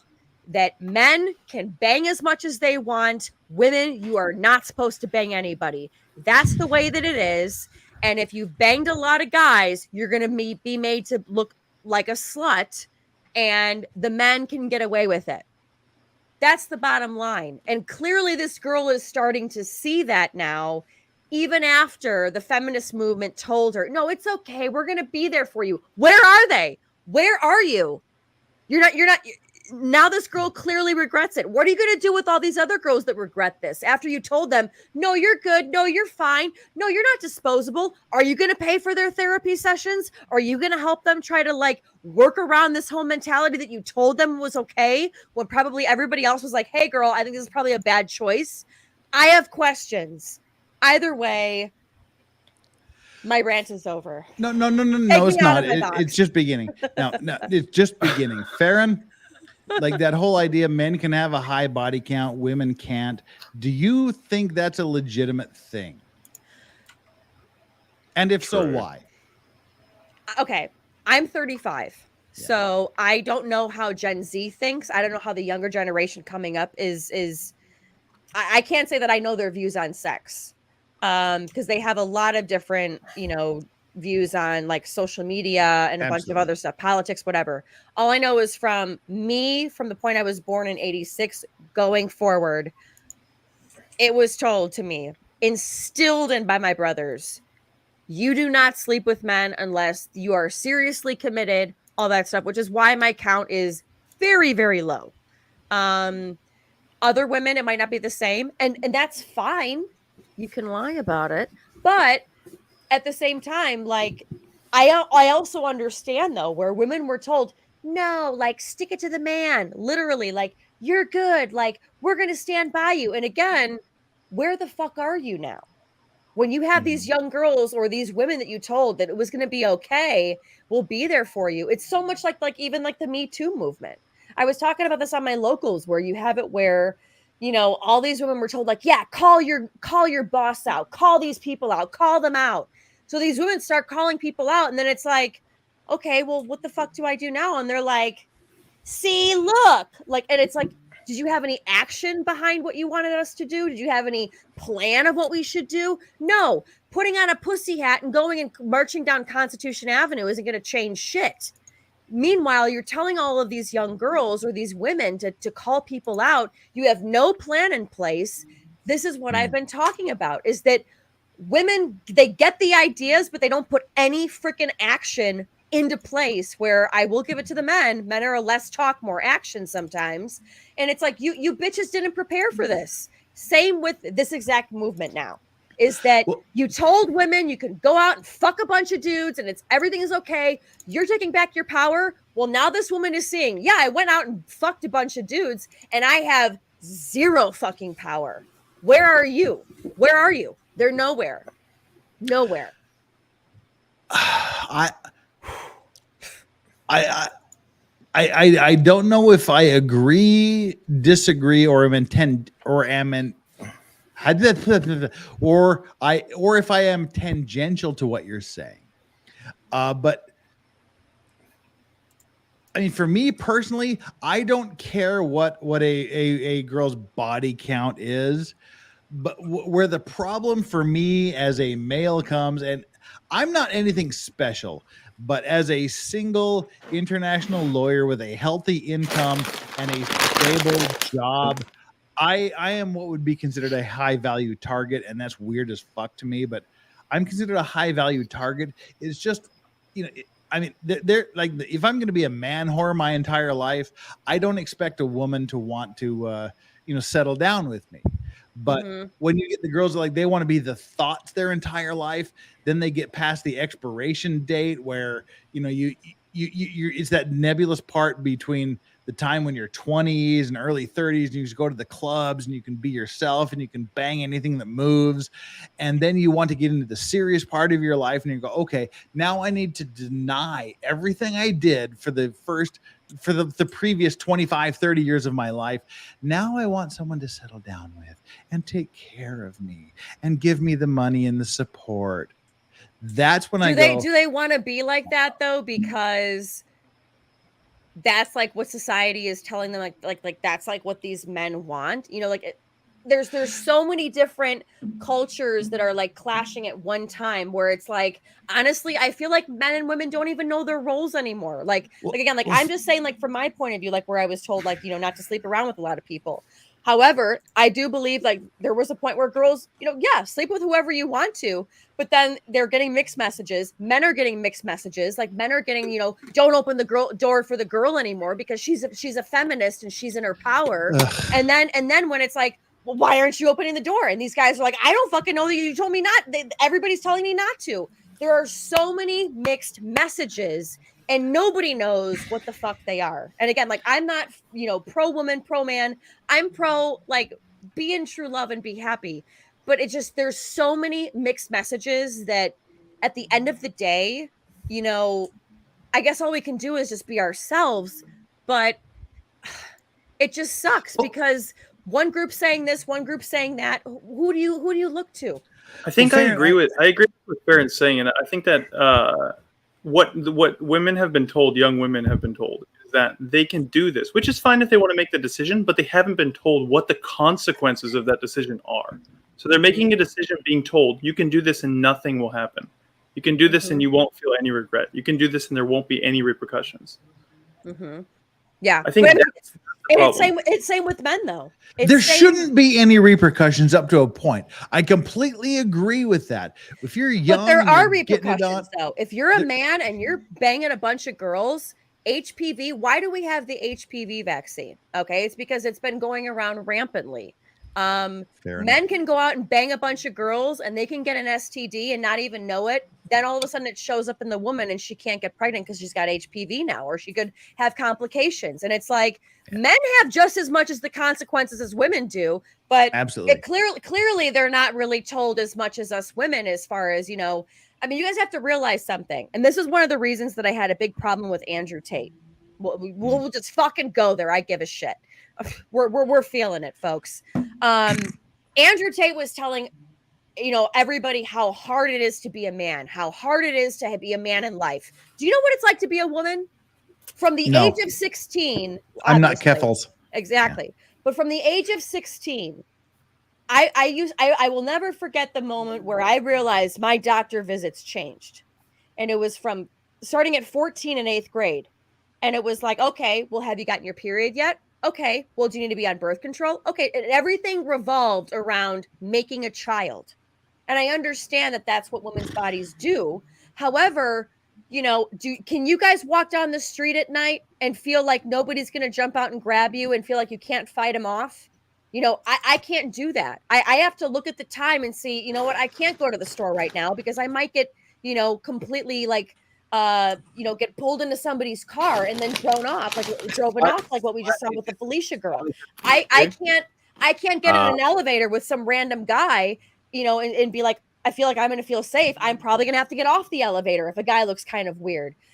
Everybody has their own struggles in life. And that's why I had such a big problem with Andrew Tate. Is it's so hard to be a man.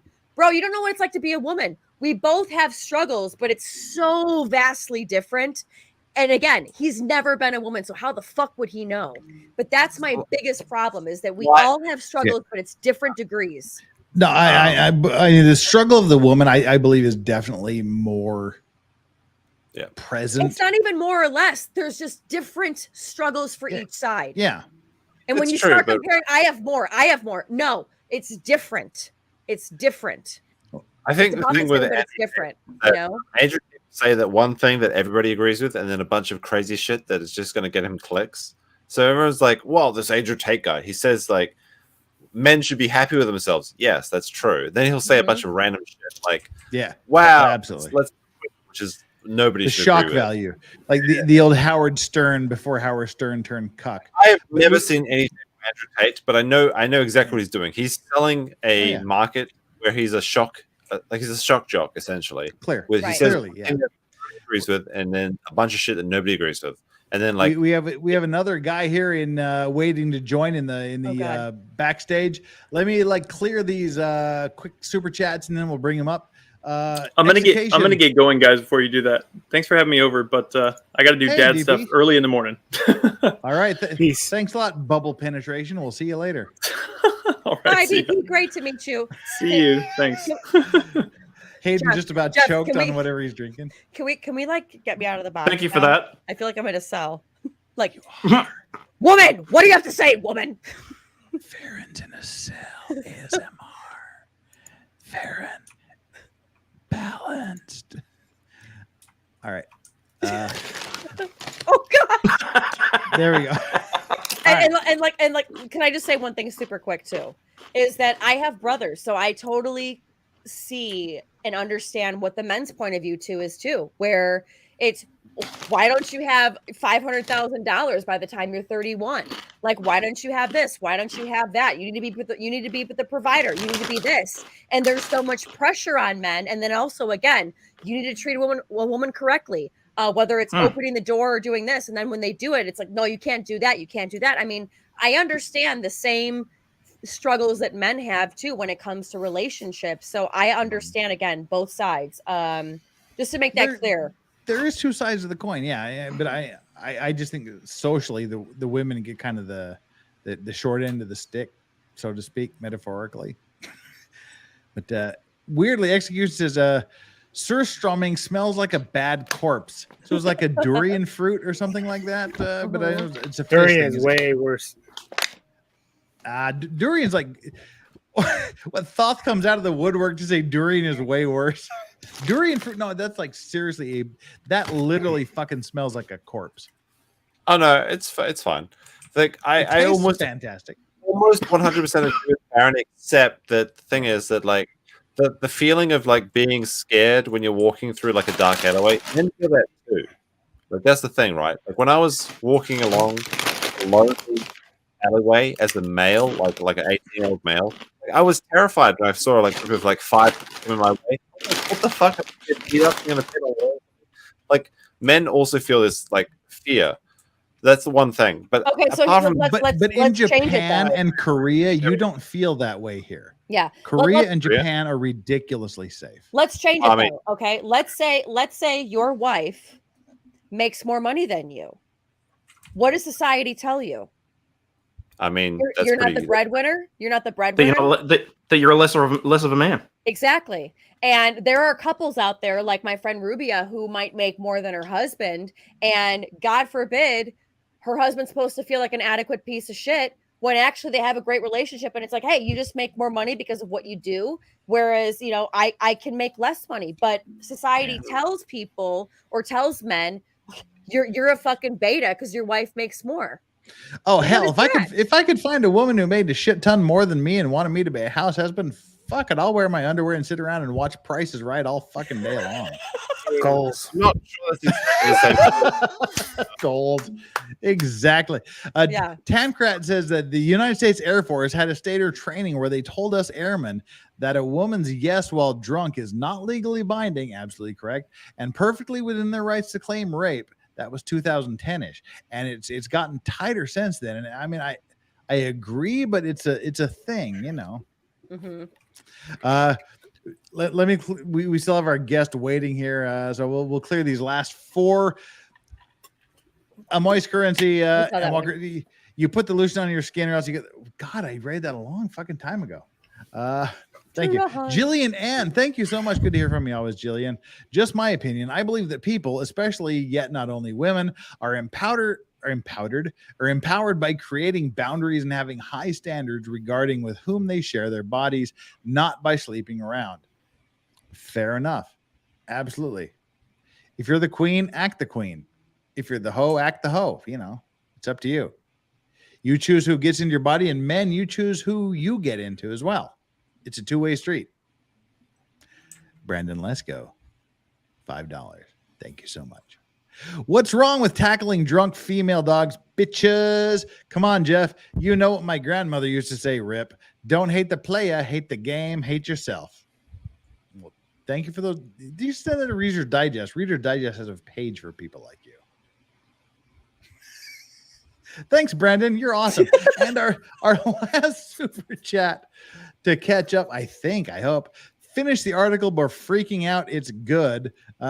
Yeah, we should probably finish the article, but we'll get to that in just a second. Can I just say one thing? Yeah. You gentlemen have been so respectful, because when I've started to go off on a tantrum and bitch, I have noticed all of you guys have let me speak. So I want to say thank you. Not that I'm like, you're letting me speak. Thank you. I'm just saying you guys have been so gentlemanly that I now, as the bitch in the room, I will shut up. Well, let me mansplain something to you, friend. I'm married. I know better than to speak over you. But I do want to say thank you, because the minute that I would start going, you guys were like, all right, just let her go. And you know what, ladies? Let that be noted. Also, I just want to check. When I hit the mute on the Stream Deck, because given that I just got called a fucking animal in the chat for my chips, if I hit the mute on the Stream Deck, can you guys still hear me? Yep. Yeah. Nope. No, not anymore. It's gone. Excellent. Thank you. Works. There he is, okay. playing with his toys. All right. I have unleashed the dam, so it's time to visit the room next to the studio. Farron, take it over again for a few more minutes. I'll be right back. Farron, let's go to you. Can you pull up the article really quick so we can just go through the rest of it while you're gone? All right. There you go. Let me scroll up a little bit here. Yeah, I was going to say thank you. You've got a few. All right. There we go. I'll be right back. You've got like 2 paragraphs to read. Okay, perfect. And really quick, as Tommy Davis is saying, I agree with Farron's overall point, but I think the difference is women's issues are taken seriously and men's are laughed at. What do you guys think? I mean, that is an issue, right? Like, men do feel that. Like, that's one. Like, when you're a man and you're growing up, like, there's a lot of times where you're like, all of your issues, like if you feel sad or if you feel like you need help, it's not taken seriously.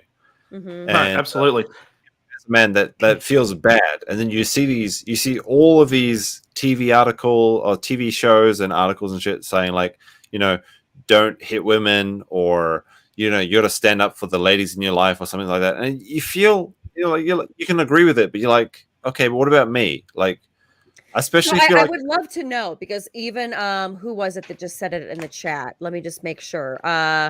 Fubar Temp. Oh my fucking God, you're a man. You don't bitch about it. You both as men, or all of you guys as men, excuse me, growing up, what were you told either by your mother or your father when, a memory that you have about either bitching about a problem or something goes wrong? I can tell you exactly what were you told? I got no advice. Harden the fuck up. Suck it up. Suck it up. Be a man. Yeah. That's exactly what we were told. And that's why it's so important. I mean, I don't know if you've seen it, Farron, but like 2 weeks ago, I did a video on men's mental health and how it is so important. And look, when Vices comes back, I might even see if I can get him to pull it up, because I took a few different TikTok videos and spliced them together, because the main one that was there was how men reacted to that exact question. If you were in trouble, would you speak to someone about your issues? What were you told that you were allowed to do when you had mental health issues, anything like that? And every single one of the guys goes, I'm a man. I was told to shut the fuck up. I don't turn to anybody. I'm not allowed to. Well, I mean, so I would ask you, Farron, is like, when a man comes to you and he's vulnerable, what do you say? Like, how do you feel? Because a lot of men feel, and myself included, that we have to have this bravado of being, the man. And I'll admit it. Like, when I'm with my girlfriend, I would not tell her any of my weaknesses, because I cannot trust her to be weak. I cannot trust to be vulnerable around her, because it's my job. You can remove the article. Sorry, we're talking about what you were told as a young kid as far as being a man. Because we had a great super chat again from Tommy Davis. Again, the difference is women's issues are taken seriously and men's are laughed at. If my boyfriend were to come to me and start crying and start being like, I am no bitch. Can't do that. Hide your tears. Okay, if he were to come to me and he were to start kind of talking about a problem and then kind of just burst into tears, I'll be honest, as a woman, I would obviously know how to console and help him and stuff, but at the same time, as a woman, I'd be like, oh my God, like this must be really fucking serious because he doesn't cry about everything. I've seen my father cry twice in his life. It was his father's funeral and when my sister had to go into surgery, okay, as a 3-year-old. Like, that's it. You know? I've seen my father cry once at my mother's funeral. Right. I've seen my mother cry dozens of times. So as a woman, when I see a man cry, I know it's really serious. But thank you, Tammy. And like, I just want to bring him in here before he thinks we forgot about him. Outpost Nerd, welcome to the stream. I'm so fucking sorry that it took us forever to get you in here, but we were rambling and I was pissing and Farron was talking. I came in and everybody was agreeing. Time. I love this kind of topic. I mean, I think women, especially within the past maybe 10 years, we've seen women come to realize how much power they have to ruin a man's life with only using 3 words. He molested me. Those 3 words, whether true, he abused. I would say he abused me. He abused. Yeah, better word. Thank you, Farron. That's why you the smart reporter, and I'm just the dumb internet guy. Oh, stop. And I was actually nearly expelled in my final semester of college because I poked a friend in the shoulder, and she ran to the dean of students telling that I abused her. The only reason I was not expelled is because the dean, she told me this, her words exactly. The only reason I'm not expelling you right now is because I know how hard you've been working. Women, I've had currency says men's issues get laughed at. Working in Seattle, I've been cornered by masturbating homeless multiple times in a week, and my concerns weren't taken seriously at all. Literally, it's not concerning. Ew. And I'll say this too. When I was in DC, tons of homeless people. There were guys toking it on the street. Someone would like look at me and be like, "Hey, little girl," and like be, continue it. And me as just, I would laugh at it and be like, okay, but yeah, like nothing done. And I don't know if it's maybe that's a crime thing in the sense of they're like, hey, that's not important enough. Some rando token it versus like a shooting down the street. I don't know, but I don't know. Well, I remember that story. I don't remember the guy's name. He was that Canadian guy who tried to make start a men's shelter specifically catered towards men who are in abusive relationships, a place they could go get help. And he tried so hard and got so many roadblocks thrown his way. He ended up killing himself. It was just. I don't think men are allowed to have safe spaces. Yeah. Hell no.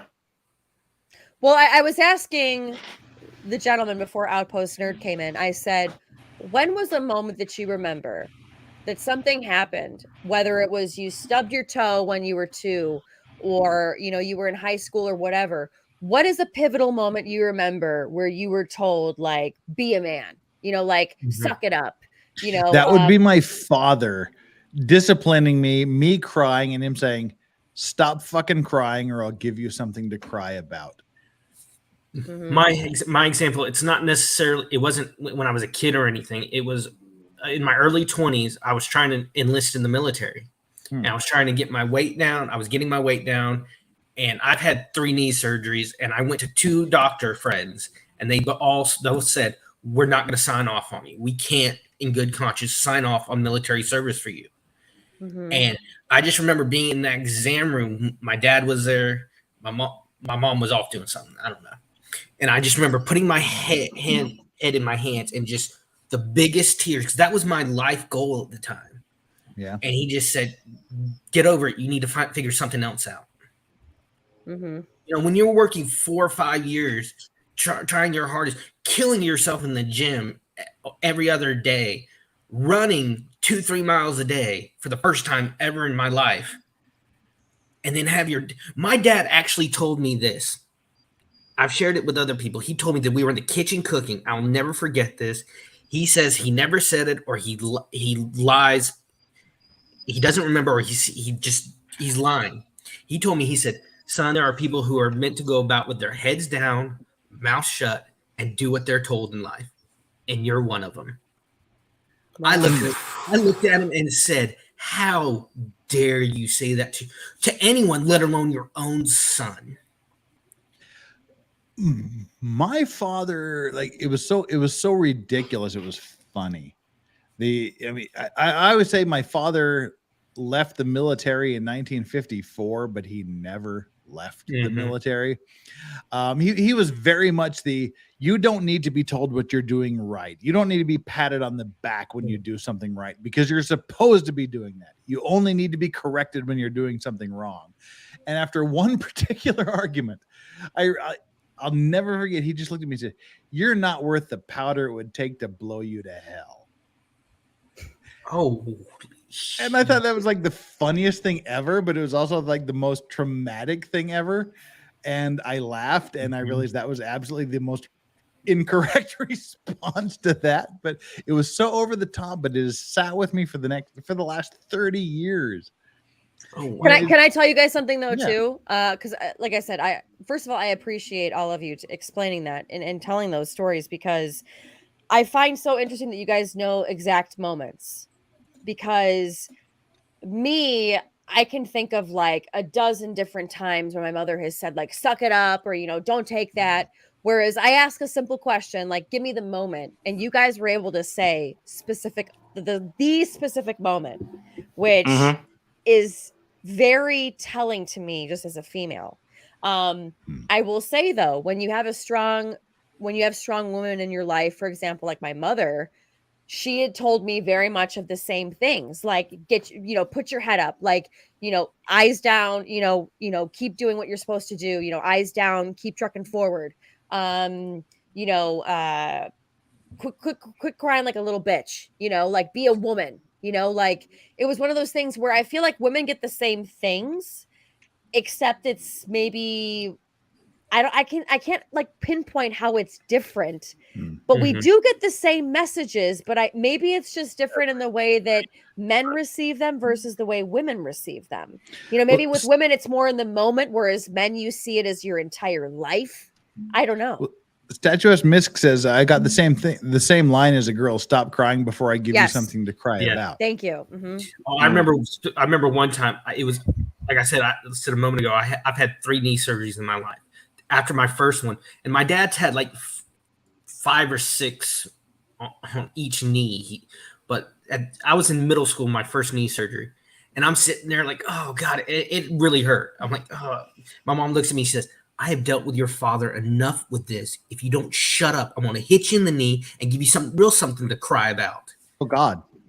Yeah. And she's like, oh, she'll say that she remembers saying that. She's like, oh, I was joking. I said, Mom, I was in pain. That's not a joke. Yeah. No. She even, one time I had to go I had to go under because I broke my arm and they really had to reset it. I was a fucking mess as a kid. But I wake up and I hear the beep, beep, from the EKG. Mom looks at me and looks down and sees I'm awake. She says, what would you have done if you heard beep? You wouldn't have heard it. You'd be dead. That's what I said. I said, well, Mom, I guess I wouldn't have heard it. Mm-hmm. My brother had a broken arm for 2 days because my dad told him to suck it up. Like, and like I said, I feel for men. Women get it too, though. But like I said, is that the brain function is different with women when we're like, okay, in this moment, I need to be strong, versus men are like, in my entire life, like, I need to be strong. Exactly. Like, we get it the message differently. You know what I mean? I don't think that one has it harder than the other. It's just that we have the same problems, but in different ways. But there are a lot of men and there are a lot of women that don't understand that we go through the same things, but in our own ways. And a lot of people can say that we have our own problems. They cannot see other people's point of view. Just like, well, it's women have to deal with this, or there'll be a bunch of men that say like, all men have to deal with this and women get it easy. And then, it's like, no, that's not true. It's like men and women go through the same things, but in different ways. And we just have to understand this. And, for me, this is rough because we're turning into a competition. And it's not a competition. I'd say it's almost it's putting too much weight on other people. No, I think at this point it's more venting because, I mean, look, I can give a fairly recent example. for a lot of my chat may have already heard this story. When my wife was pregnant with my daughter, I very nearly lost both of them. My wife developed preeclampsia, had seizures, the whole 9 yards. At 28 weeks, I thought my daughter was going to be born premature at 28 weeks. I thought I was going to lose my wife. And I was told by several nursing staff to suck it up. It was not about me. I was not allowed to cry. I was not allowed to be upset. I had to be strong. I feel that, man. Mm-hmm. Yeah, I went through something like that a few years ago. I was seeing this girl, and turned out, and she has seizures as well, and her seizure medicine was really messed up. We didn't realize it until she miscarried that she was pregnant. And she calls me. She's up north visiting her other family, and she calls me and says, "Hey," and she tells me. And it was only one of 2 times I've been absolutely speechless in my life. Mm-hmm. And the baby would have been born in July. So that first July, I'm thinking, what life could this have been? You know, you always, and I go tell my parents, and I get nothing from them. Mm-hmm. And I had to hear from a family friend that they didn't know how to respond. They didn't know how you were taking it. Mm-hmm. And it was just, even now thinking about this child still, you know, I think it'll always be in the back of my head. But it's that idea, like, and a lot of people don't know how, when a man is going through something, how one they're going to respond to the help offered. Mm-hmm. Mm-hmm. Yeah. It's like my mom, when I was a kid, if I got hurt, sometimes I'd want her to hold me. Sometimes I wouldn't. Sometimes I'd push her away. And she said, I just stopped coming to you when you got hurt or something because I couldn't handle being pushed away. As a mother, I couldn't handle you pushing me away like that. So, and I think a lot of it kind of just boils down to, you know, like, for example, like with Hayden, like, I understand exactly the pain that you were feeling. However, I also understand my mother, who is a nurse, would be like, hey, your wife needs to see you strong. If you're crying right now, like, she can't see that. You need to get in there and suck it up and just, you know, let's be clear. Let's be clear. I was not allowed to see her at this time. I was nowhere near her. That's what I'm saying. This was me in my private time, and that's what fucked me right off. Right. So, I mean, that's why, like, the hospitals have chapels and things. So you go in there, you do your meditation, get yourself right with God, whatever you need to do. You do you in the chapel. Mm-hmm. But if they're like, just telling you you're not allowed to have emotions, basically, that's bullshit. Yeah. It's weird though, because I kind of agree, right? Like, because I had this sort of similar situation where, I mean, not to say I had anything like Hayden's situation, but my mother went through a life-saving surgery when I was about 12, and like, the nurses are like, they're like, yo, you just need to suck it up and be a strong thing for your mother right now. And it's like, as a 12-year-old, you're like, I'll do what I can do. Like, you believe it. Like, you're like, I have to do this for my mother. And it's hard. Like, you go in there and you see someone that you've had protecting you for your entire life, and they are just like completely gone because of all the medication they're on. And you're just like, you have to put a strong front up, and you're like, it's going to be okay. And you try and say that, but you try and believe it, but you don't quite believe it, but you can't show it. It's a weird feeling. So I kind of agree with Farron and Hayden at this point, actually. That it's like, yeah, it's all about the time, the place, who said it, how they said it. I mean, there's so many factors to it all. But the point is that at least in this chat, we can all recognize that we recognize, you know, each other. And I feel like that's like the biggest problem, is that people just don't look at things and, like, one, people don't listen anymore these days. You know, if somebody's having a problem, people don't listen, you know, and that's the biggest problem, number one. Two, we are meant to be divided. People want us to all to be divided, because when you bring us all together, we realize we have a lot of the same history or the same experiences that we've all lived through, and we can. I mean, it's like same but different. Exactly. But we can all say, like, hey, I went through that too. Like, Hayden Eat and pluribus Ian unum. Copian, I went that with my wife. I went through that with my mom. Like, it's the same thing, but at the same time, we all realize though that I think what this is all saying is that we don't look at each other as people anymore, as individuals. And that's what I think is truly wrong with the world. And we can all kind of come to that consensus of here, at least we all listen to each other. We're all, supportive and all that stuff. So, yeah. So let's get to the fucking debauchery, bitches. All right. Get happy. Well, hang on, Jeff. I did put in chat. I did put in the private chat. There was a link to a video that I did about 2 weeks ago. Oh yeah.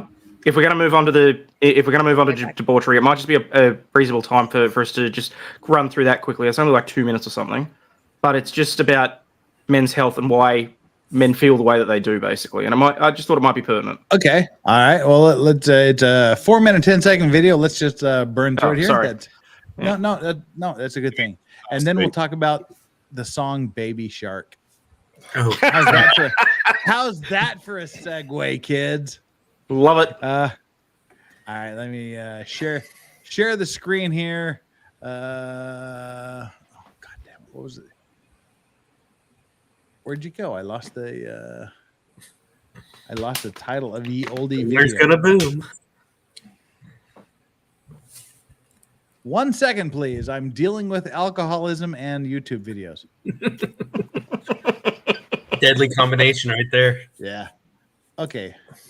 Men's mental health is what it's called. Now the stream. Okay, we're just before we get here, we have Scott Cardinal in the stream. Welcome, sir. Hey, Scott. Thank you very much. Hello, everybody. I'm How are you? so sorry. It took me like 45 minutes to see your tweet. Yeah, I sent you a message like 9 hours ago. I'm like, hey, I know Tug. If Tug could be on, I can be on. Yeah, well, it was like 45 minutes ago. I know. But 9 hours, 45 minutes, whatevs. Same thing. I was thinking Australia time. Don't you put this on us? All right, New Zealand time. So Aussie Overlord Are we still wants talking us about to sex watch and this stuff? Yeah. Okay, We're cool. Wait, Meme Copium's eating some ramen. What are you eating? I mean the seafood Nishin thing. That's fine. The Nishin? Okay, all right. Robert this time.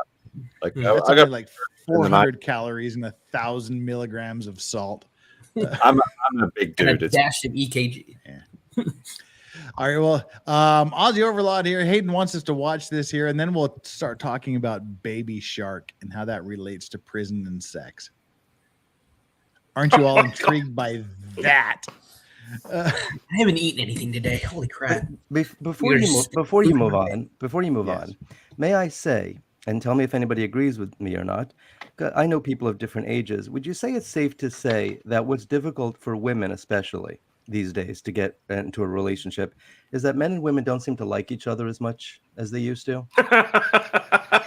That people just, right? There's so many opportunities that's to a legit argue question. Yeah.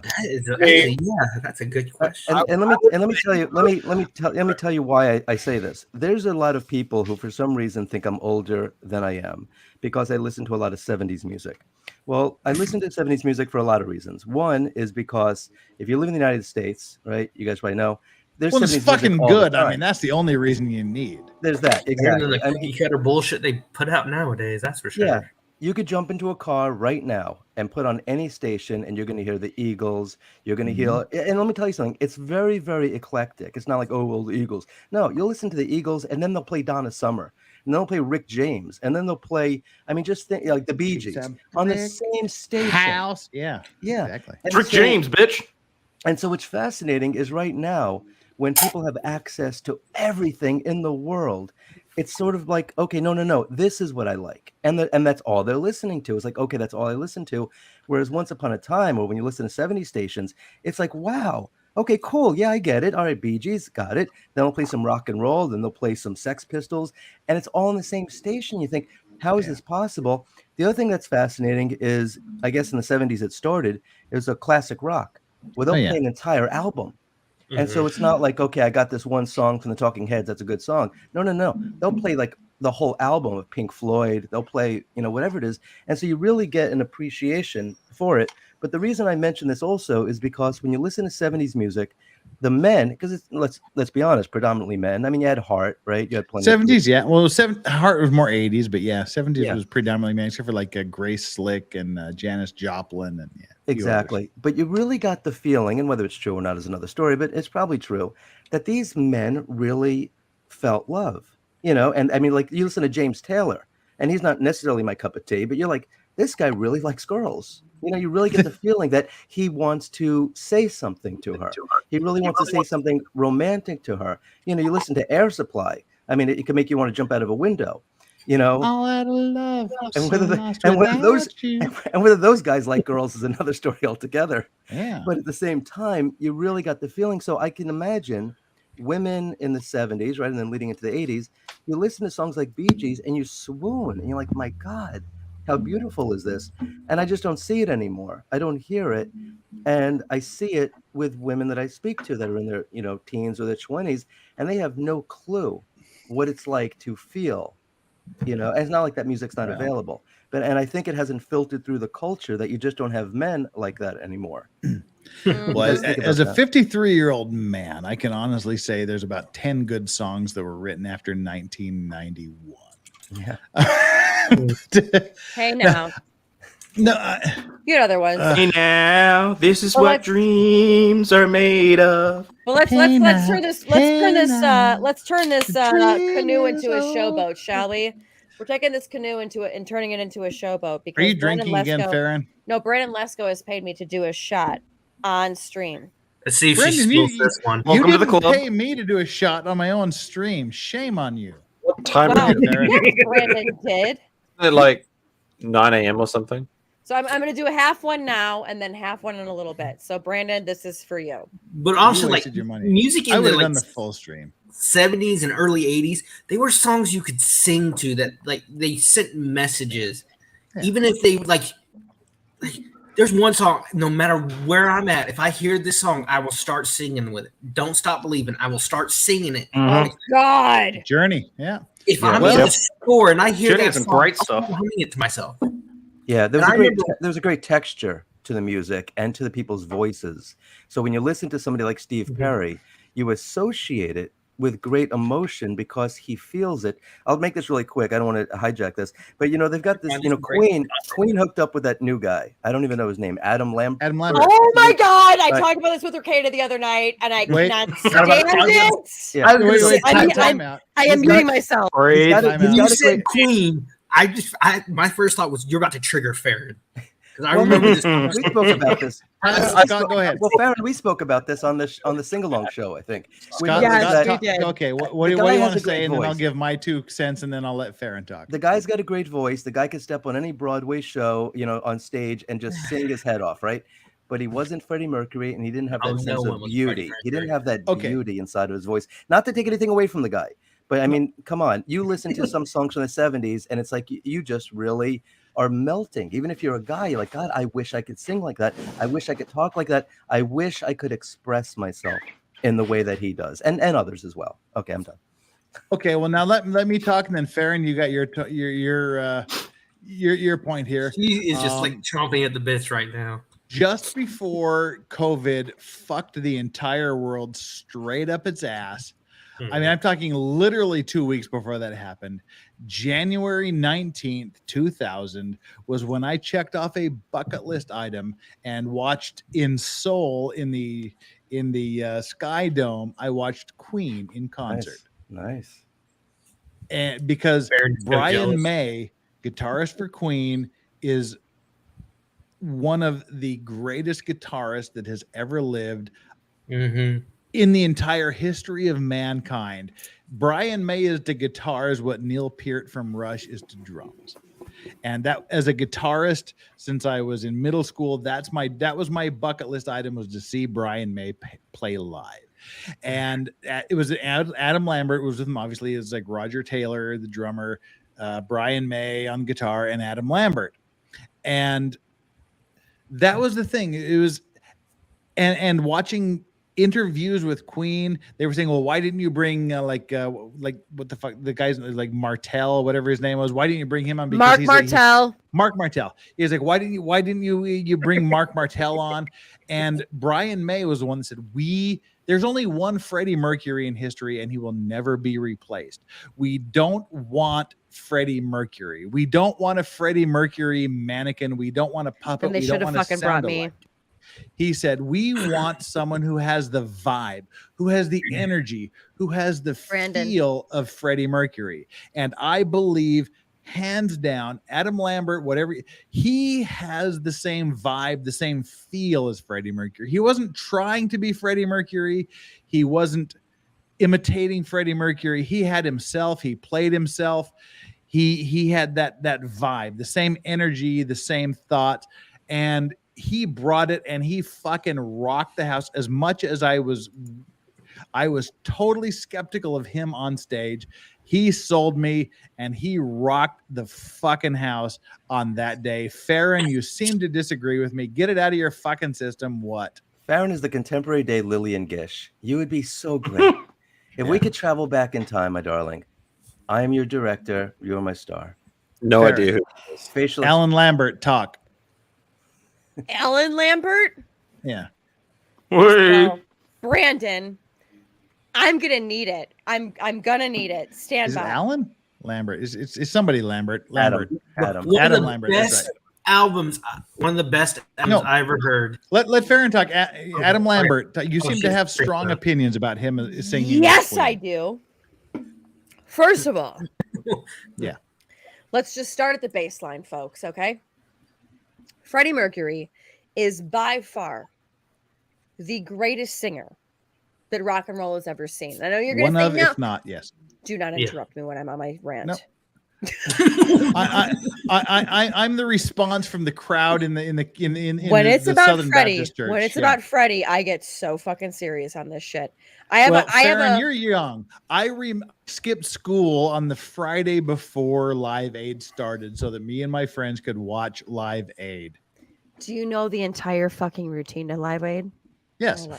I know several acts. You know all Freddie Mercury's moves and all the songs that was Farron, sang who the way was that on I did as a stage kid. immediately before Queen? Who was on stage Live Aid? I didn't give a shit. It wasn't Queen. I don't give a shit. Actually, It was Dire who did a really Straits. good. You know, we did a Don't really care. good job at live. And you know who followed? Who followed Queen on stage? Don't care. I was there for Queen. David Bowie. And you know what David Bowie heard. said? Freddie Mercury and Queen came off stage immediately after, and David Bowie looked at Freddie Mercury and just said, "I will never be you. Fuck you." No, he said, "Fuck you." I will never be you. Mhm. And Thank speaking you. of fuck you, hey, Good Logic. Joe! Yo, Joe. Holy shit! I'm on a stream with Joe. Holy shit! Never. They know how I felt having Listened Tag on to that before. for months. Holy crap! That's what I felt like when you came up. I was like, "Holy shit!" I'm on the stream without Outpost Nerd. I'm like, "Whoa!" What the You're like, Joe, why good am I morning. here with him? Joe, do you have Good stories morning, growing Joe. up listening to Queen? Is that why you're here? I was the original Queen. Like, Is there a Joe Yiddish Bohemian Rhapsody? may remember the RCA Record and Tape Club. There was like RCA Oh, and Columbia. you were the original Queen. Brian May made 200 red guitars and 100 green guitars. My father up in his little studio. I will go grab that fucking guitar right now. My mother bought the one of the 100 green guitars from Brian May for their anniversary. I am like, my father hails Brian May. No, the only one that I would say is probably a little bit better than Brian May as far as guitar would probably be, to all my actual rocker fans out there, would probably be Nuno Betancourt of Extreme. If you know More Than Words, Nuno Betancourt is an amazing guitarist. That was actually a however, pretty good job on your Well, More Than Words you know, there. It's John Stevie Ray Vaughan, Vaughan, have to throw Alex Stephen Lifeson. May, Alex Lifeson has to be Alec thrown in the mix. Lifeson. Queen Alec Live Lifeson is the fucking good shit. as Camu Camu. Alec think about Lifeson, it. I mean, Rush Stevie was Ray so great, Vaughan they didn't need anybody blues, besides them. and Brian May pop. But no, what I'm saying is like RCA Record and Tape Club. I was 10 years old. It was 1979. My first 6 albums I bought with my 1 penny, which I'm sure Joe remembers the RCA Record and Tape Club and the Columbia House thing. You could buy 6 albums with 1 penny. It was Nazareth, Hair of the Dog, AC/DC, Back in Black, Foreigner Head Games, Foreigner Double Vision, Kiss, Awesome. Unmasked, and Queen live. To be killer. a kid, then. Mm-hmm. I mean, I always tell people when Bohemian Rhapsody came out, I was Queen before Queen was Queen, bitch. So none of that's done. But I how are agree you with that. doing, Joe? Good morning. Good afternoon. By the way, I love Oh, it's afternoon now. I love Megiddo Eubanks. We know who the obnoxious drunk is now. Me or Joe? No, well, no, Joe, your friend Brennan Lesko is now paying the price to me. Oh yeah, so- he's effectively trying to kill off everyone on the panel, one drink at a time. Except me. Nice. So we feel your pain. Except League of Vices, given that it's his stream, which is hilarious. So wait, how can I get a can I get a count as to where you're all at? Where you're at one? I'm 10 in and I owe 10. I'm this much. You're I'm sober as hell. Farron, because you kind of look a little drunk, and that's why I'm wondering. You're at one shot. Literally? Farron has been drinking since 8 a.m. her time. So She's queen fuck you, drunk. Jeff. No. She's queen drunk. She just So I started it maybe an hour and a half ago where I was just sipping a Captain and Coke. But when you lose 30, Was that what you tipped over? 31, 32 pounds, yes, that's what I tipped over. Oh. It starts to get you a lot quicker. You know what I mean? You know, Joe, you've lost a good 30 pounds as well. Before COVID, I lost 100 pounds. I lost 100 pounds. And then during COVID, I gained 50 back. But after I'd lost the 100 pounds, there was two things I realized. Winters are fucking cold. And two, it takes a really small amount of alcohol to get you liquored up seriously when you have no blood in your body. Yeah. So you're a vampire? You gotta try my alcohol that I make. It gets you really warm, toasty, and happy, and very drunk very quickly. But if you watch, if you watch The Unexplained, you would know from Dyatlov's past that actually, if you are liquored up in the winter, you actually freeze quicker. That's true. Your body temperature drops. Mm-hmm. Now that we've got Joe here, we need to clear off some of these super chats so we can open it up to Joe to dispense his wisdom here.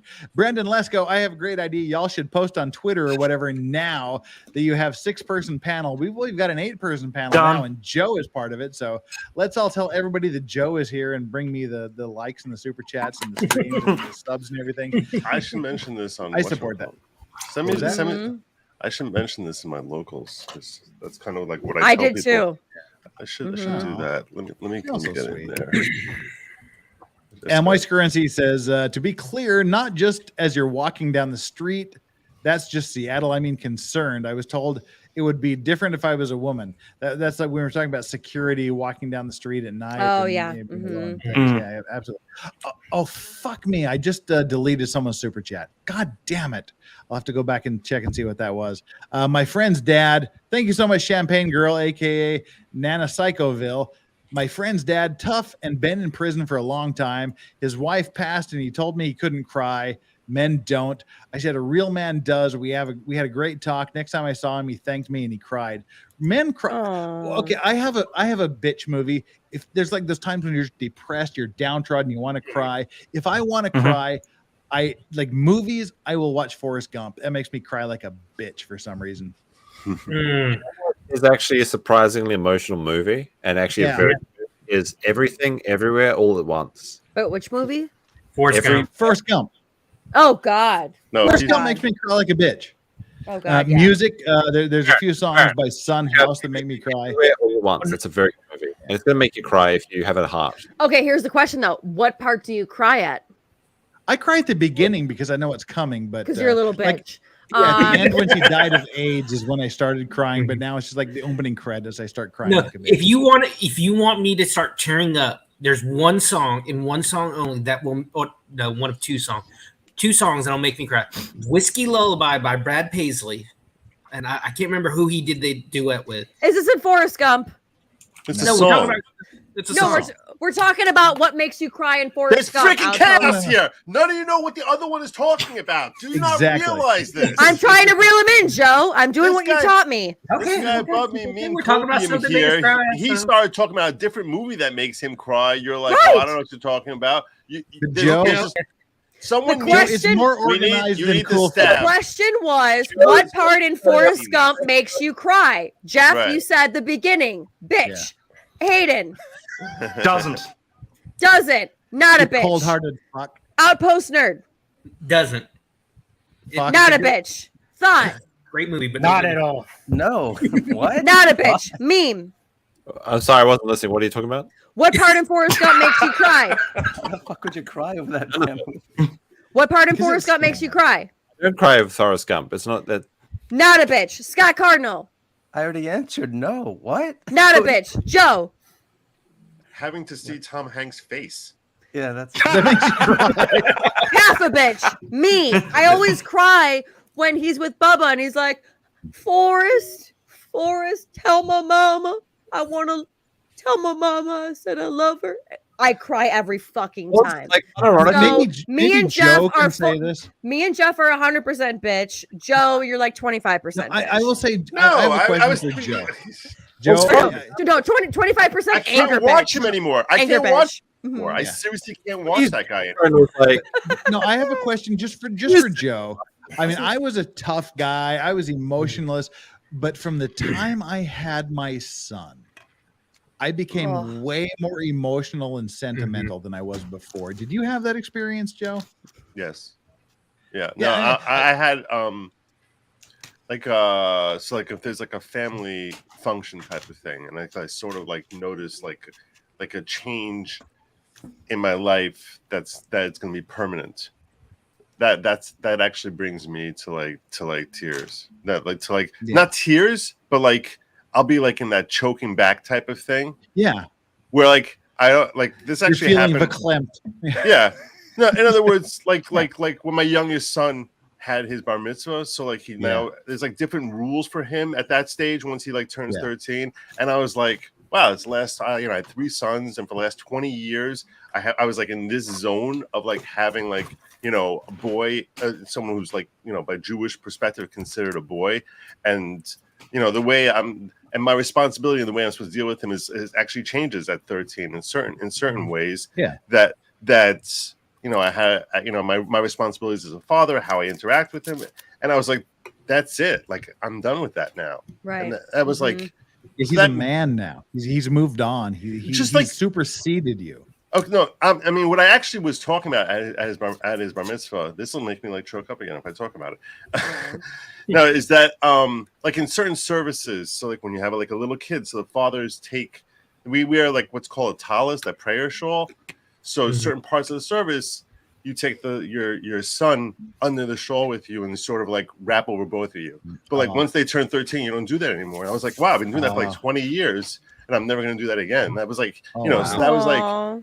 So yeah, so that sort of thing like makes me like sort of like do exactly what I'm doing like right now. Like I start like choking up like a little bit, but not like. I mean, but there are times that I actually cry over certain things. I won't claim that I never ever cry, but I think if you cry frequently, that there's something wrong. But like. It's weird things that set you off because you've had this parenting. And let me read the super chat, then I have a thing to say to Joe here. January 18th, 2020 says Greg Hansen, thank you so much. I got to see Slipknot near my home. Huge occasion for me. Queen, a bit too much before my time. Now, Slipknot, it was an awesome concert. Queen is timeless. Yeah, but I mean, like just recently, last Sunday, as a matter of fact, and I had a good friend who was I'll just say his name was Pierre Cohen-Aquine. Kutakinte? Who? Dude, Farron. Fuck. Hang on. He died. Oh. Pierre you said Cohen-Aquine was his name. He was a French Orthodox Jew. He was a dear friend of mine. He died in a motorcycle accident last summer. Oh.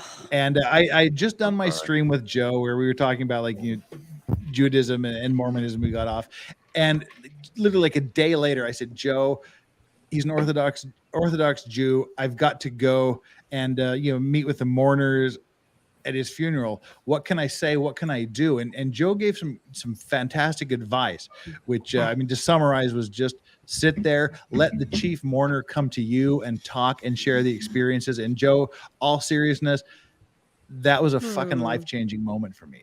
It was his two sons were the chief mourners, and his oldest son came to me, and I had talked to him maybe for 10 seconds his entire life up to that point.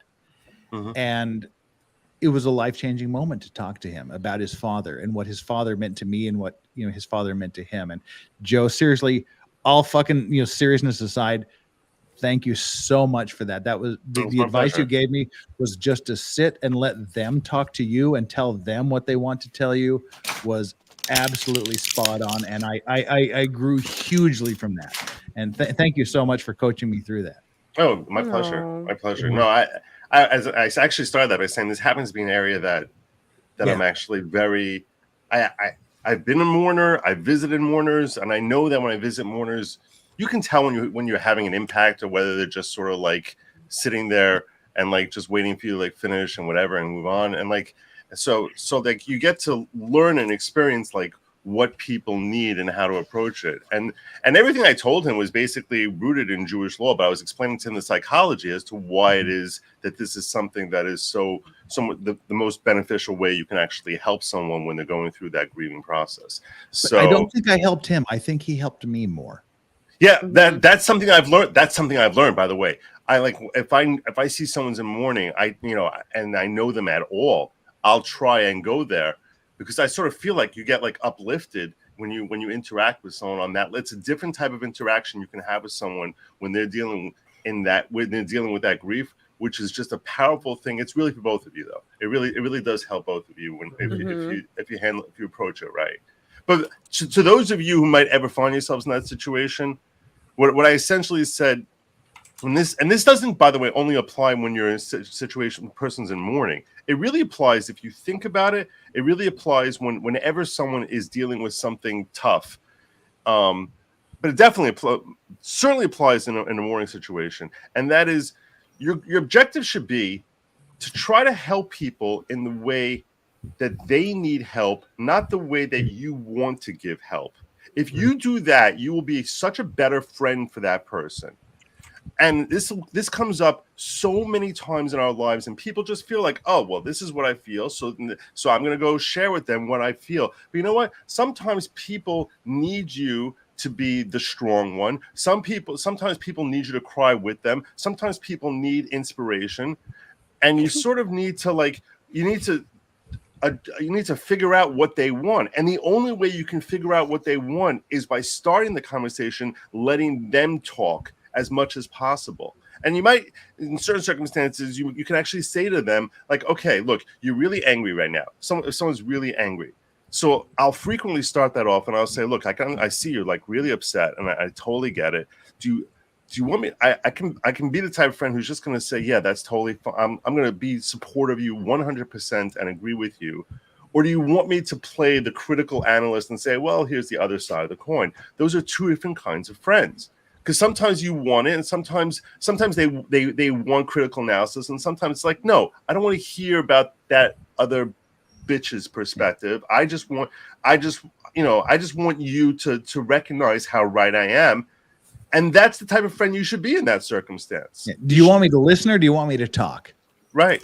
Yeah. And if you do that, it's like you rise up to being a whole different level of person in the way you can impact others. So I urge each of you to try this the next time you see someone who's grieving or mourning or even really angry.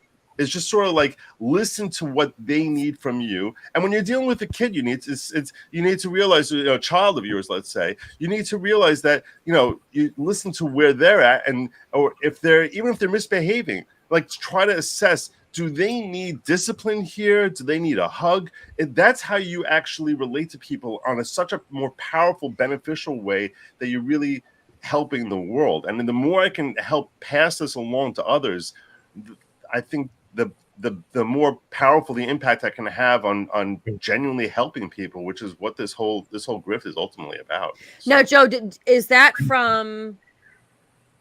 from you, or is that from Judaism as a whole? Yeah. Joe is Judaism. I asked him when we were together. But Joe has his own speakings too, though. No, I mean that's what I think. I asked Joe, like, from a scale from 1 to 10, where would you put yourself on orthodoxy? And he said 12. And I respected the fuck out of that. Yeah. But when it comes to it, though, again, is that from you as it's a great parent? question, Farron. That's a great question, Farron. And what I'll tell you is, so when it comes to like the morning thing that I was talking to Jeff about, so there's really very little. We understand certain things about what you're supposed to do, but as far as the rationale, I've never studied anything as to the rationale behind it. But I just sort of looked at what we are supposed to do, and then I asked myself, well, why would that be what we're supposed to do? Like, in other words, if you give me a list of rules, and I know that these rules are rooted in a concept of trying to create a better world.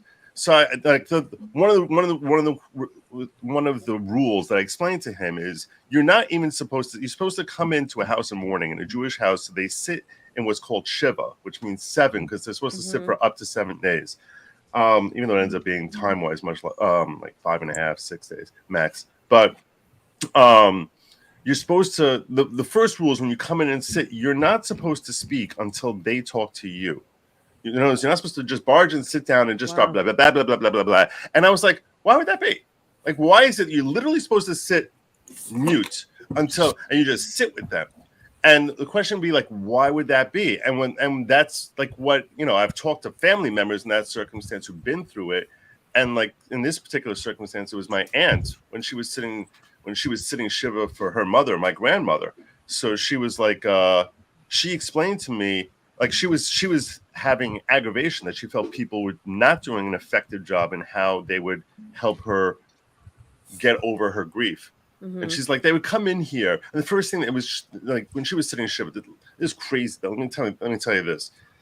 I mean, this was a little bit powerful. I feel like I'm bringing down the whole stream. Jeff, you no. I'm fascinated by all this. No, fuck it. It was my stream, and Joe, you seriously did a huge thing. Fascinating.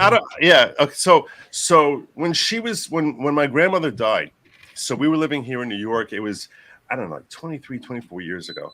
And my mother and her who now she's she's in heaven too, but and her sister were sitting Shiva for their mother. Only the immediate relatives sit Shiva. So a parent, a child, a sibling, a spouse. They're the ones who sit Shiva. And even though I wanted to sit Shiva, it's like, no, you're not supposed to do that. So and the reason, and there's so many reasons for the psychology behind sitting Shiva that I never realized that, wow, these Jewish laws, it's basically designed to help us to deal with life. And that's the objective for all these Jewish laws. So, and when it comes to mourning, so that week in New York, there was crazy hurricane, and rains that were torrential rains. It was so bad that the FDR highway, it's a highway that runs along east side of New York. That was Hurricane Sandy, right? No.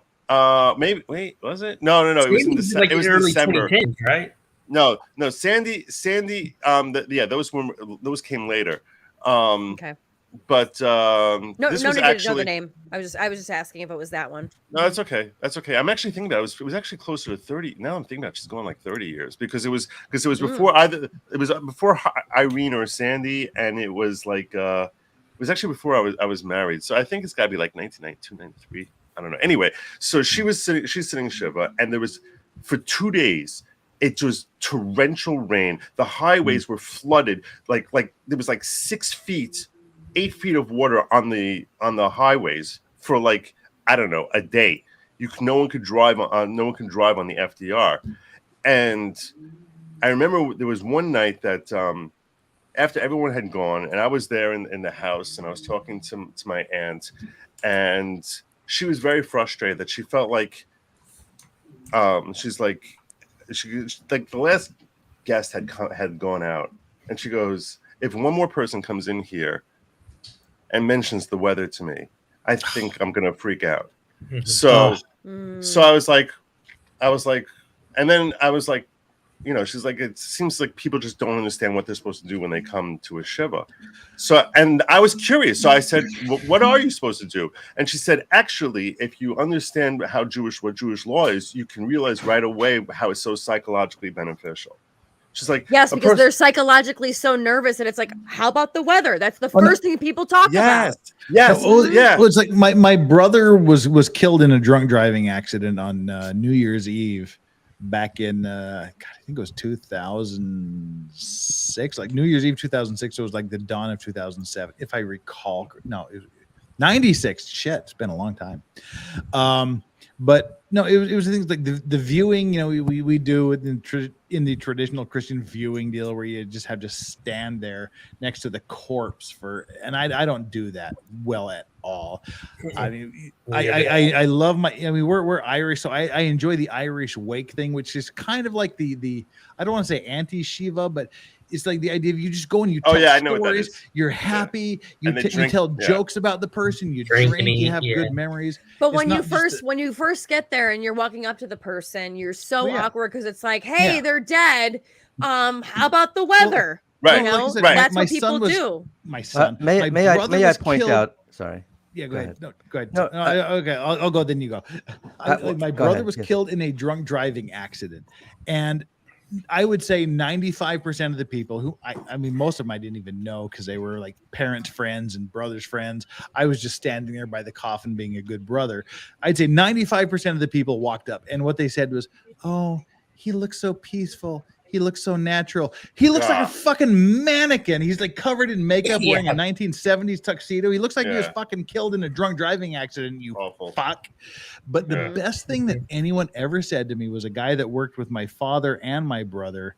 He was like a diesel mechanic. He just walked up, he looked me in the eyes, and he just said, "Shit, shit," and he walked away.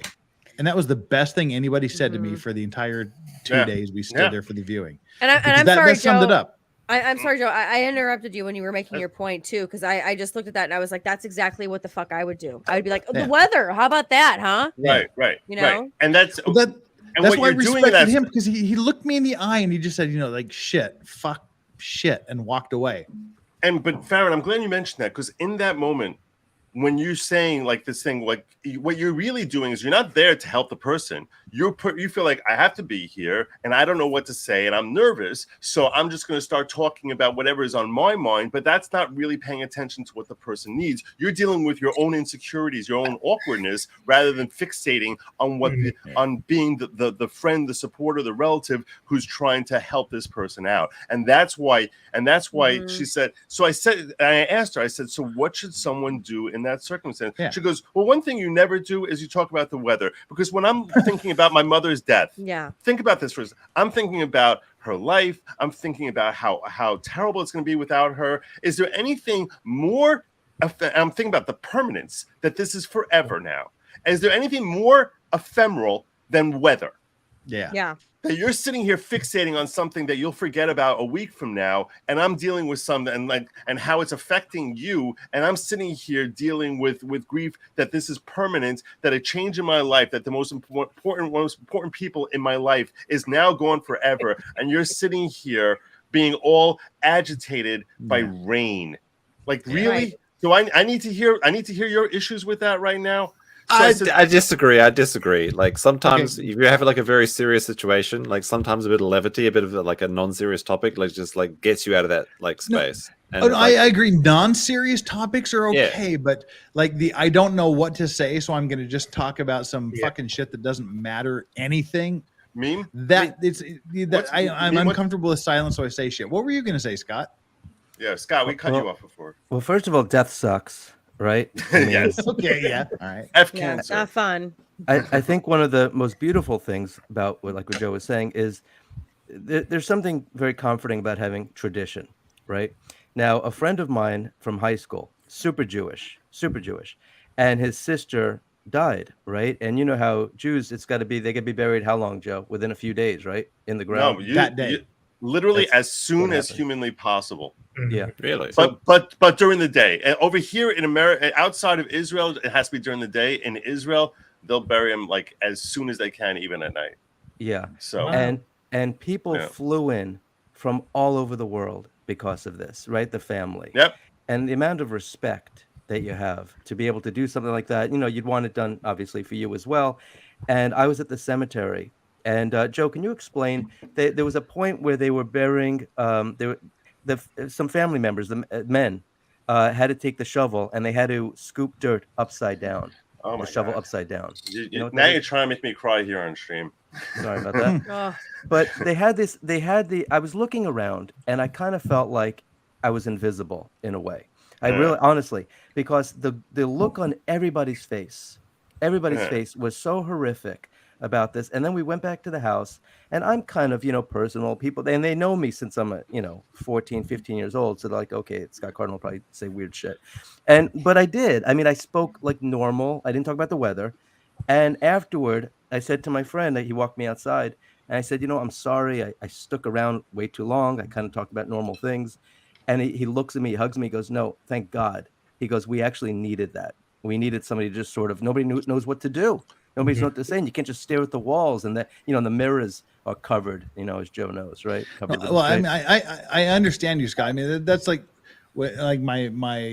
I'm predeceased by my mother and my older brother. My older brother died first. My mother died like 12 years ago. And I remember my father told me that what we do in like the Mormon tradition, we'll have the funeral service, and we'll go to the graveside, and then there'll be like a prayer, and you dedicate the funeral to sort of you dedicate the grave to be like hallowed ground, and for the body to come forth in the resurrection and whatnot. And my father told me that I was supposed to dedicate the grave of my mother, and that like fucking freaked me out quite a lot. But it was a very powerful moment, because it was like, okay, now you just have to set aside all of the small talk, all of the bullshit, all of the thing, and you have to address the issue that's right before you now. And it really puts you in the moment. But this is it kind of goes off what Scott was just talking about. Me being a nerd, I've played video games all my life. I've had a best friend since second grade. So since like 92, I've known this guy. He is the most competitive motherfucker I've ever met when it comes to video games. And in 2006, I'm not. In 2006, I was losing my grandmother. We ended up losing her a few days later. Mm-hmm. I knew how he hated hospitals. He could not be with, but he was able to put that aside. Come visit me when I was sitting there with the hospital. We ended up going back to his house, and we were playing video games like we'd done for hundreds and thousands of hours. And for the first time ever, I won. And it was just him being able. He knew I needed that little ray. It was such a little thing. Yeah. He knew I needed that little ray. And then I'll never forget this either. A few days later, after the funeral, we're having the funeral procession from the funeral home to the gravesite, and I see this guy out in front of a local business doing yard work, and he stops what he's doing, takes his hat off, and puts it across his heart, and I look at the guy. He's the lawn care guy from my church. And so I go up to him the next Sunday. I said, "You remember that funeral procession you saw? Like, I think it was Thursday." He said, "Yeah." I said, "That was my grandmother. You don't know how much that meant to me, seeing you stop and show that respect to what was surrounded as a total stranger." Mm-hmm. And even today, this almost 20 years later, thinking of just that day just still gets me. So and that's what I was going to say is as a Christian, as a Catholic myself, which is why, Joe, I love that you have Rob on to talk about Catholicism, but as somebody where I'm like, he's converted, whereas I was born Catholic. We have problems with the converts. As somebody that went to Catholic school my entire life, Catholics. I'm like, you know what? He's a convert, and we all love Rob. But I will say though, the reason why he didn't feel the cane from the nuns. He didn't have his knuckles on the desk. Exactly. Like, exactly. Do you know what it's like to have the literal fear of God put into you, buddy? You have no idea. But no, scene from the Blues Brothers, where the penguin just floats across the room and shuts the door with its powers. No, exactly. I was just thinking about Blues Brothers, Jeff, when she'd had that little like pole thing, and she'd like press a button and come out like shing, like a sword sound would come out. I'm like, I remember that. Exactly. But the one thing that I love, and like I said, Joe, I want you to finish because I just think that it's one of these things where as Catholics, here's one of the things that I look at it, and it's very close to, and again, as a lifelong Catholic, it's very much like what the monarchy does, like where we're taught, stand up, sit down, kneel. Here's what you do at this time. Lean to the left, lean to the right, stand up, sit down, fight. You're a Mormon, stop. You're a cheerleader. You know what I'm talking about. But it's one of those things like where we're stand up, sit down.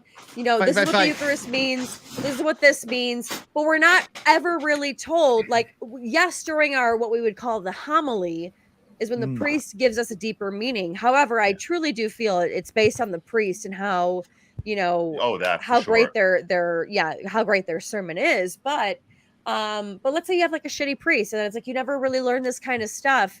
You learn like, what you're supposed to do, like the royal etiquette, as the monarchy does. But when it comes to learning the deeper meaning, like you said, like, don't go up to somebody who just lost a loved one and start talking. I've never heard that until right fucking now. Okay. Yeah. And I would be that, like I said, I would be that person about, hey, so the fucking rain, right? Because sucks. it's awkward. Because it's awkward. Right. You feel like if you make conversation, it'll be less awkward. But This might be a cultural difference. It might be a cultural difference. I want to address what you said earlier, as far as like what you said earlier, where you said sometimes people need a good joke. I'm going to tell you something. Yeah. You're totally right in that. But it's what starts with is understanding where the person is at, rather than you saying, you know what, I'm going to come in here, I'm going to fix the situation by making them laugh. You can actually the objective should be is if you come in silently and then let the person express where they're at, you can then approach it in a healthy way. I actually have a very funny story from absolutely. With that said, though, is everything in Catholicism is how can you be saved? How do you do the right thing? How do you? A lot of it is not onto the other person. The only time you ever really hear that is do unto others as you'd have done unto you. Well, that's the difference. And that's the one thing, like just talking with Joe like a couple of days ago when we were on his stream talking about the similarities between Mormonism and Judaism and whatnot. The one thing I wanted to mention, like a stark difference between Christianity and Judaism is that the prayers in Judaism are never, please bless me that I can get this. Please help me get that. It's always the prayer of thanks and blessing to other people. And that is seriously fucking respectful. Thank you. Yeah, no, it's true. It's actually, there are very few prayers where you're actually praying for yourself. In fact, all of our daily prayers collectively, we're praying for the populace rather than for ourselves individually.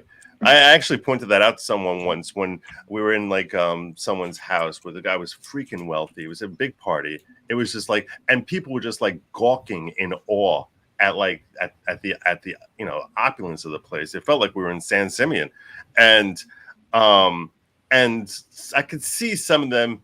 It's hard to not feel jealous. And what I actually said to this guy is like, dude, I know that like you look at this and you're like, you wish you could have something like this or whatever, and you're looking at him. Understand this: you pray 3 times a day. And in your prayers, you're looking for blessing for all of us. So this guy, and he happened to have these blessings of wealth, look at this as a fulfillment of your prayers. This is what you asked for, and it's a great thing because he does wonderful charities with his money. He's a good person, whatever, and when you look at it from that perspective, instead of looking at that other person like, wow, you schmuck, why are you such a lucky bastard? You feel like happy for them. They're a good person. They're enjoying successes in life. They're doing it in a nice way. They're sharing their benefits with their friends and family and stuff like that. Why should you feel envious? You should just feel happy that a good person has received like blessings from God. Right. But that's where I'll tell you, Joe. That's where, as a lifelong Catholic versus Rob, I will tell him this every day of the week. All the Catholics out there that know that have been raised Catholic their entire life, we call it the Catholic guilt. When we look, and I'm serious. No, you're right. When you look at life and you're like, why is he getting so many rewards and I'm not? what am I doing wrong? Am I not loving God enough? Am I not doing this enough? Am I not doing that enough? It's the Catholic guilt. You want to know why I don't know about sex toys and all this other bullshit? Oh, It's you the know. Catholic freaking guilt. You know, like there's the Catholic guilt follows you your entire life. And that's where I'm telling you, like I said, I love Rob, and I'm saying go the Catholic route with him. Like I agree with you. Just once You a month. touch You know, yourself and your arm withers. just and, yeah. exactly. Same with me. I've never owned a sex toy. Like it's Catholic guilt.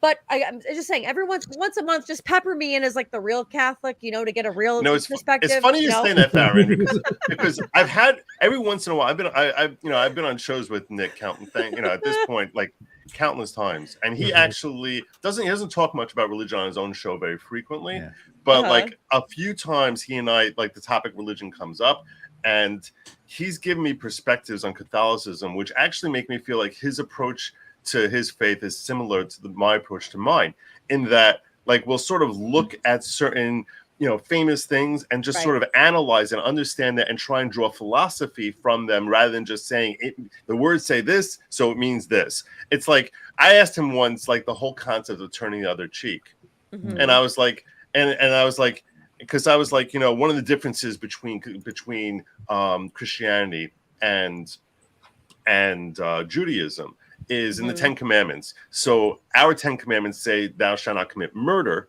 Yours say thou shalt not kill. And the key distinction in those words, it sounds the same when you just think about it. But when you it sounds exactly the same. But the subtle difference is that under Christian teachings, you cannot kill. You're not supposed to kill in any circumstances, as opposed to murder, which is an unlawful killing. But in self-defense, you're supposed to kill in self-defense if that's what you have to do in order to protect yourself. So and I was talking to him, like I said, I think you can see that in various themes as far as one of the differences between the two religions. And I said to him, for example, and that translates into why Christianity has that you should always turn the other cheek. Like you get slapped across the face, you turn the other cheek. That's like, it's like, no, you can keep hitting me. And I said, I never understood how that could be a healthy way of approaching, because it's like saying, no matter what someone does to you, just ignore it. It's totally fine. I'm like, no, we say that there should be accountability and retribution. And my mother, who's the Italian, never understood that. She's like, this whole turn the other cheek shit, I'm with the Jews on this one. Don't deal with that bullshit. Joe, I have a serious question. I mean, you see it a lot on YouTube and other things, but like the Hasidic Jews, I mean, they will just sit there and get abused in New York, just in public, and not retaliate. Where's the differentiation there? I mean, I'm not sure what you're talking about with respect to them getting abused. That's not. No, something... I mean, like just someone's like watch them and like punch them in the face, and they're just like, okay, they just take. Yeah, there's been videos recently. That I think is, to be frank with you, that I think is fear. I think it's fear that they feel like. I think they feel physically powerless in those circumstances. None of them have guns. None of them have guns or anything like that. I think they literally feel, and it's not like they get in a fight on a regular basis. Yeah. So it's like, if you're someone who's been scrapping your whole life, in a moment you're like, okay, all right, you sort of pump yourself up and you're like, all right, let's go. If you've never been in a physical fight, the first time you get punched, you just go down and you're like, you don't know what to do then in that circumstance. And we don't really engage in physical fighting on a regular, on a very frequent I think basis that would happen with anybody. I mean, the Hasidic Jews in New York, there's a very famous, it's a legendary camera store called B&H. You probably know it, right? Yeah, sure. That's where my camera came from. Seriously? Cool. It's unbelievable. It's completely run by Hasidic Jews, and they will hire anybody as long as you're a Hasidic Jew, because it's all family. So you'll have like 10-year-old kids working there, at the conveyor belt, and you'll have some 95-year-old guy, and they all know everything. You could ask them any question. Well, I'm thinking about buying this camera, and they've got all this brilliant knowledge. Yeah. But they don't live in Manhattan, right? They're in Brooklyn, and they got their own buses. They come in, they don't interact. They're like, we take our own buses in. We're not dealing with any of this crap. We go as into our store. ghetto-wise as possible. As ghetto-wise as possible. Yeah. And like somebody in the chat said, a Jew trying to tell what Christians believe. And this is what the frick I'm talking about. Yeah. Like, just because Joe is Jewish doesn't mean that he can't tell me what I believe. There's so many of the same things that we do believe. It's just there was a certain point where we all split, but again, somebody to tell me like what I believe. Why can't I listen? Why can't I listen? Can we just time out for a second on that thing? Right. The reason I mentioned Nick Kay and the whole turn the other cheek, because I was telling him what I understood from your scriptures, and he gave me a completely different look at the phrase turn the other cheek than I ever understood. And I was like, wow, okay. He's like, really, when you say turn the other cheek, the way he understands it is that he's like, if someone slaps you in the face, it doesn't mean that you should he doesn't take it as it means forgive. It means literally stand there like a man and turn the other cheek, daring them to hit you again. You run out of fucking cheeks. Oh, right. Yeah. And they're saying Farron looking for drama again. Farron, it's because he denies Christ. That's not what it is. For fuck's sake. It's not what it is. It's that we can all listen to each other, because I don't know if people realize. Joe is an Orthodox Jew. If he didn't deny Christ, I would kick him off my stream. Of course, he's so many religions, from the Torah to the Bible to the Quran to Buddhism to all of us, every single religion, talks about somebody coming down and somebody saving something. Every religion talks about this. It's just, in what part of the world were you at what time period? And we all somewhat believe the same thing. It's just that we all have different kind of laws or life lessons. And that's where I think when we stop listening to each other, that's when the walls are put up, and that's where you get this oh, sorry, can't believe you because you deny Christ. Sorry, Joe, my bad. I've been told to Christ lives forever and ever. Whereas you're well, I haven't been taught that. I'm in New York. Well, I'm in Chicago, so fuck you. That's the same thing. I'm going to modify something that you just said. You said when we stop listening to each other. I would say it's when I stopped listening to you. I was a philosophy major. That was my major. I was a philosophy major with a Korean minor. And my senior, I was a TA assistant, so I taught philosophy 101 at the university. And that was the first thing I told people in the introduction. The first 2 minutes in philosophy 101 was, in this class, we are challenging your beliefs. Whatever religious, philosophical, or sociological belief you have, leave your fucking bags at the door. We are going to come in here with an open mind, and we're going to talk about all beliefs, all views, all systems of religion and belief, and we are going to have a discussion based on that. And if you cannot leave your, Jesus is my savior, I've been washed in the blood of the Lamb. If you can't leave that at the door, cancel the class and transfer to a different class. Christians, we would not be where we are without Judaism, okay? Christians, we are here because of Judaism. The only difference between me and Joe is the fucking New Testament. Joe talked about this the other day. Jews are Christ killers. Well, Christ was a Jew, so fuck off. Jesus was a Jew? Exactly. Yeah. Mm-hmm. New Testament is best testament. Who wants to talk about Baby Shark?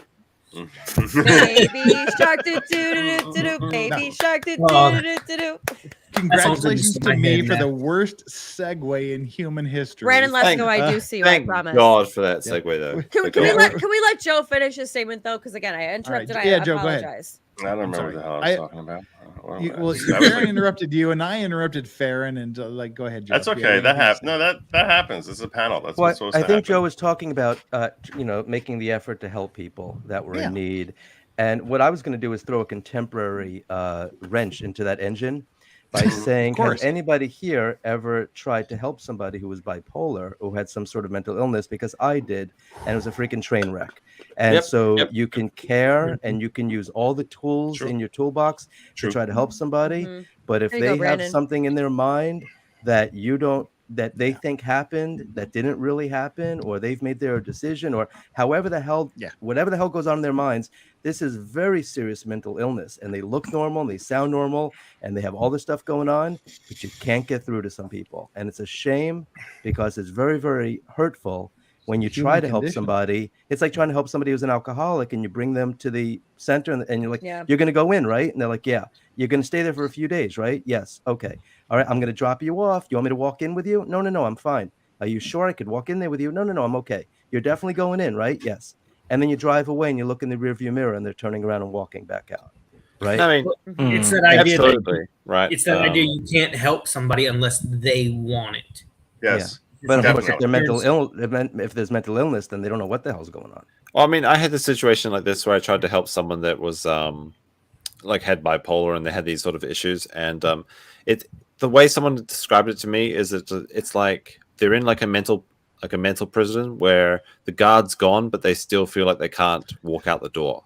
Well, And it's very frustrating to deal with if you have like because if you don't actually have that sort of point of view, you can't understand it. But it's really frustrating. But they literally feel like they're in a prison and they can't walk out the door because there's somebody outside it, but there's nobody there. They can walk. Have you read Zen and the Art of Motorcycle Maintenance? I have not. Good book. It's a beautiful book, and that's the book that made me become a philosophy major. The author Robert Pirsig was locked up in the state mental asylum in Bozeman, Montana, and there's a deal in there where he was talking about when he was undergoing therapy and electroshock and things, and he was talking about like this experience, and he said, you can't just tell someone they're out of their mind. He said it's like he said it was like being trapped in a theater, and you have to convince the person that's watching the movie in the theater that the movie showing outside of the theater is the better movie to watch. To me, that's part of the problem, not accepting that they have their own view. I am there to convince them. I am astounded that Thoth just happened to know the exact same book that you're talking about. How many people in the world know that book? There's like 3 people, and 2 of them are in the Zen and the Art of Motorcycle Maintenance is a hugely popular book. In the 70s. Really? Yeah. Everyone read it. What's wrong with you? Why didn't you read it yet? Yeah, you fucking illiterate shit. I read. Big liar, Joe. Big liar. Are you kidding me? I got a copy of Zen and the people of the Art of mountain Motorcycle Maintenance. Joe, tell me the name of the book right now. I said Zen and the People of the Mountain by Zen and the Art of Motorcycle Maintenance by Robert Pirsig.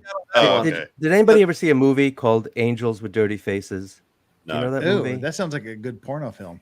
It's actually James Cagney. It's 1930s. It's a 1930s movie, James Cagney, and it was the first movie where the Bowery Boys were in. All right. Now, the Bowery Boys were kind of like, sort of an Abbott and Costello sort of thing, right? Except there was a group of them. And, back in the 30s, teenagers dressed like, they were 50 years old. And so when I was a kid and I watched this, I'm like, how old are these guys? And I found out, wait, they're teenagers? What? Because who the hell dresses like that with the suits and the hats and the rest of it? But James Cagney grew up in a poor part of Manhattan, and he had a best friend. And they grew up together, and one of them became a pastor, right? Man of God, and the other one became this, criminal, horrible criminal. And the Bowery Boys loved the criminal. They didn't want to listen. They didn't want to come to the church. They didn't want to go the good path. They wanted to follow this guy. And James Cagney just lived this horrible life, really, abusive, criminal, miserable human being. And so at the end, his friend goes to visit him, and he says, "Listen, you've done so many bad things in your life, and these kids still admire you. And if you go to, die like this, you're really going to be in their minds forever, and they're going to worship you even more." He said, his friend said to him, he goes, "You need to do something. For the first time, you need to do something for someone outside yourself. You need to set a really bad example for them." Okay? So they don't like you anymore. And he's like, "What are you, crazy? What? No way. They love me. You have no chance." He says, "You got to do it." He goes, "You have to." He goes, "Because these kids are going to end up like you. You've got to do something." And James Cagney's like, "Screw you. What are you, fuck off? Are you out of your mind? I'm going to, die the way I've lived." And so you go towards the end of the movie, and hopefully I'm not ruining this for anybody, but they're bringing him to the electric chair. And then all of a sudden he starts crying like a baby and screaming, "Don't kill me. Don't let me die. Don't know this." And the Bowery Boys found out, and they're like, "I don't want to be like him. What a jellyfish. What a wuss," whatever it was. And it was really interesting that somebody should put themselves in that kind of situation. And so you say to yourself, well, it's just some old movie, right? Who cares? But the fact is, it's actually stayed with me my entire life, because you say to yourself, could you be that person? Could you do what James Cagney did? Could you ever make yourself a bad person in order to help somebody? If you knew that, okay, it's beneficial, right? Because you have people that sometimes break off relationships because maybe, you're not the right person for them or whatever it is. And it's like, you deserve better. And so it was just an interesting story. And it occurred to me mainly because I was thinking about the bipolar thing. And the reason why I say this is because you know, I had a friendship with somebody who was bipolar, and they were just intolerable to deal with. I hate to say it, but it's like after a while, you just, how much more can you do? And an ex-girlfriend of mine, who I'm still very good friends with, you know, we dated when we were teenagers, and she had a bad relationship with somebody who's bipolar, and she said, don't break off the friendship because that'll really push them over the edge. You need to let them think it's their idea, right? Mhm. And you have to, like, you know, do things to kind of like make them think they don't want to be friends with you anymore. What do you guys think about that advice? Well, I mean, could you do that? Speaking of bipolar disorder, is anyone like the Brave Little Toaster? Never heard of Is it bipolar? Since I was My toaster's bipolar, but What is that? Is that a book? Nobody's seen the Brave Little Toaster. You mean the I've animated seen movie? The movies when I was like little. I never. Were they a book too? We're dying of anticipation here. You got to tell us what the hell this thing Come on, is. Meme, don't leave us hanging. We're on the edge of our seat here. Non sequitur. It was just a silly joke. Oh, okay. Brave Little Toaster. It's a pretty good movie. I'd recommend it. But well, anyway, I'm sorry. Let me burn through just like some quick super chats here, and we'll give. Let's do it. My father is an undiagnosed bipolar, clearly, and it's frustrating because you just want to say, go to the doctor, talk to somebody, get some pills, and you'll be fucking normal. But they don't see it that way, and that's the frustrating part. There's nothing you can say or do to convince someone to do something they don't want to do, whether they're diagnosed bipolar, whether they're alcoholic, or whether they're drug. You just can't. You can lead the horse to water, but you can't make it drink. That's absolutely true. Like, and it's frustrating, especially when you've got the horse's fucking reins in your hand. Just drink the fucking water, and they won't. Yeah, it's very frustrating because I did a show last night about the Beatles and what could have been done to keep the Beatles together. And the story basically was, No Yoko. Yoko. And that's the thing is, and I said, did Yoko break up the Beatles? Is the main question people ask. But the better question is, in my Was she opinion, the catalyst? Yeah, but I think the better question is, could Yoko Ono have kept the Beatles together? And my answer to that is yes, because John Lennon was really the problem there. And she could have said to him, John, yeah, he wanted it out. I'm going to be the biggest, I'm going to look like the biggest witch in the history of the world if the Beatles break up. Why don't you do this? Go in there, say to these guys, you've known them since you're 16 years old. You guys grew up together. Guys, we're not breaking up the Beatles. That's fucking ridiculous. We've got fans, we've got friends, we've got a big machinery here of people that that we employ. Every year, once a year, for about 2 or 3 weeks, just the four of us are going to go to the Bahamas and make an album. The rest of the year, we can do whatever the fuck we want. Don't say jack shit about Yoko. Don't say anything about anything. We're not breaking up. We're sticking together. And then you got the whole freaking rest of the year to do whatever the hell you want. And you keep the machinery going instead. And she could have done it because every one of them, Paul would have been okay with that. Ringo would have been okay with it. George Harrison kind of pissed off about a lot of shit. But as long as he would have been able to still make All Things Must Pass, as long as he would have been able to get his other music out there, why the fuck not? Stick together instead. So were they the original? Were they the original?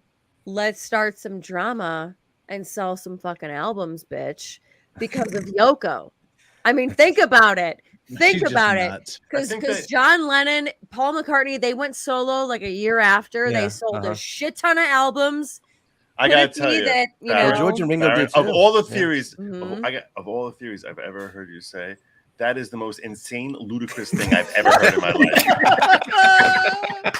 life. They sold more albums when they were together than anyone and than any human could ever possibly. They couldn't even keep track of how many albums they were selling without the drama. They didn't need drama. They had legit talent. The people who need drama are the ones who like, I don't bring anything to the table. So here, look at me. You're bringing a 21st century perspective to people who are actually legends in what they were doing, as far as like that's how they're going to create popularity. I'm sorry. Anyone that has ever seen This Is Spinal Tap, there's a deal like where Spinal Tap goes through their Beatle phase, and the one song they became famous for was "Give Me Some Money." That's what the whole thing was about. Just give me some money. That's what Dire Straits was founded on: money for nothing. The reason I bring it up is because all of us have probably broken up with somebody. We've had relationships fall apart, and when you watch that movie, Get Back, right? And Hey Joe, great song. Sorry, by the way. And I don't I don't believe in looking at photographs of people and thinking that we're mind readers and that we know the inner thoughts of people. That's just fucking weird. You know, you could take a photograph of any famous person and you think, oh my God, he looks so sad. And meanwhile, he might be thinking, I'm hungry. You know, you don't know what the hell's going on in somebody's mind. But in that movie, when there's a close-up of Paul McCartney's face after kind of a row with, you could just see, they don't want fucking Yoko there. All right, it's creepy. It's weird. Of course. You don't have Yoko's creepy. You don't have your girlfriend, whoever the hell she is. She could have been Patty Boyd. It didn't matter. Sitting on your fucking lap while you're at work. Nobody does that. Nothing normal. And all you're doing is pissing off everybody. And why she agreed with it, I don't know. But the reason I mean, except insecurity and the rest of it. But the reason I mention it is that Paul and John were kind of really rude to each other. I mean, they wrote songs. John wrote a song where he's calling Paul McCartney, you know, a cunt, right? I mean, they're just insulting each other. But meanwhile, they loved each other so much. There was already enough of a foundation of friendship that it just, they got back together as friends, right? And I think what concerned me about this friendship that I had with this bipolar person is I've never been in a situation like this before where you can't even, like, there's no opportunity to even fix an argument. Yeah. It's like, no, that was a mistake, or, you know, get a sense of humor. I was just joking. It's like, no. That wasn't a joke. That wasn't this. Yep. And the anger, the hatred, the vitriol, the venom. And I'm like, what is this? What the fuck is this? Yeah, I've never experienced anything like this before. It's like, no. This isn't something you argue about. This is you're crying what? Over what? Now, Legal Vices, as you read some super chats, share my little screen that I did at the bottom. I think I kind of like this. All right, well, we'll get there as soon as possible. Do it now while you do super chats. Like while I'm doing super chats or after? While you're doing super chats. There you go. Right. Perfect. Check this shit out. I saw that. What? Okay. Johnny, Ian is you see this? Well, I'm not fucking on there. Why do I want to watch that? What's Nick C? As Nicolas Cage? You are Nicolas Cage. Oh, is this the? Oh, I see what you're saying. Yeah. I'm not on there. Why the fuck do I want this on my stream? I'm not part of this fucking stupid shit. Fuck off, Jeff, everybody. we're bringing you the viewers, so shut the fuck up. All right, whatever. I'm not sure. I think this is fair to everybody except Ian. Do I have to scream bees? I would love to be Sam Waterston. He's the goat, man. Yeah, but he's got that really deep voice like this, and you got to talk like this the whole life. Hi, I'd like a Coke. I'd like a French large fries, and that's my thing. When I get agitated and excited, my voice goes up like 2 octaves. But you can do this. You know, maybe I'm going to be exposing myself by saying this, but I have no idea what this is supposed to be. What is this? Is this a movie or something? This is for the Johnny Depp movie. What Johnny Depp movie?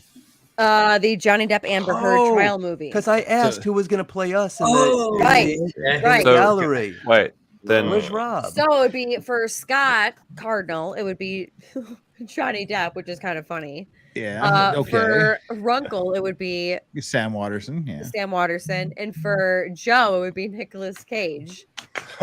And then for Anjanette, I get the worst actor out of all of them. I get like the iconic. Why is Nicolas Cage in a Johnny Depp movie? Am I missing something? Nicolas Cage is best friends with Johnny Depp. You know that, right? Yeah, they're. I don't know that. Oh, there's a movie. I didn't know that either. Friends. Yeah. Well, fuck it. I want to be Isaac Baruch, so that I'm Isaac Baruch. I mean, I'll admit I wasn't that tuned into the Johnny Depp trial. Like I watched a bit of the trial, but I didn't know all the details. I thought he was friends with Marilyn Manson or something. For me to like be happy, because then you have Anjanette of Law and Crime is what's her face? Anne Hathaway. Yes. Anne Hathaway. And I would be Reese Witherspoon. I am totally fine because she was in Newsroom and she was amazing. So yeah, I mean, I like Reese Witherspoon. How is she related to Johnny Depp? No, but this is who would they cast in the Johnny Depp? If there's a movie about, you're all confused. If there's a movie about the Johnny Depp trial and all the different players who were involved in it, who would play the people who were part of, I guess. But it's funny that Johnny Depp's not playing Johnny Depp. Johnny Depp is playing Scott Cardinal in the gallery. Exactly. So what's really great about that is, because Johnny Depp looked at me, right? And he kind of like smiles and winks. So I'm like, if they have, so Johnny Depp should like swoon playing Scott Cardinal. I've been saying Sam Waterston is Sam Elliott. Fuck, I'm a stupid. I was trying to say who's. It confused me. Yeah, I'm a fucking idiot. Don't I get that guy from The Walking Dead all the time. People say that guy from The Walking Dead all the time. I get that. Yeah, the guy Negan. Yeah, Negan. I get Negan all the time. He made a bat with the nails. Yeah, I can see that. But he also played the father in Supernatural. Yes, he did. Yeah. Did he? The father? Yeah. Yeah, Mr. Supernatural. Winchester. Mr. Winchester. Mr. Winchester. Yeah. Like Sam Waterston's the old guy on Law and Order. I was confusing him with him because I'm an idiot. Let me tell you, I don't watch anything, but I watch Supernatural. That was so creative, that show. Yeah. Just for the first 6 seasons, but then fuck that. After season 6, then it was like, that they were just being too. Anyway, just let me get through these goddamn fucking. I have like a dozen super chats. Let me get through them. The writer let me tell you something. The writer himself, all the prettiness of the stream. You're doing a perfect job. I'm going to talk over everybody else, including you, Joe. Justin Wright, thank you so much. Shut the fuck up, Farron. Aaron Lewis has been making great music. Whoa. You should listen. I will. I've never heard. Who's Aaron Lewis? Aaron Lewis is a football player. To no me. idea. But okay, he's been making great music. I'll give it a listen. Why not? No. All right. He's so drunk. Yep. No, I'm not.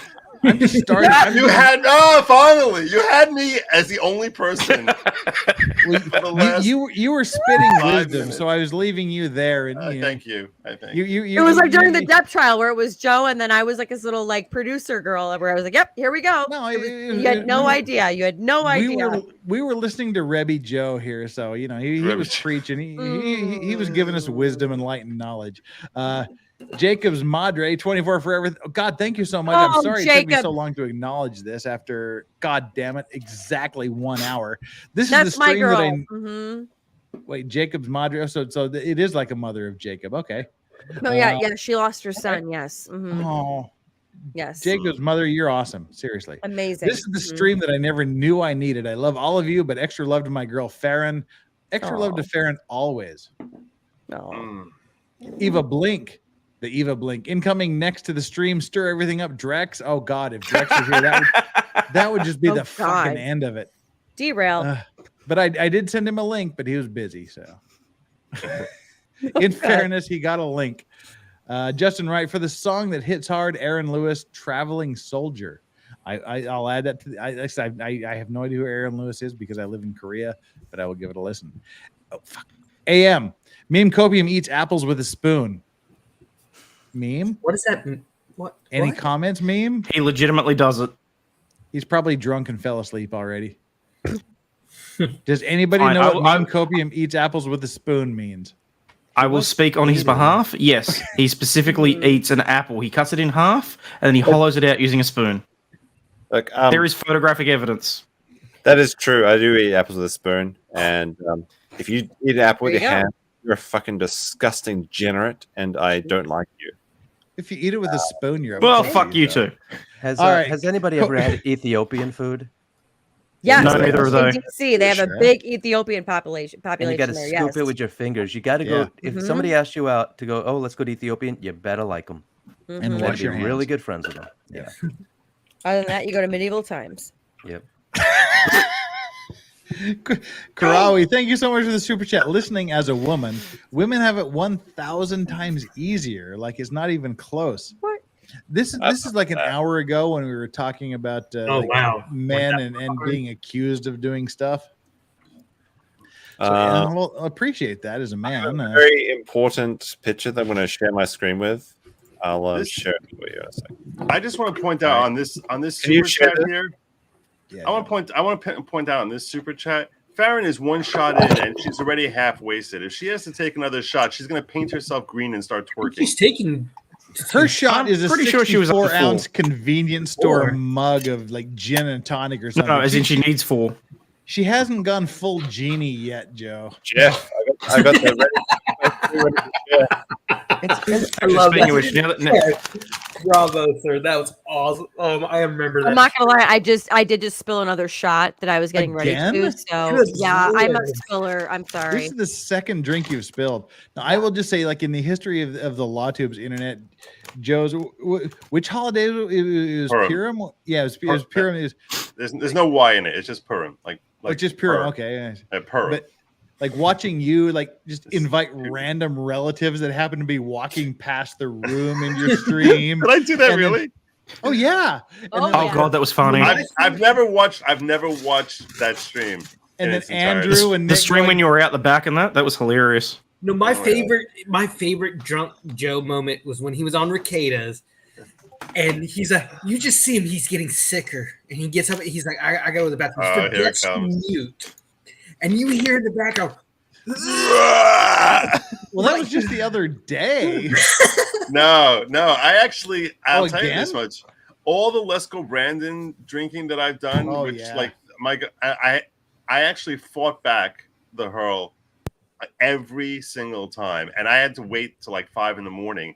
This is what made it like so tough, is because I would finish the stream like at like, I don't know, 2 o'clock in the morning, and because Nick was on vacay, so I was like, I'll just roll as long as I want, and the shots were coming in, and I would finish at 2 a.m, be 15, 16 shots in, and I would Speaking feel of, like, what are you at? What? That's today? 14. I got another 16 to go. Today, My Brandon, God. fuck you. You've only That's given the me last one 7 shot. hours. Go fuck yourself.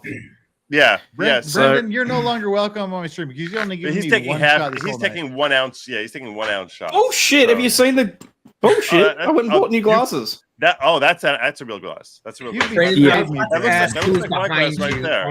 on your screen. I was about You're to on ask who was my behind you, and I stream, realized it was and the Brendan's office. giving you shots and not me. Well, What can I say? I'm lovable.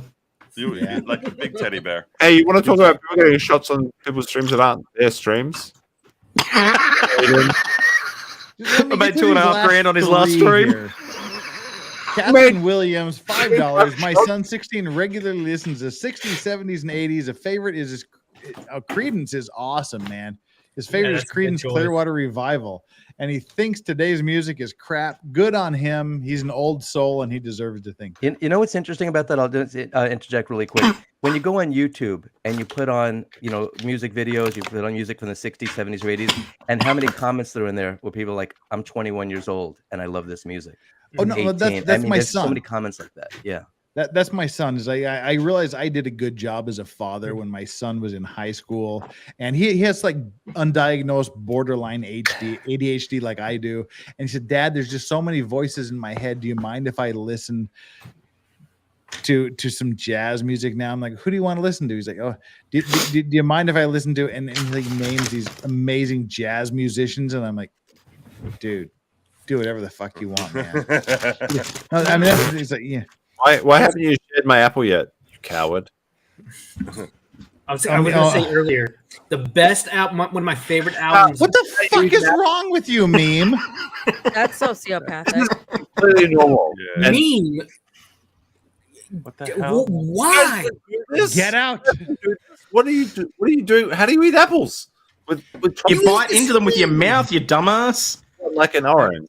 Jillian has asked Jeff, any thoughts on Jonathan? You bite into Livingston's oranges? Why Yeah. wouldn't? Me. Okay, whatever. You Now, are Jonathan Livingston. Shut up. What- Jonathan what- Livingston Stiegel is a fantastically philosophical book. Very It- strange. it's like 20, 28, 30 pages long, 4 or 5 excuse me. lines per page. It's a beautifully written book, and it really makes you think about mankind and the situation we're in. So, yeah, Jonathan Livingston Stiegel is a great book, and if you haven't read it, shame on you because it literally takes 15 minutes to read. What do you think of the title? Ah, though? crap. I gotta pee. What do you think of the title? Doesn't it make some people think that the author's name is Jonathan Livingston and the book is called Siegel? I always thought his name was like Jonathan Siegel, like Steven Seagal kind of a thing. I'm a Jewish, but I don't want people to think I'm Jewish, so I'm going to call myself Seagal instead of Siegel. Okay. Yeah. By the way, that's exactly what he did. That is exactly what he That's what he did. did. Exactly. Yeah. Steven No, Seagal's actually got really good Japanese. I actually thought if I wanted to make the big time, I have to change my last name to Nirman. That's Well, no, like that's totally the thing different. with Charlie Sheen and Emilio Estevez. Yeah, their Charlie Sheen, their family name is Estevez, and they all changed their name to Sheen to get better in Hollywood. And I remember watching interviews, someone saying, "Well, why did you keep your name Estevez?" He said, "Because I wanted to be a minority and get a job in Hollywood, so I just kept my name the way it is." Well, it's like And Carlos the comedian Carlos Mencia. His real name is Ned, Yeah. and he's like Not Fluffy. No. That's Gabriel Iglesias. Oh yeah, you're yeah. Okay. And he said I had the perfect comedic name. I should have kept Ned. Why did I change it? He regrets it so much. But Michael Sheen, their father, he said in an interview that he regretted changing his name to Sheen. Yeah, I think Amelia was joking about that because, first of all, he looks just like his dad. I mean, Yeah. he looked like him when he was their family name 1920. is Estevez. It's Estevez, yeah, exactly. Yeah, and they so and Martin changed Sheen from was Estevez just to Sheen. Yeah, and he said I wanted to keep it so I could get a job as a minority in Hollywood. the thing is Jesus that Christ, I walked away for 2 minutes. and that's a funny comment, but at the same time, it's no different than Nicholas Coppola, right? Oh, yeah. Who changed his name to Cage. Everybody Yeah. already knew who he was. I mean, come on, he But got most cast people in his uncle's don't movies. now. What's that? I didn't Most know people that. don't know now that Nicolas I didn't know that Cage is either. Francis Ford Coppola's nephew. Yeah, Oh wow! but in the '80s, they See? sure as hell did. It's funny because Nick Cage is one of the most textbook examples of nepotism in the entire thing. But you know what? Surprisingly, very good adaptation of The Color Out of Space for Oh, that Nick was Cage. beautiful. That's actually my second favorite movie of all time from the whole Lovecraftian genre. Lovecraft. Yeah, that's the name. I'm not Yeah, there you drunk. go. Lovecraft. Yeah, the whole Lovecraftian thing. I've Color Out of had Space is you're the not second drunk. favorite I've movie. had two chats from Brian, and I'm okay. And I do my Brian's shots at only $10 a shot. So Fuck, I mean, Brian is giving everyone chats but me. So Brandon, fuck that's how I felt last week when fucking this guy down here making $2,000 off my stream must be fucking nice, cunt. Well, he's apparently made that much off of mine, and I certainly haven't. I've only made anyway. Must Ellie be nice. Fenton, thank you so much. An excellent book. Dollar to bills, read. yo. Fuck off. An excellent book to read to give insight into bipolar disorders and unquiet mind. Well, now we like Ron Coleman. If you don't know who Ron Coleman is the he's the LawTube goat, an absolute fantastic lawyer. He recommended a book called "The Man Who Mistook His Wife for a Hat." I have that book. It's a great book. And I More just about finished obsessive-compulsive reading disorder that 2 weeks than anything ago. else. Yeah. Yeah. I Main just focus finished on reading CD. that book on his recommendation a couple of weeks ago, and it's beautiful. It's a complete insight into the horrific things that your mind can do without you have any idea it's doing it to you. Yeah, I think The author what's was really therapist sad. in bipolar. What's really sad is when things are compounded. Like for example, the person who I was friendly with. Not only do you have the bipolar, but you also have this incredible paranoia, which I've never seen before in my life. Like, what the hell is this all about? And so you've got the paranoia, but then you also have the very severe OCD, and you wonder, okay, how does that translate? Well, if somebody's on Twitter like every freaking 10 minutes, even like the middle of the night, like your whole life is Twitter, tweet. A lot of that is OCD as well, And so it's really fascinating to see that. But I know that book. It's interesting that you're reading that. I mean, that's why we had that phrase, right? Like terminally online. Yeah. It's such a good phrase. Because I had Ron on to talk about we were doing a one of these unexplained with Farron's and I. We brought him on to talk about sort of the Jewish mysticism and the Dybbuk and things like that from the and he had like some amazing things. And he said, but it all boils down to what is your brain telling you and what is your brain not telling you. And he recommended the book that The Man Who Mistook His Wife for a Hat, and it was a fascinating and frightening book. Yeah. Now I'm scared of my brain. No, his brain works. You should be. We should all be. He lives 2 blocks from me, Ron. And oh, really? Cool. Yeah. We go to the same synagogue. I see him every Shabbos. So his brain. When I was actually telling him, because I'll walk back with him towards our house from shul, and like I was like, man, if there's some way we could film these conversations that you and I have, You should. We can't use electronics on Shabbos. So it's like yeah. I'll see you on He waxes Sunday. philosophical. Yeah. See, during the week we're both too busy. It's like on Shabbos you have all the time in the world. You can sit and wax philosophically with people. Anyway, I do need to fly out of here. I'm sorry that I got to cut out, but I got to get everything going here. Yeah. Thanks for joining in. I know you said you were gonna be like tired and busy, but I really do appreciate you popping in like this. Yeah, and it was we love you, Joe.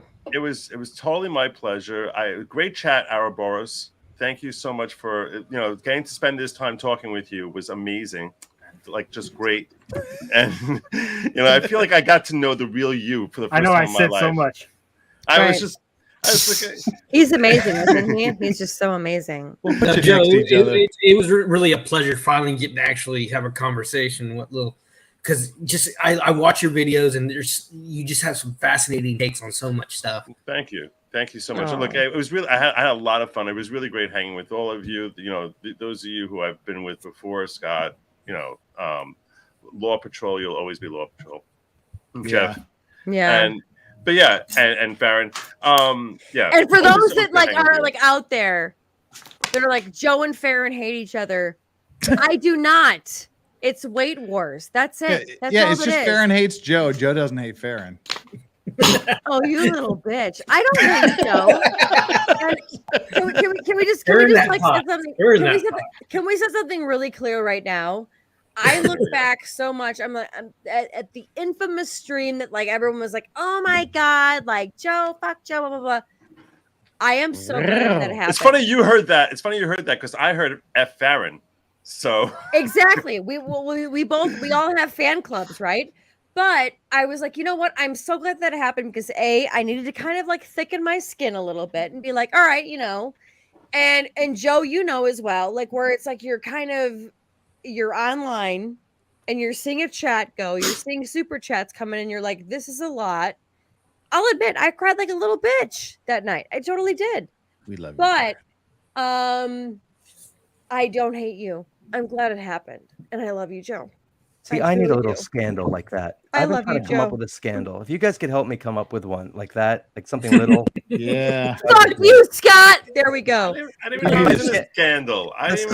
Boring. I mean, Joe, we had a little bit of a scandal the other night. People, because we mentioned that Elizabeth Smart, and people interpreted as something that it for wasn't. God's sakes. And it's like they were so stupid. Okay, It's can like I confess on that I had I was looking through the chat. I was like, I don't see anyone hating on any of us. I was like, I don't know what Rob is talking about, like telling the chat to simmer down. That'd be like me saying, like right now, everyone, okay, just chill out about what Meme Copium said. You guys stop hating on him. Just leave. I was like, really? I don't see anything. I will here. never not hate. I mean, it was just a New York. It was just a New York sarcastic comment. I said, if I was 14 years old, okay, we're talking about me. If I was 14 and somebody abducted me, and it's some broken down old man and his broken down old wife, and they said, Scott, if you try to escape, we're going to kill your whole family.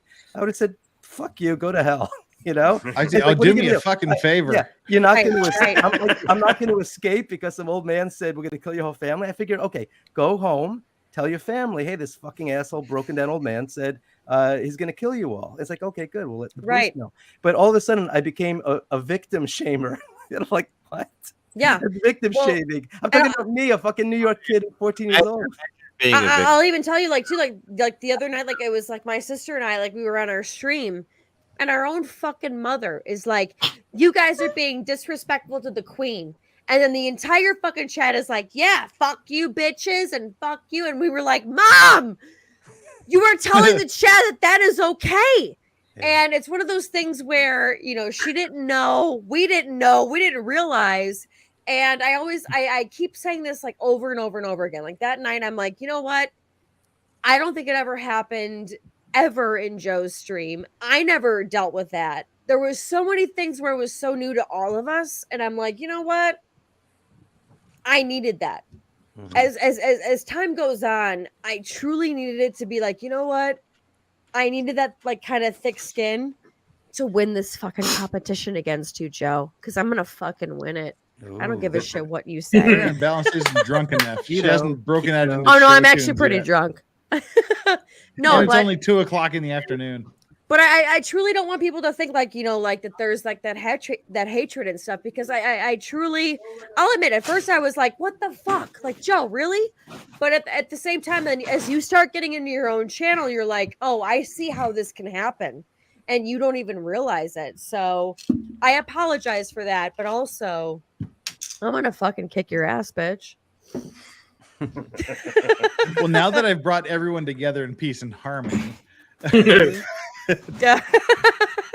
Joe, seriously, thanks for dropping in. I know you weren't planning on being here, but that's like look, awesome if it's my first time, I think it's my first time on your channel. So yeah, I was like, and I was really appreciative of having you on. Yeah, I mean, yeah, Farron, yeah, that whole that's what I was saying. I was like, don't apologize, don't change your super chats. No, I that's got not, thick that's skin. not what you said that night. That's not what you said that night, actually.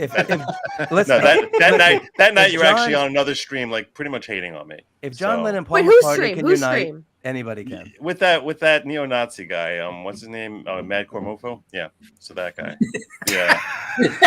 Whoa. No, He sat there saying stuff like that I was doing it because I'm a greedy effing Jew. No, that was Jesus. way before I got there. That was way before I got there. Yeah, I know, but he was there with Rubia and also this other person. What's his name? I don't know. Some guy who a week earlier was kissing my ass, and they were giggling about how I'm a greedy effing Jew, and that's why I kept reading those super chats. Oh, and also that my apology was empty. That was the other thing, that apparently I didn't apologize enough, and you basically said that the only reason I apologized was because there was pressure on me, and No, I never said that. I never said that. Never said that. Never said that. What I said, you said just being real here. Mm-hmm. I mean, what you said was there's no way in hell I would have apologized if not for the fact that I got tons of backlash. No, what I said is that you said that you had gotten no backlash, and I said no, he did get backlash. Okay, that's what I said. No, because I only said I got no backlash like a week later, the night after. No, this it was 2 nights later. It was 2 nights later with Legal Mindset. I feel like fucking Dr. Phil now. The only reason you want more drama? There you go. The good only reason, logic. What do you think if you're looking over here at her? What the do only you reason, say? the only reason I mentioned that I got no backlash is because I was astonished that you assumed that the only reason I would say it is because of backlash, because I had gotten backlash. When I was like that actually, I want you to know something. Some guy is some weirdo who hates Jews. That's his own issues. I don't care about that. I don't take that personally. It's like that's his thing. Okay, so And that's is not what he me is. either. Yeah. Mhm. I'm not. I don't. That didn't bother me. I will say this. At the time, I felt like a little bit. I felt like kind of hurt. That was like that. She thinks that I have such small character that if I do something wrong, the only way I'll take that back and apologize for it is if it's to better myself, to help my own channel, to protect my channel. And I'm like, if that's what people who know me are taking from me, that someone like who's actually sitting, I talk to, would actually have that perspective of me. That actually made me feel kind of hurt. But then what I realized was you were still dealing with like whatever the emotional part of it. And I was like, yeah, you know what? Sometimes we say things when we're just dealing with the emotional part of it. So there was a while that I was like actually feeling like, man, that kind of stung. That kind of stung. But like I understood afterwards that you were still dealing, even like the next day when you went on that stream, you were still dealing with the emotional part of it. And I had done the same thing. I've done the exact same thing. Well, like, I also think though too is that I realized is that there were a lot of people that looked at all of this and were like, oh, here's content. Like here is matchmaker, make me a match. not even matchmaker. Catch me a cat. No, they looked at it where it was like, hey, here's content. We can take this drama and we can amplify it and we can, start talking about it. We can start pushing it out there. And that's when I think I kind of like first realized like, wow, like YouTube can actually be a very, very, very negative space because like then I was getting like, oh, you're not grateful, you're not this, you're not that. And I was like, wait, what? Like, are you kidding me? And that's where you start to see where you will get these people that will literally say whatever the fuck they want strictly to cause drama. And like I said, like I had said it, I was like, there was no way that Joe probably wouldn't have realized unless somebody said like, hey, that was kind of shitty. I was like, but at the same time, he did text me the next day and was like, hey, I don't feel good about what happened. And I said, I was like, but I'm going to go by what he texted me. And I was like, yeah, it sucks. And I even said too, I was like, I kind of brushed it off, but should I have brushed it off? Probably not. Should I have said that it hurt? But at the same time, I've never been in this situation before and neither is he. And that's where I think people took advantage of it. And they were like, you know what? Let's just fucking make a video on it. Let's do this. Let's do that. Let's take him down. Let's take her down. all that other stuff. And that's where right, but that's what I'm saying. It's like that Mad Cormofo stream. I was like, if it wasn't a hate stream, he would have just invited me on, and I would have happily come. But he didn't even tell me about it. He didn't even tag me to let me know it was there. So so it was like he was trying to. He figured I would never see it because he's a relatively smaller creator. So he and that's why I was like, Jesus, you know, like I was like, you know, and then I was like, I guess that means I arrived now, because like when I was like 2,000 people, no one would have done somebody. That. Yeah, I was like, so I guess look, when you actually, you know, have, you know, blessings of God and for one miraculous reason or another, you rise up. That's part of the gig. So, and by the way, and the lesson you learn from it is also part of the gig. You need to basically say, I don't give the slightest damn. There's no way people's words out there can hurt me. And when you come to that and you build that level of confidence, you take such a weight off your shoulders that it's just like, all right, so that's where you're at. Okay, fortunately, you're in the minority. So there you go. Exactly. All right. All wonderful. So that whole like, oh my God, they hate each other. No, I wish her well. You as well. I hope that Farron, you know, just continues with her like, meteoric. I hope nothing but no. Yeah, well, it's like that song, like, you know, what was that song I was thinking of, like, you know, I hope this wishes you well. Mm-hmm. I just want to wish you well. Yeah, who sang that? I just want to wish you well. What was that? Who I sang it? I have no idea. No, come on now. I don't know names. I didn't even know. I don't even know Andy.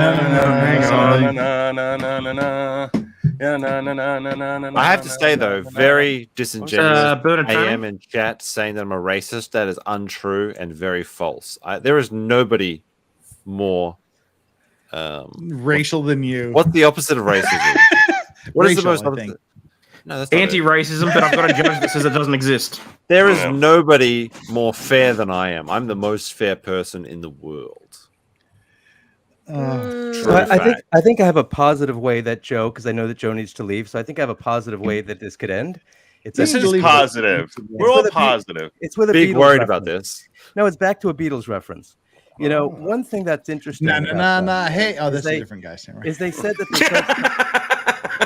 that they felt sorry for Elvis, and the reason they felt sorry for him was because there was only one Elvis, and even though he was surrounded by a lot of friends, none of them were experiencing what Elvis dealt with. You know, as far as that incredible fame, that attention, all the girls, whereas the Beatles had each other, right? There you go.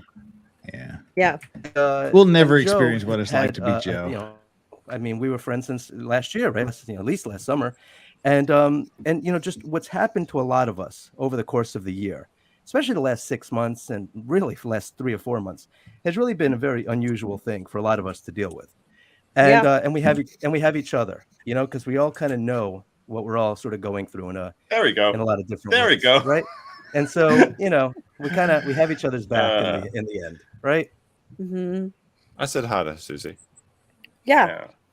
And you never realize kind of like how quickly it can kind of like get to everybody, like where it's like they'll go after one, they'll go after the other, and you're kind of like, I thought we were all friends. Like, I just want to just come on here and like have this to be fun. And then you're kind of like, fuck, this sucks.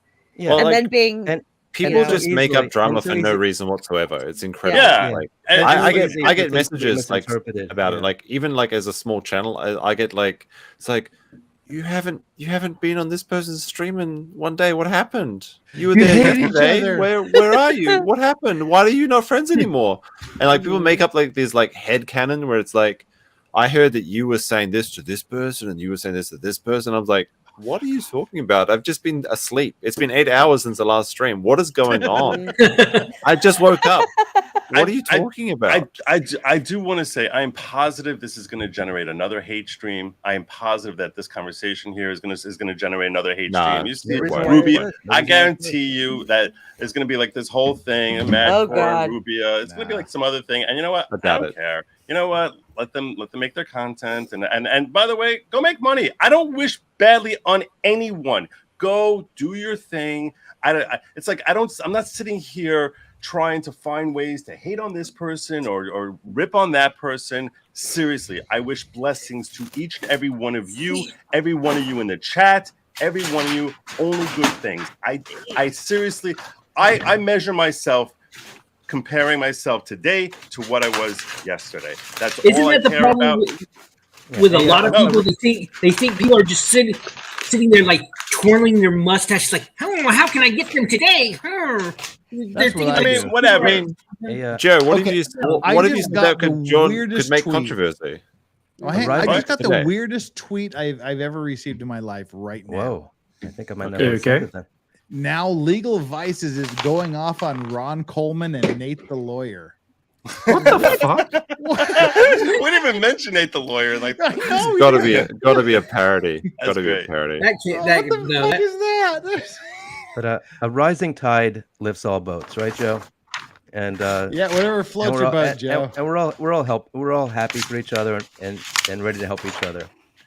Yeah, and that's been my philosophy since day one. And what I say to each of you, anyone who's good, trust me, just try to work up with other people instead of trying to find reasons like this is why he's an asshole, that's why she's a bitch. Just stop it. The more you help people, the happier you will be. You'll be a happier person. Very true.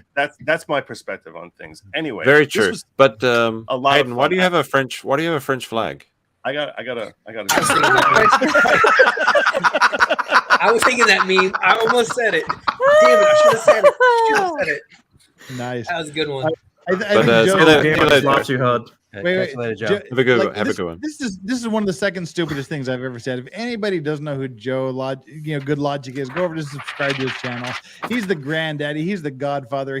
He's the harbinger of he who will come hereafter. He's the one I'm not fit to unlace his boots. Shut up. You're amazing. You're amazing. Stop it. All right. Love you guys. Take care. And Farron, kisses.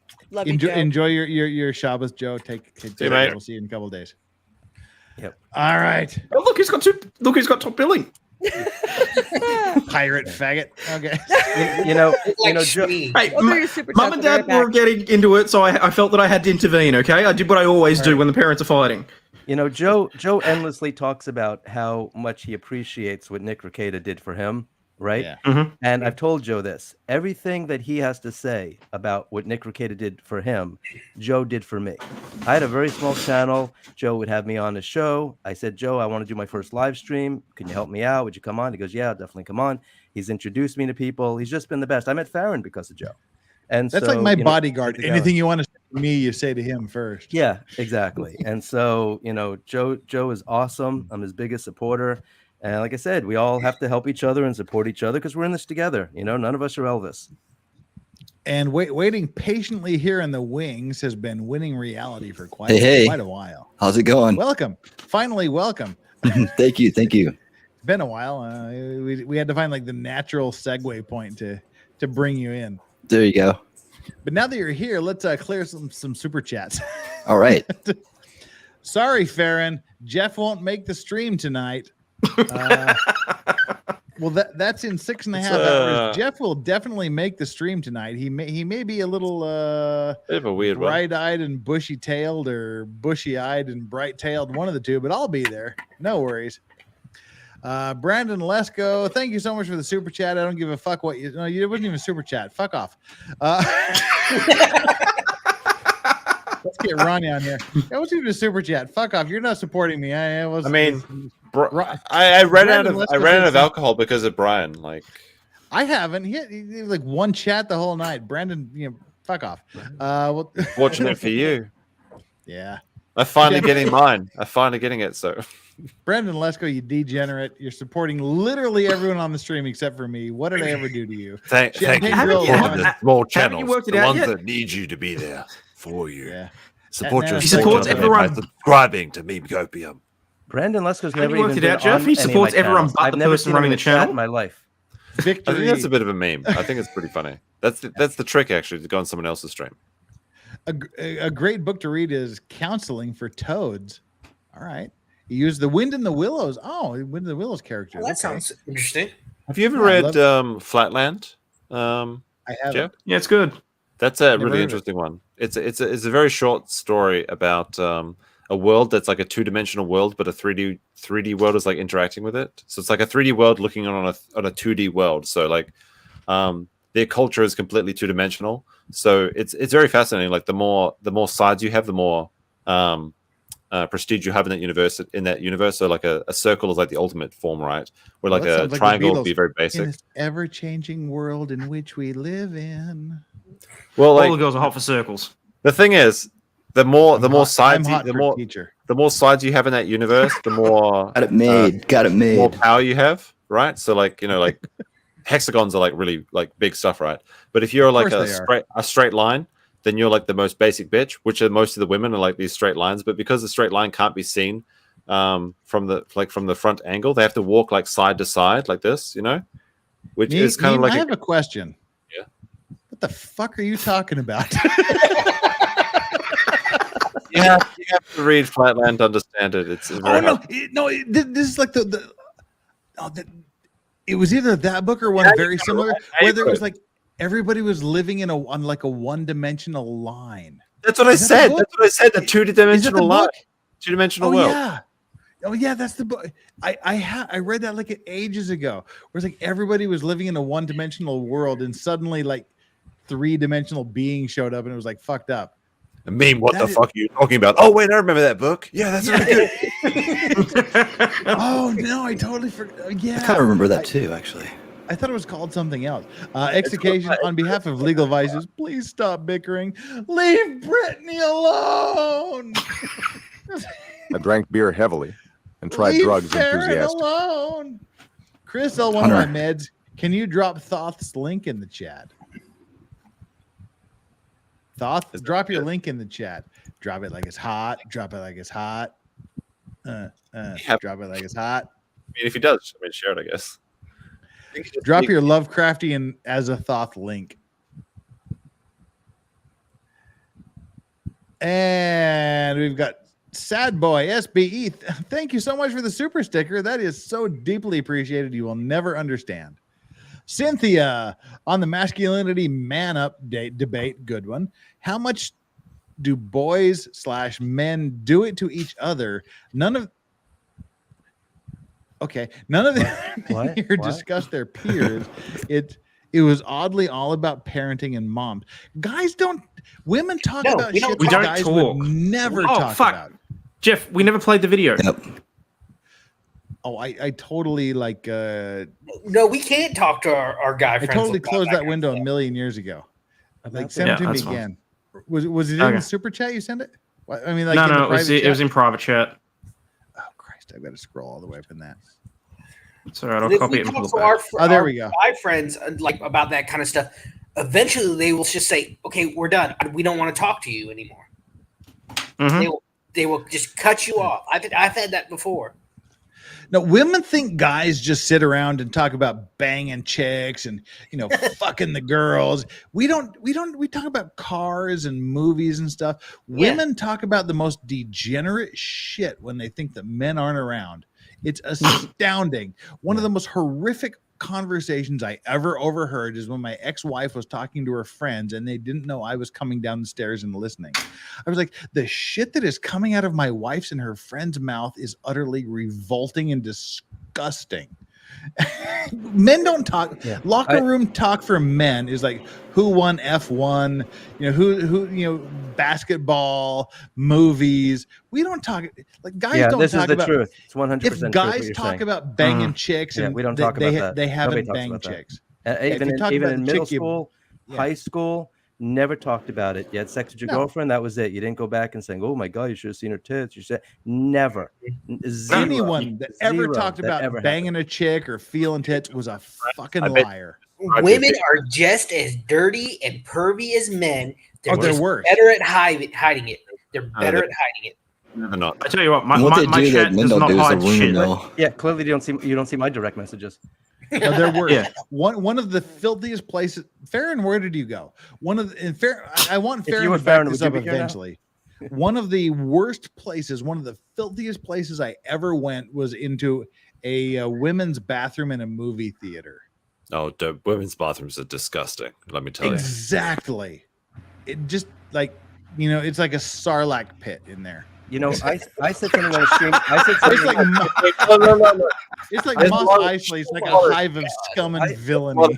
I said something on a male bathroom. You don't find blood splattered on the walls of a male bathroom. That's something you can be. That is true. Women have always told me. Women have always told me their bathrooms are absolutely disgusting. They say it all the time. But let me tell you, I said this in a stream a while back. There is one line that every woman in the world says over and over and over again. I don't care how old they are, what culture they come from, anything. There is one line they all say. They all say, and I've heard this a million times. My mom, my grandmother, my aunts, my cousins, sisters, doesn't matter. This isn't sexual. What? No, women are crazy. Yeah. Women say that about each other. They say women are crazy. Yep. I've had ex-girlfriends say that to me because you tell them what's going on. They're like, women are crazy. Well, they don't say women be crazy. They say bitches be crazy. To be honest, well, not the ones I know, but okay, but good enough. I'm not allowed to use that word in my house. So, but guys don't say that. Like, oh, guys are assholes, guys are dicks, right? They don't say that. But you'll I've hear said that women my best friend's a dick. You don't appear to be in your house, Hayden. My best friend. Perhaps the office. I'm not sure. What's wrong? You don't appear to be in your house. You seem to be in an office, or perhaps that office. That's through the magic of green screen. Okay. Well, I was going to say earlier. I was going to ask. I said, "Who's behind you?" And then I recognized the guy from the office. I'm like, "Oh, he's off the screen." There's no There's no video here. See, look at the chat. He's never seen the office. We don't even need. If Farron needs to tell us why women say that about each other, but even the chat agrees. Women say this about each other. Women It's are a thing. crazy. Women dress up. Women put on makeup. Women get tit jobs and things because they wonder what other women are thinking. Guys don't care if you show up with no tits wearing sweatsuit. Well, I'll tell you. They feel the rumor mill, man. There was a comedian that had the gossip best circle. There was a comedian that had the best line when describing women. He said, "I don't trust anything that bleeds for a week and doesn't die." Yes. Okay. Yes. That's why I'm going to get canceled. Burberries, thank you so much for the super chat. My bad. Segue. Are the Aussies due for a drunken kebab stop yet? Oh, fuck me. I would love if there was any I would kill for a kebab right now, but everything's closed on Uber Eats. You can't. I went to the last time I went on a trip. Well, the first time I went on a trip to Dubai, a business trip to Dubai. I was out of Korea. I went to Dubai. My brother lived in Abu Dhabi at the time, so I was waiting to see him. And of all the shit I could eat in Dubai, there was a Nando's right across the street from my hotel, and I'm like, oh really? I'm like, holy fuck, there's a Nando's across and it's like cheap, shitty Indian, like tikka masala and curry and shit. I'm like, there's a Nando's is pretty good in New Zealand, though. I'm sure in Australia it's pretty good too, right? Yeah, but it's not the greatest restaurant. It's not, it's not like where you would go if a client was paying for your meal. Oh, no. I'm like, holy shit, there's a Nando's across the street. I'm going to go get some, tikka chicken masala. I feel so bad for myself. I would kill it. Right now. They sell they sell curries at Nando's there. Here it's Portuguese. Dubai. Here it's Portuguese chicken. Portuguese chicken. Okay, yeah. As women, I can honestly say that we're the worst. Thank you, Chris. I completely agree. And now I've got a couple of things that I didn't see. I scrolled back and tried to find them, but I that's all right. I've shared it down the bottom.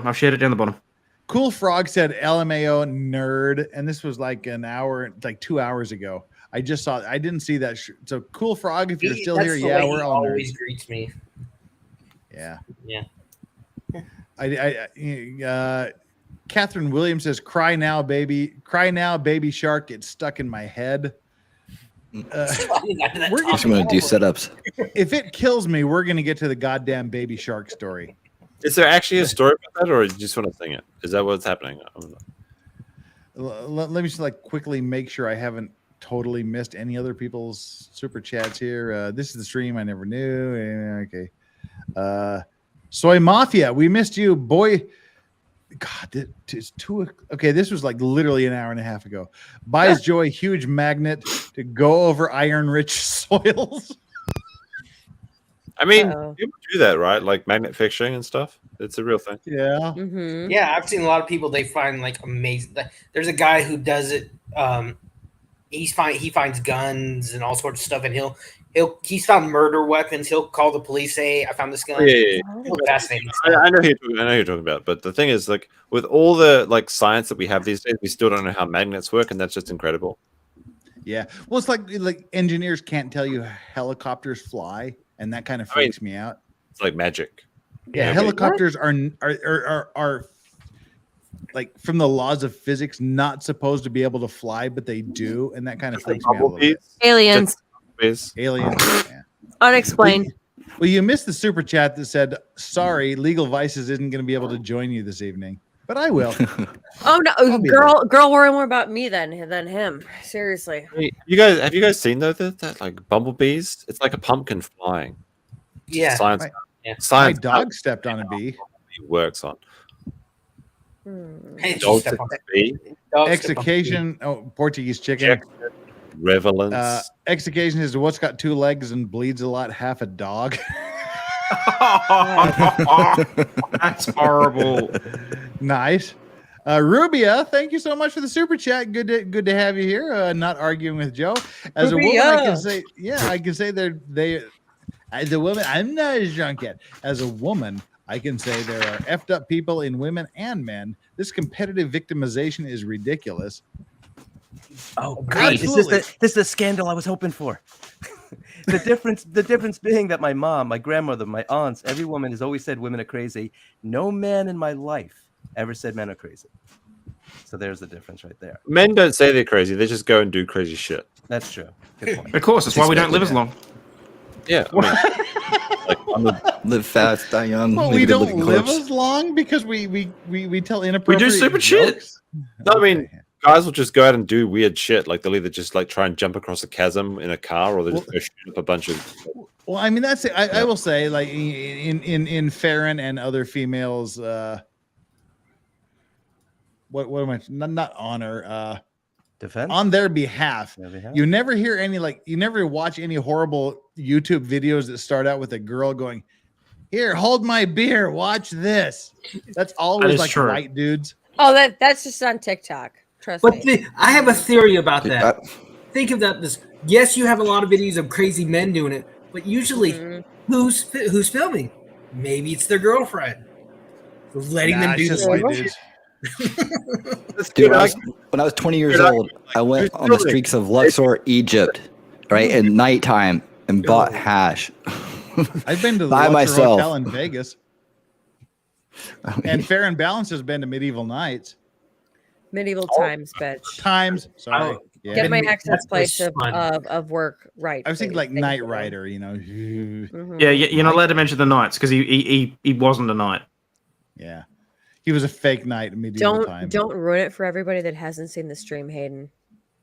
Like, yeah, everyone go to Fair. Right. First of all, okay, everyone here like everyone else but me. Subscribe to everyone else but me. Brandon fucking Lesko, give your fucking super chats and fucking bullshit to everyone but I was gonna say, and then go to Fair and Balance and watch her video. Brandon, for the rest of the stream, I will take the shots with Legal Vices as well. And you just hope we make it to our stream on time. Brandon can go just hope because he's not supporting me. He's supporting literally fucking everybody else but me. But whatever. Now you know how to do it. You know how. Thank you so much for your super chat. You're a very awesome, amazing, super generous person because you're actually giving money to me and not the other. I will tell you, Legal Vices. Like I used to see this shit with Joe, and it used to piss me off. And I used to call it out, and I was like, "Oh, I'll show you like a cool Beto video." And I was like, "Brandon Lesko, like, pay me," and he wouldn't, and it was like not like anything crazy. And now C Goody fucking fuck C Goody up the ass with a pipe bomb. No, I love C Goody. No, but like C Goody's like, "Oh yeah, remember that time when she tried to elicit like everybody trying to watch her sex video of Beto, but it wasn't?" And I was like, "Dude, you have a sex video with Beto? What?" It's not even that. It's Beto where I'm in a tight dress. You can't even see me. And he's like, the state of sex. I'm sorry. I mean, the state of Texas. She was looking hot. She got hit on. Yes. And all I was trying to do, I was trying to entice Brandon Lesko. I was fishing for Brandon Lesko. He didn't take the bite, and everybody else out there were like, "This is nothing. Oh my god, fuck this bitch." Blah blah blah blah blah. So I'm telling you, like, Brandon, like, he you know, he knows. Trust me, like tonight, like when you're on my stream, tonight. You guys broke him, man. We got everything. All I see is $5 chats now. Tonight, Brandon Lesko will probably give all the money to you and not me, because he'll. I fucking hope so, because he gave all tonight's money to you. So I hope he gives. No, it was not all to me. I promise you, it was not all to me. I promise you. Well, I saw him give $200 to you, bitch. So what are you crying about? I got $100. Look at this. Put 5 men in a room, they come out friends. Put 5 women in a room, only one comes out. Yeah, that's a shot. And I would be the one alive coming out. Like I heard. Have you ever seen that image though, where it's like the comic? It's like there's like it's like men versus women sort of thing, where it's like women will like say to their faces like, "Oh, I love you, honey, I love you. That's a sweet dress," and then they turn their backs against it. They're like, "Ah, fucking hate that bitch." Then there's like 2 men are like sitting there, they're like.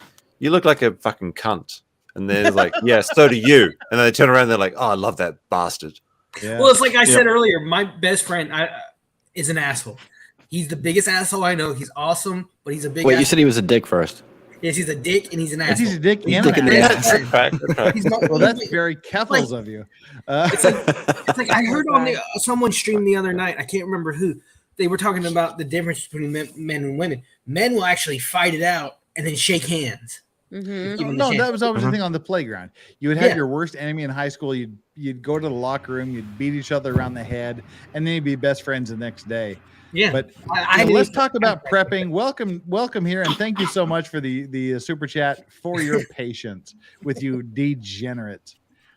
Well, I guess before we go any further, everybody just like my stream, because obviously, you know, Brandon Lesko's giving money to everybody else but me. You got twice as many likes as you have. I like it. People watching. Subscribe. That's pretty good. And I liked it already. In 6 hours from now, we're going to be on Farron's stream. Farron, what are we doing in 6 hours from now? We're going to be talking about all things crazy royal conspiracy. We are talking about the Queen ordering Princess Diana's death. We are talking about Prince Edward being a Nazi. We are talking about Meghan Markle hiring a fucking surrogate to have her kids.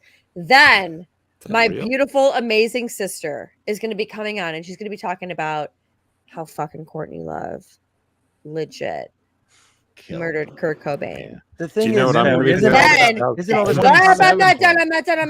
our show. Shut up and listen to Farron. For other people, it is not common knowledge, which is why she is still roaming the fucking streets, people.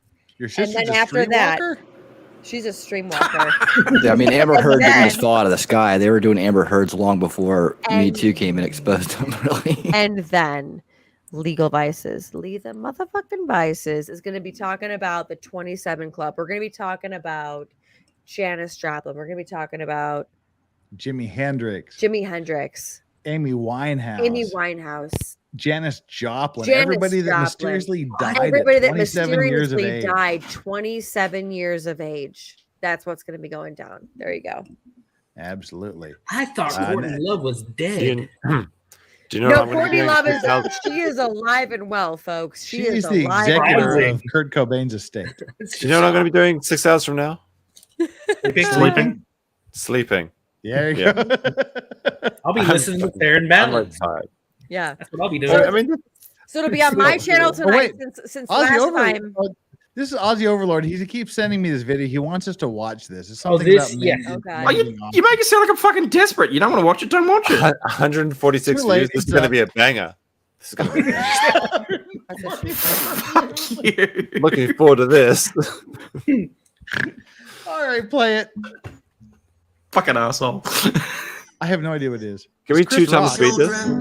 Hang on. Only women, children, and dogs are loved unconditionally. Oh. Women, children, and dogs are loved unconditionally. What's the deal with the cat? Brendan is only loved under the condition. What does it mean to be a man? It means that no matter what you do, it's never good enough. We're supposed to pay for dinner. We're supposed to open doors for them. We're supposed to help them carry heavy stuff. We're supposed to call them ma'am. And nowadays, that's insulting. No, do it. Means it. your mental health does not fucking matter. No, I want you to do it. Male suicides make up 3 times the amount of female suicides. I was in the hospital for 11 days on suicide watch. They put me in counseling for maybe 2 months, and then they just sent me on my way.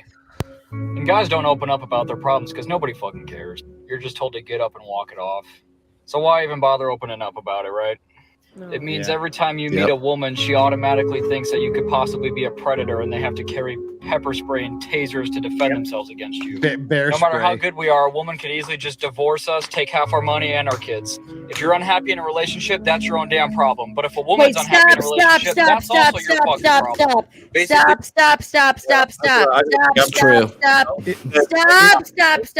Stop. It appears that Farron has something to say.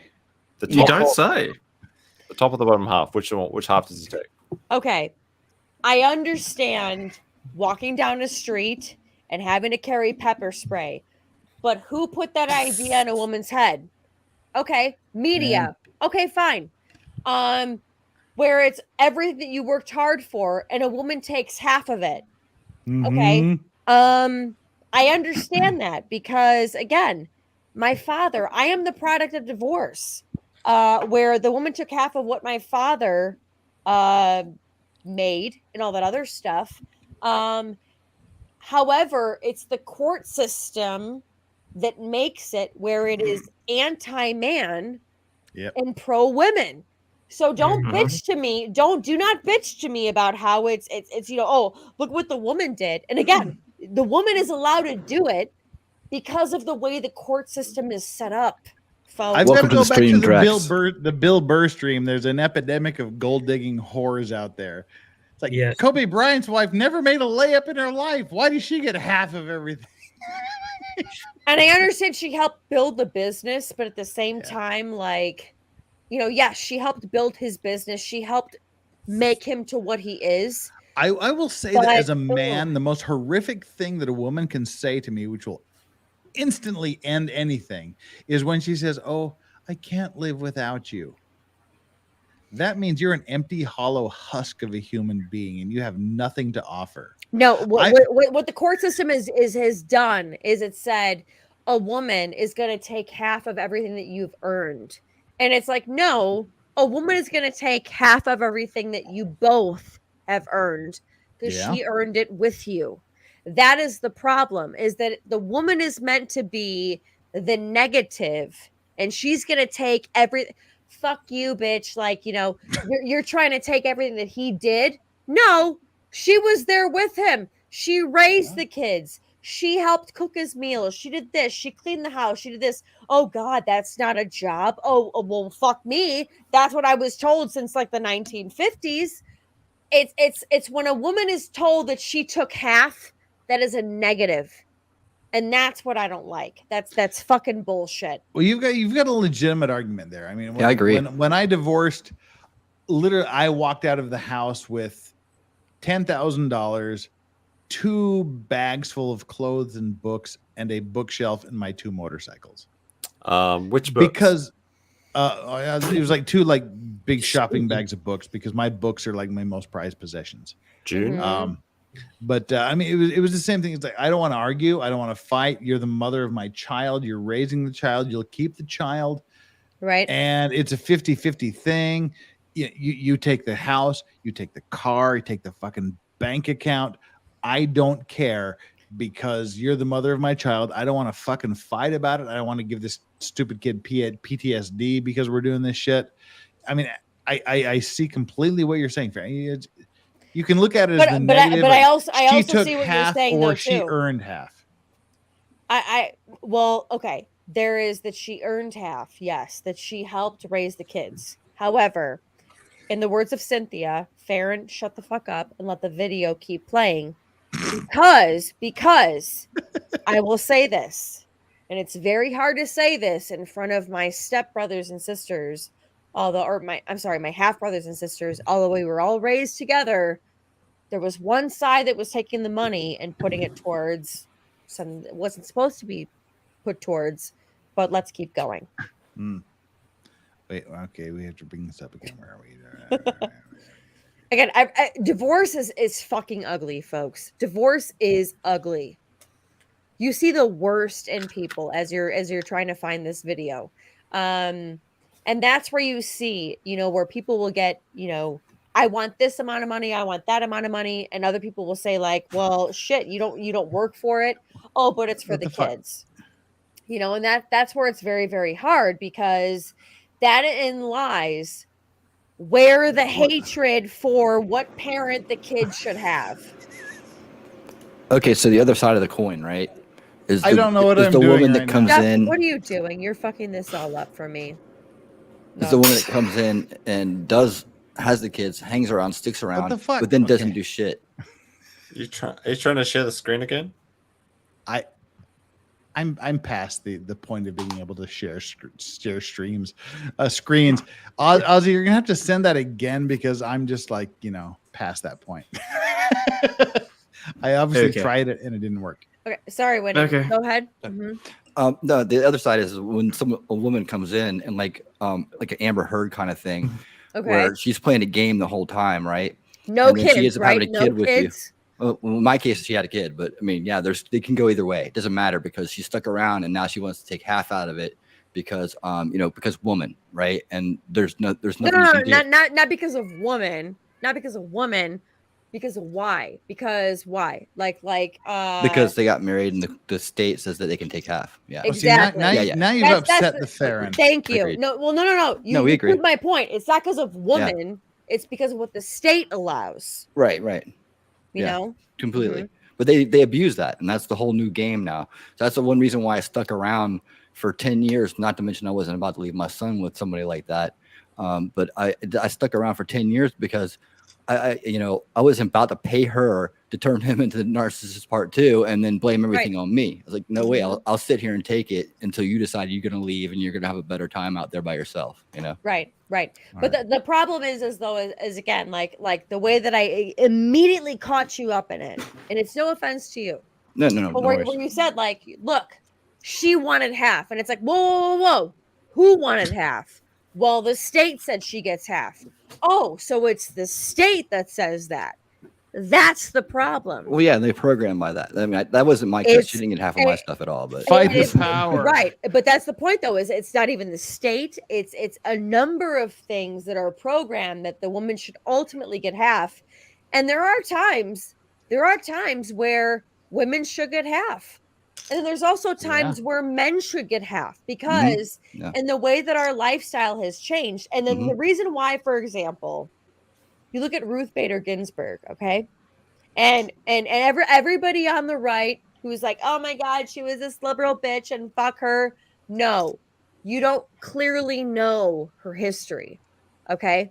Ruth Bader Ginsburg knows my history. Ruth Bader Ginsburg fought for that man. She fought in the Civil War. Jeff, shut the fuck up, you mother. I will. That was a good joke. Go ahead, Farron. Hilarious. No, but Ruth Bader Ginsburg fought in defense for men who were like, hey, I should deserve like child support from the state because my wife died. And they were like, well, no, you're a man. You should be able to provide for that. And she was able to figure out, like the gender-based shit, I can fight that via the man side.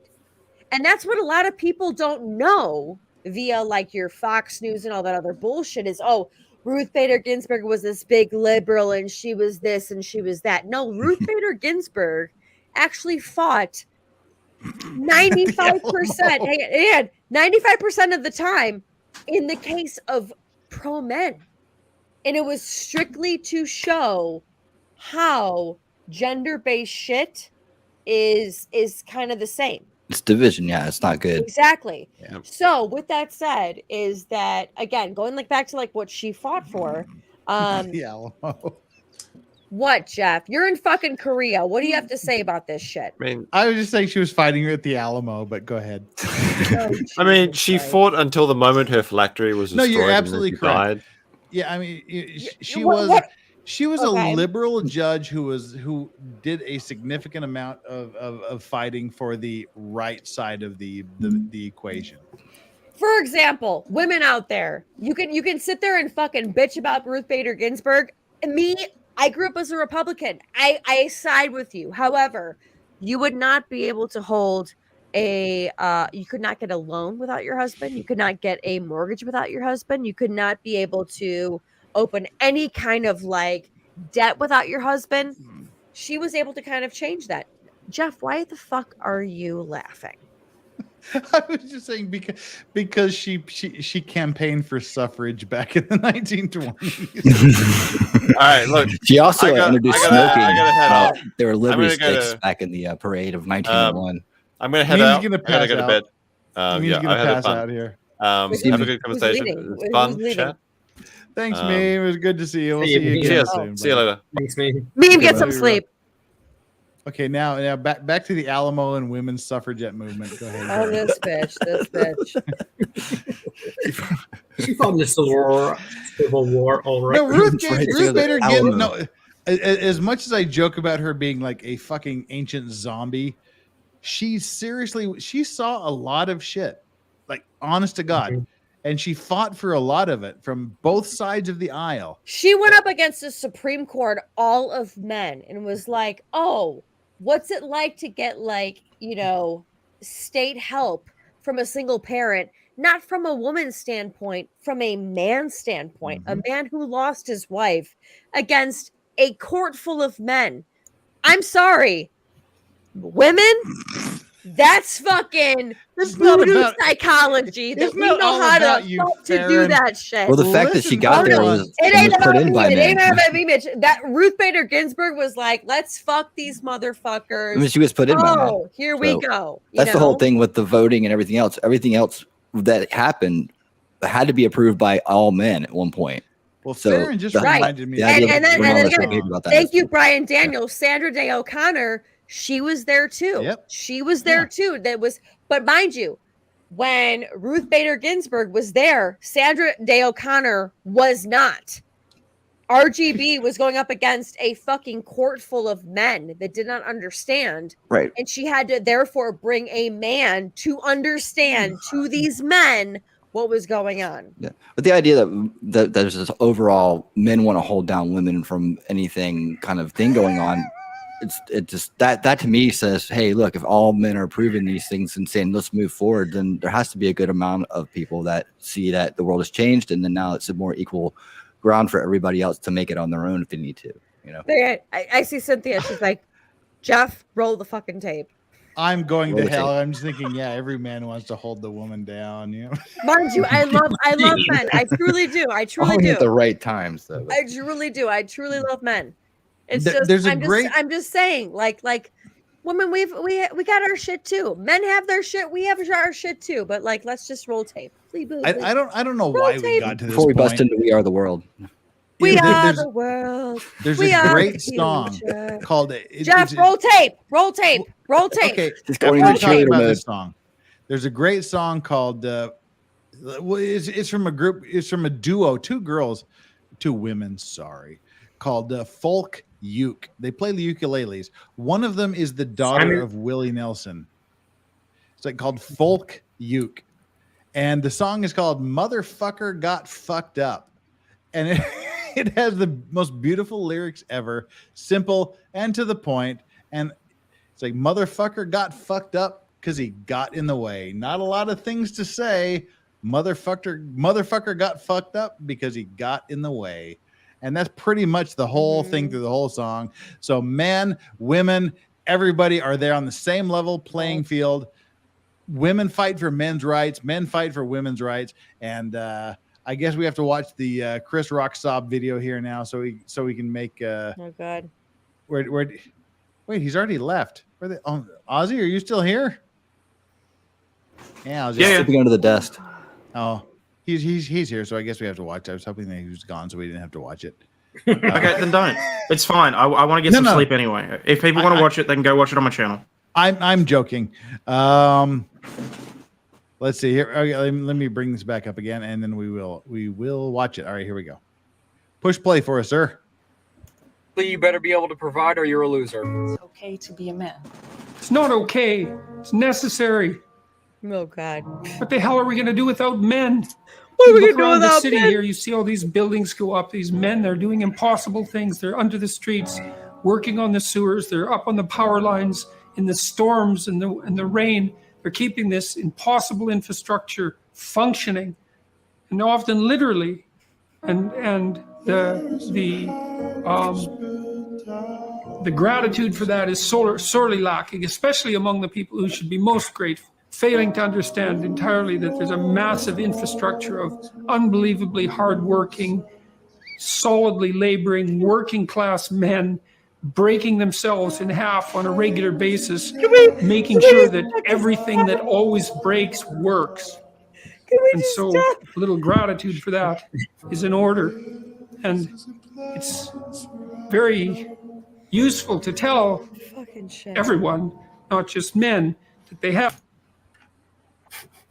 I'm sorry. They said Farron shush. I'm sorry. Keep playing. I'm sorry. I'm so sorry. Yeah. I'm so sorry. Shut up, Farron. An important role to play, a necessary role, and that if they act properly and honestly and forthrightly, that they can put their lives together and they can help their families and they can make their communities better, and that's not toxic masculinity, that appalling phrase. It's what keeps the world going round. Be honest, who do you call when you are at your lowest? Who is that one person? Nobody. I'm a man. No one cares. Not a single soul. Nobody. This I actually feel bad about. I speak for a lot of people. I say I don't call anyone. Nobody. I'm a guy. Nobody gives a shit. Speaking for the guys. That's what I was saying. Literally no one. Y'all call someone? Nobody. Just nobody. No one to talk to. So no. You guys. No one. I'm a man. No one cares. No one. Not a single fucking person. I wouldn't call anyone. I wouldn't turn to a single person on this earth because they don't care. They will just find a way to use it against me one day. We can call somebody?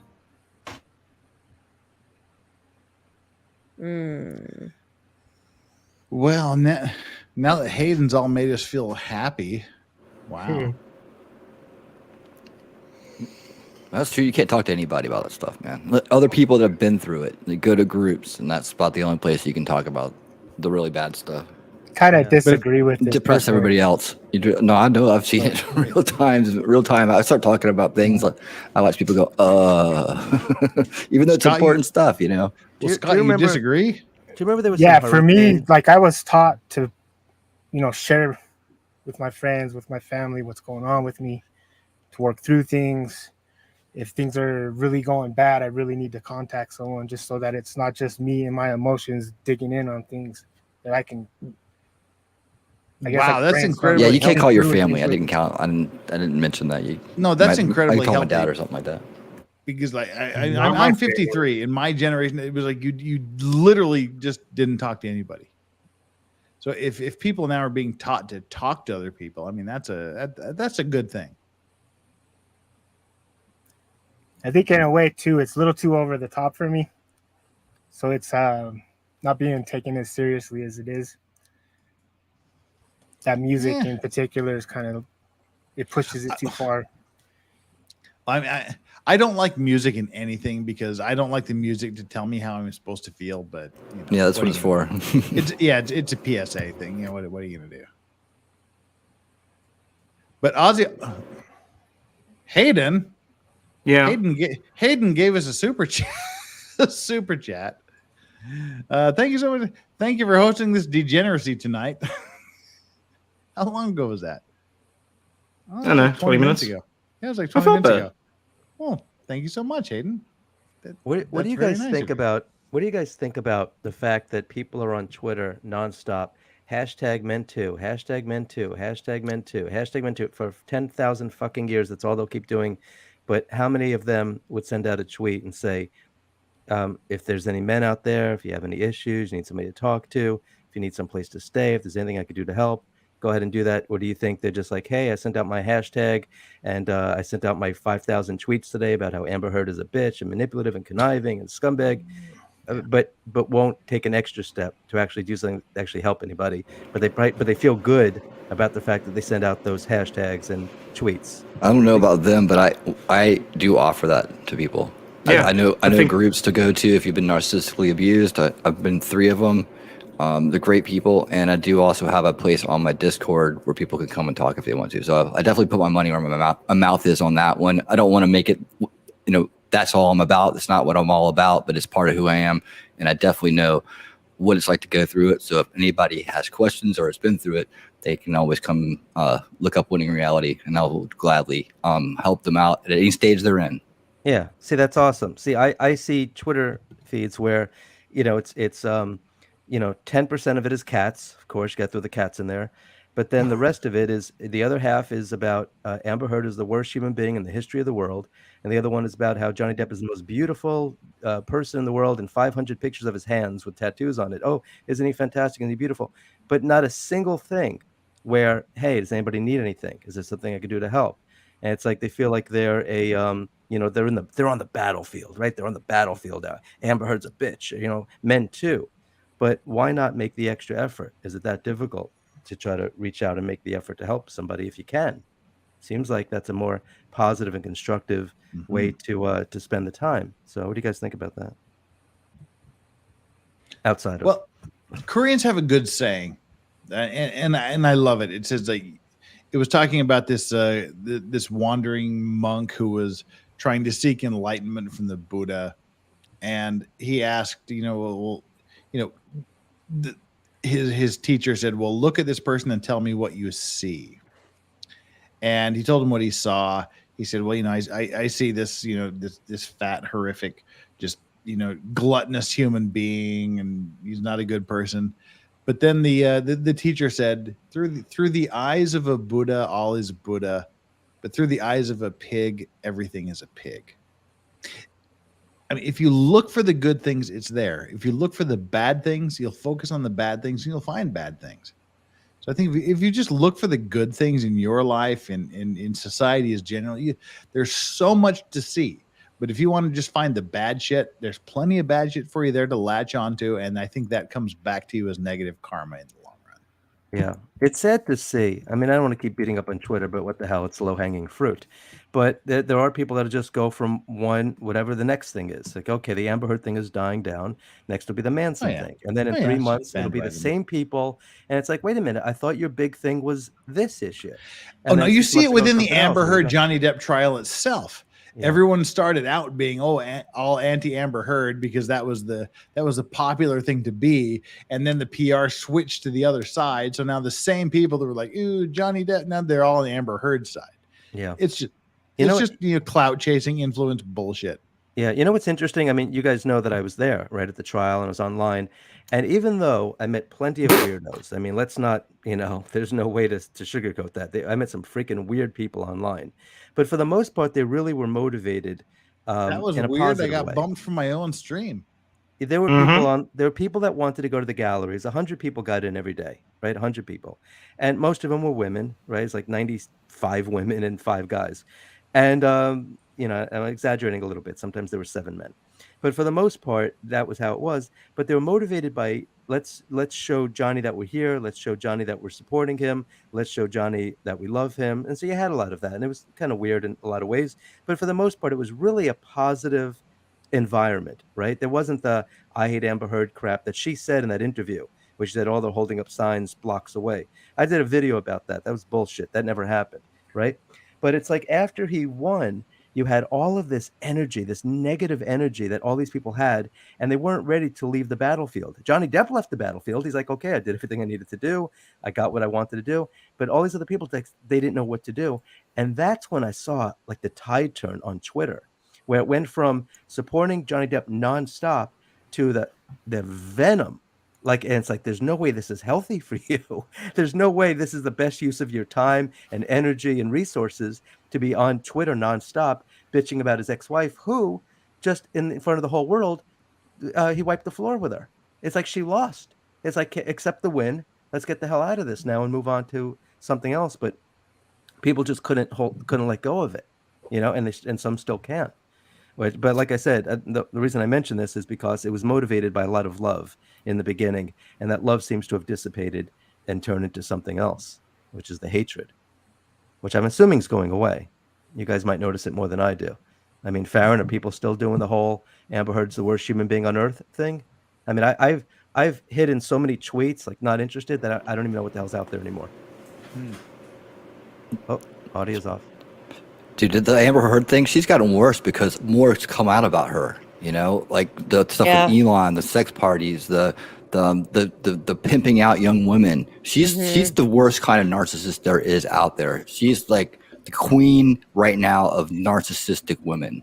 Yeah. She plays the game well. She's got the highest body count. She's got the highest income from scamming. Of course, now it's all crumbling on her, and this is the iconic moment in history where everything that's been bottled up for decades about female abuse towards men, mental abuse, emotional abuse, the ones that not so much the physical side, but Amber definitely went high on the physical side with that. Yeah, I see that.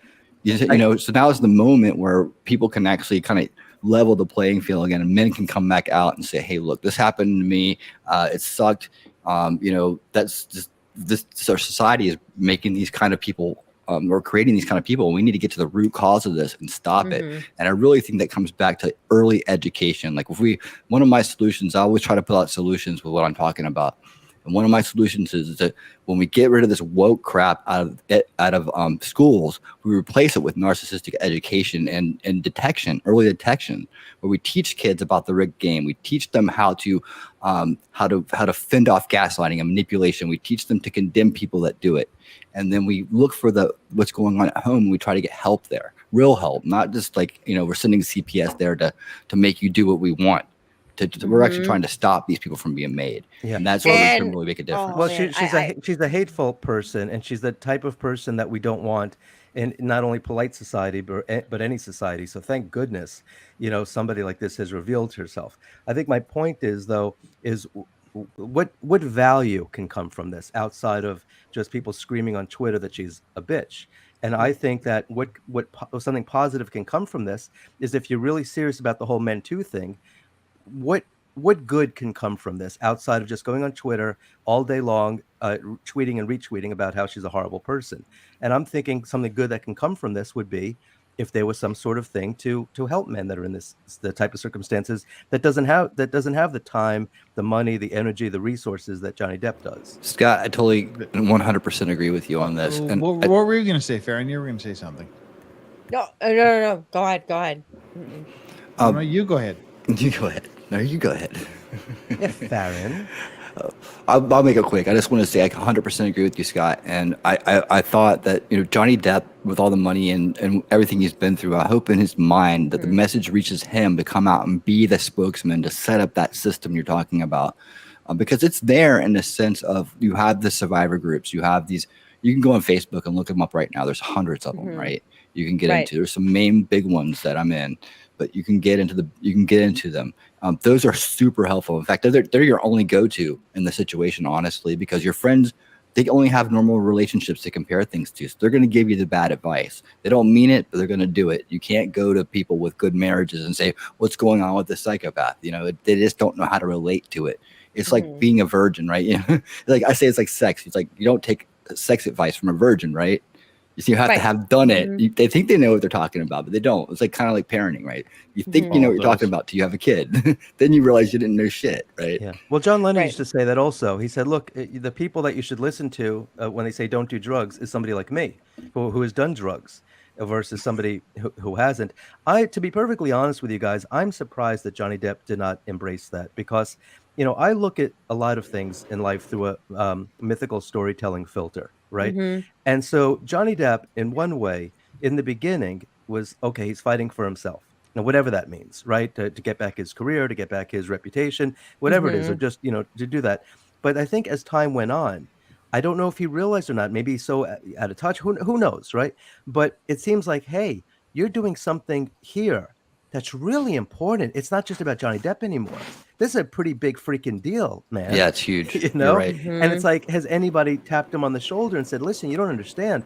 There's a lot of men in the same sort of circumstance as you that don't have this, and you're really speaking up for them. And guess what? You've got a lot of women on your side that agree with you about this." Oh, yeah. And so I'm surprised that he didn't do something, and whether he has something planned, who the heck knows. But it did surprise me because, like, once again, I try to see what good can come from this.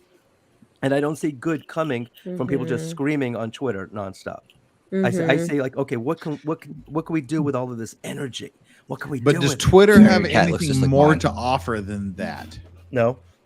Okay. No, I agree with you, but I think give it time. Maybe he will. Just people Maybe he screaming at will. each other, preaching to the Yeah, well, choir. maybe Johnny will step up in time. I've definitely sent messages to him. I've definitely put messages in my videos to him to urging him to do that. The ones that I've made about the Depp-Heard trial and other things that go along with it, like the crazy cat lady video and stuff.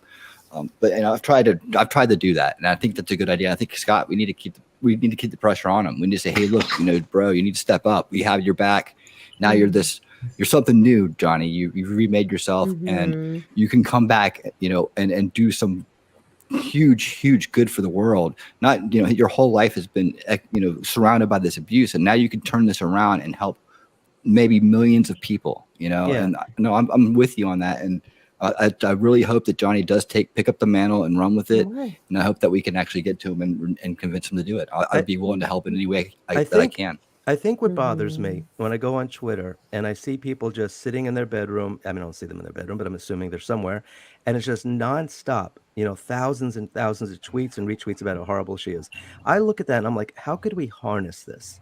Can we harness this energy? And I don't want you getting demonetized, so I'm not going to say a certain word.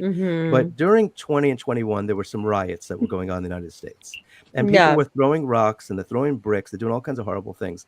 And I watched and I said, they're in this really poor neighborhood. Imagine if you had these people, dozens of people, hundreds of people, instead of doing that, imagine if, because charity starts at home, doesn't it?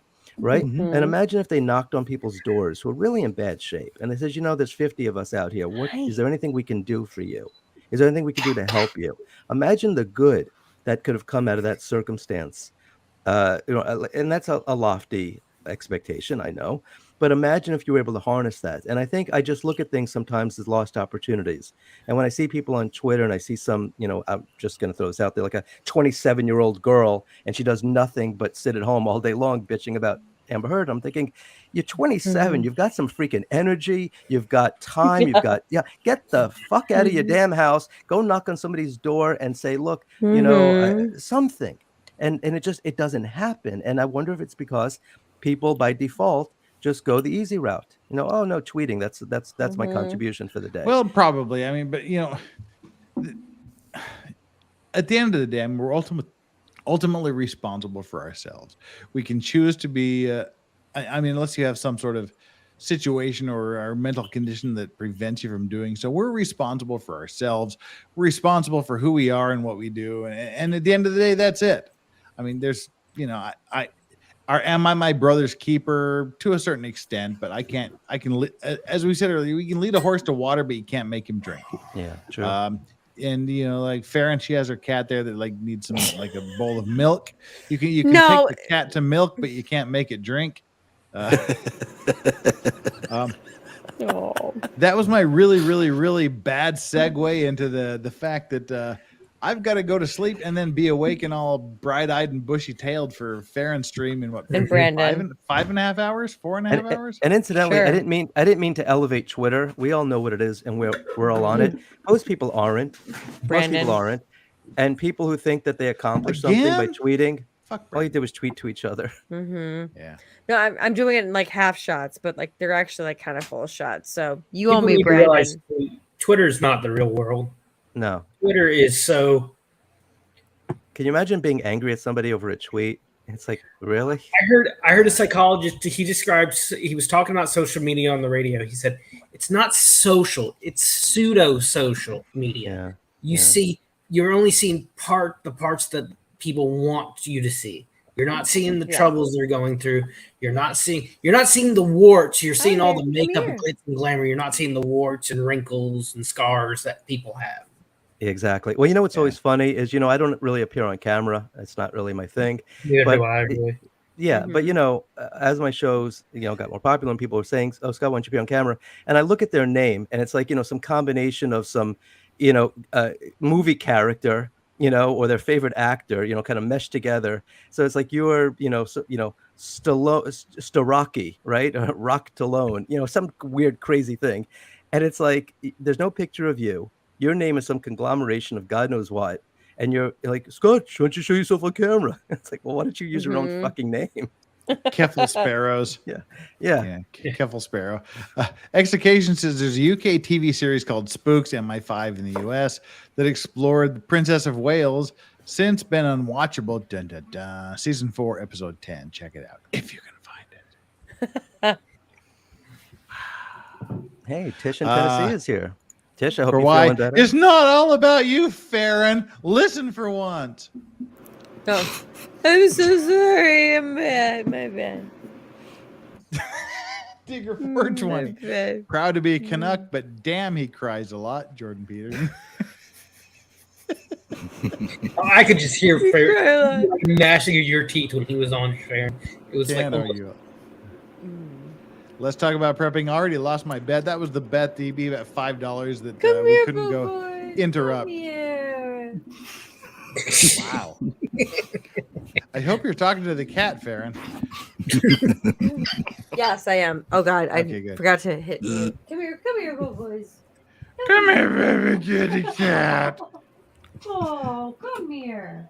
Oh, here we go. Here she is.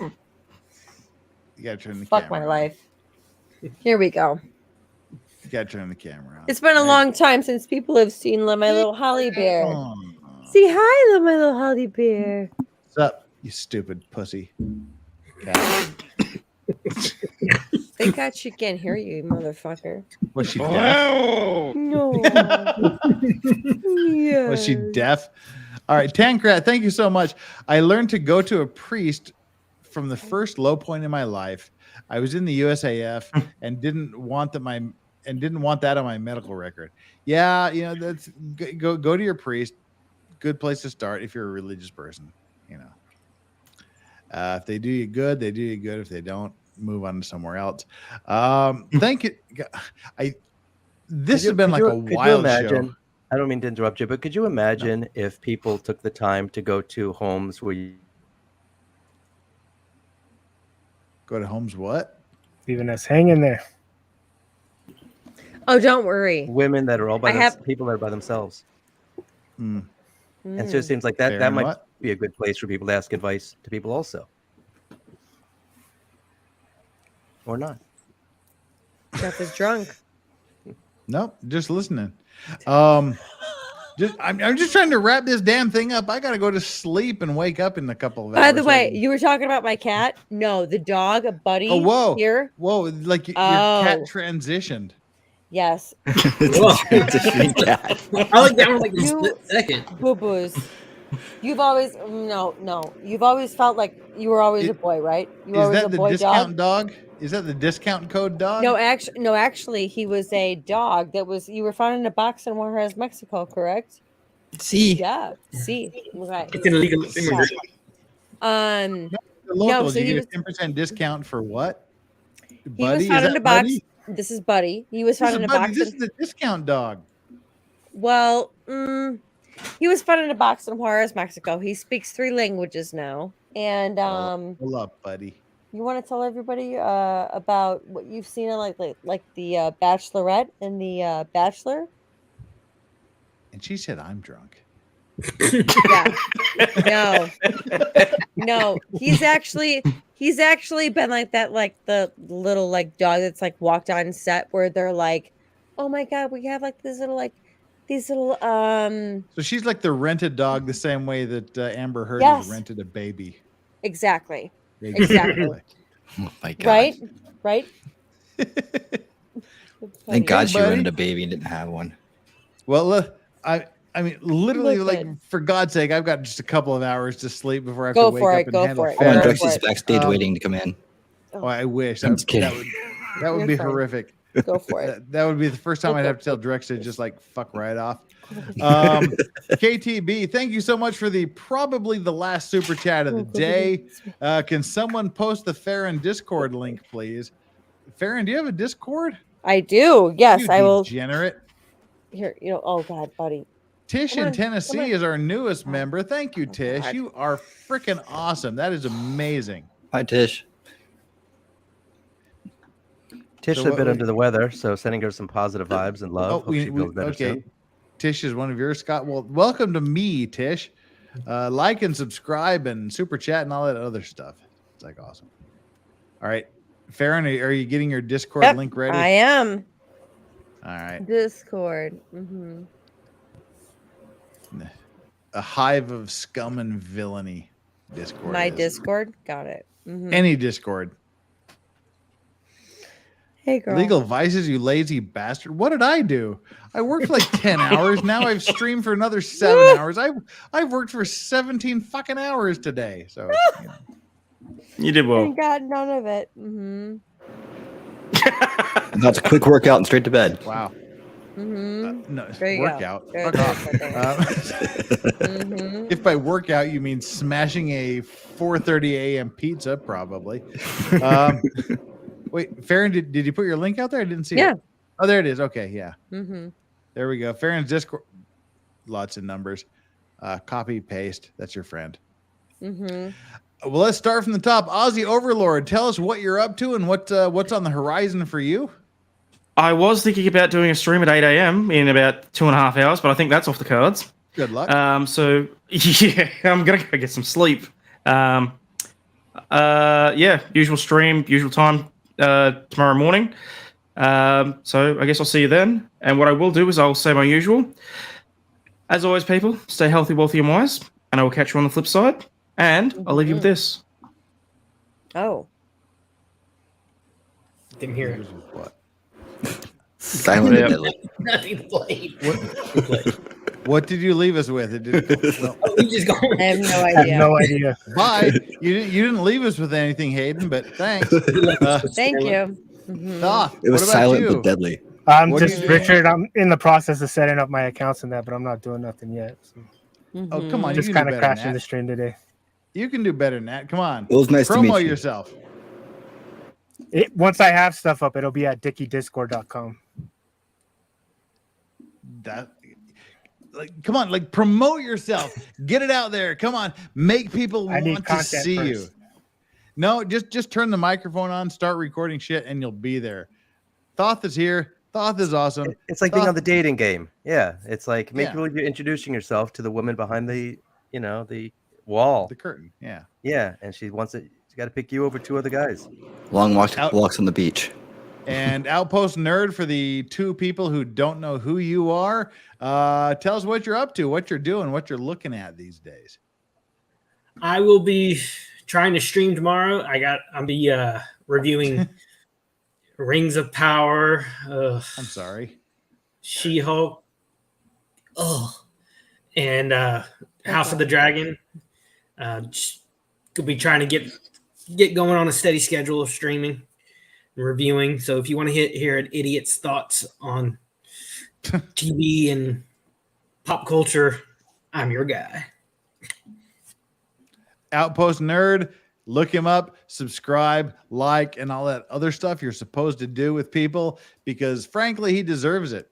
And Scott, for the three people that don't know who you are, what are you up to? What are you doing? And promo yourself.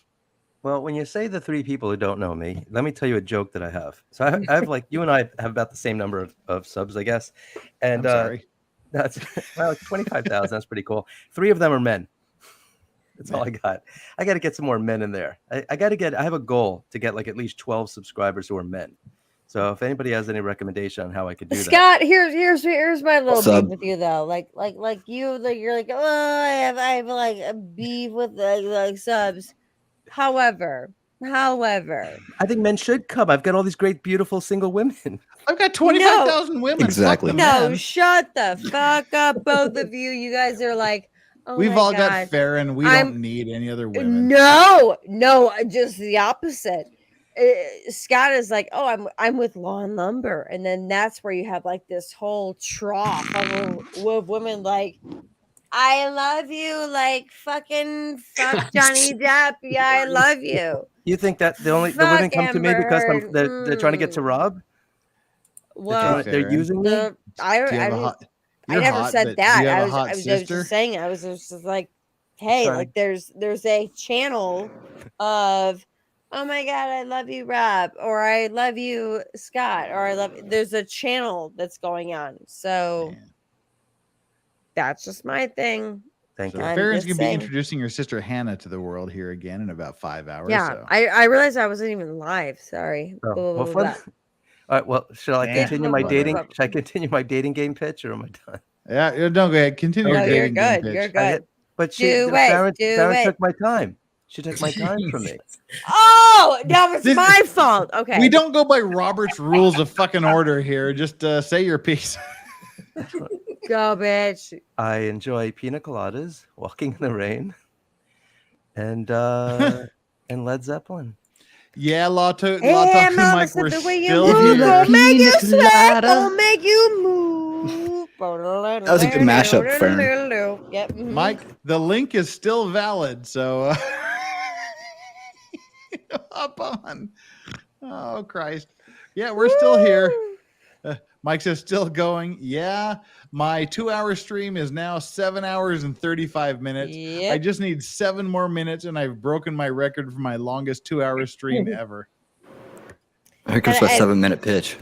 And I love like the little like, oh my God, you're gonna do the I don't even know. God, I hate you hard. Exactly. A few minutes, Farron. Winning reality. What are you up to? What are you doing? You Sorry. know, we've hung out on stream before. So like pimp yourself.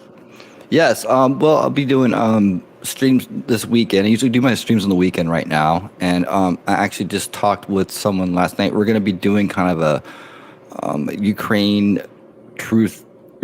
Russia truth thing. I'm not really big on those kind of things, but she is. Her name's Roma. Like truth or Ukraine? Is that like? Oh, you need somebody. You need somebody to actually like bring you like fucking some fucking truth. Farron, we just need you to bring us sandwiches. I haven't really taken a side in it, so she had some interesting things to say. Oh, well, what side is she on? Roma, she's a Ukrainian. Oh, well, I would be on the fucking other Farron, the only side, thing we need, that might be bring, pretty good, man. I get the Jello and we'll go. Farron, just bring us sandwiches. That's all we need you to bring. But I've been doing a series on sandwiches. There you go. I like sandwiches. Muffins. See, that's the thing. Like people like, how come you never cover Ukraine? How come you never came Russia? Like 95% of my friends here in Korea are Russian and Ukrainian. Right. My very, very best friend. They're a couple. And you've talked about this on my stream too. Yeah, my very, very best friends, they're a couple. He's Russian, she's Ukrainian. So that's just like literally when the friends get together, that is the absolute one thing we just don't talk about. Yeah. Because we're all friends, and politics and governments are just, they're all full of shit. They're all fucked up. And there's no reason to let the governments influence the individual actors' lives. And the problem is though, is that like people don't understand like the governments though, like the governments are like your little brother and sister. Okay. Like everyone that has like seen me and my sister, like for sister, like my stream with her, that would be like me fighting with her. And I go to you and I'm like, pick a side. And you're like, well, I want to pick you, but like, I love Hannah. Well, the reason I'm that's the problem. Mm-hmm. The reason I'm bringing Statuesque Misk says Scott Cardinal gets the ladies in the stream. I thought I got ladies in the stream, Statuesque Misk. You've betrayed me. Everybody's betraying me. Brandon Lesko's betraying me. Statuesque Misk is betraying. Oh, fuck off, everybody. Yeah, but I have to get myself an avatar with a face on it. I'm in the friend zone though. They really like you though. Execution. Farron looking more like a stray cat. Still would though. Hashtag better than my standards. Nice.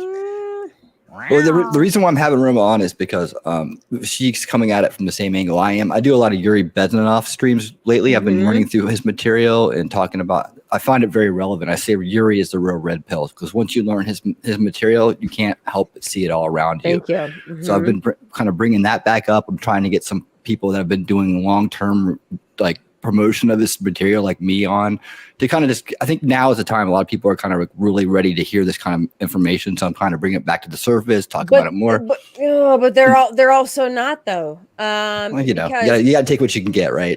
Right. Well, I'll tell you, for example, like you sound like you kind of like want to be like the U.S. Duran report, right? The Duran report, if you will. Hungry like a wolf. Right. Her name is Rio, and she dances on the sand. Am I the only sober one here? No. Okay. Just wondering. Farron, what are you doing? I've drank enough of my life to know what it's like to be where they are. So I can just snap right in. Near future.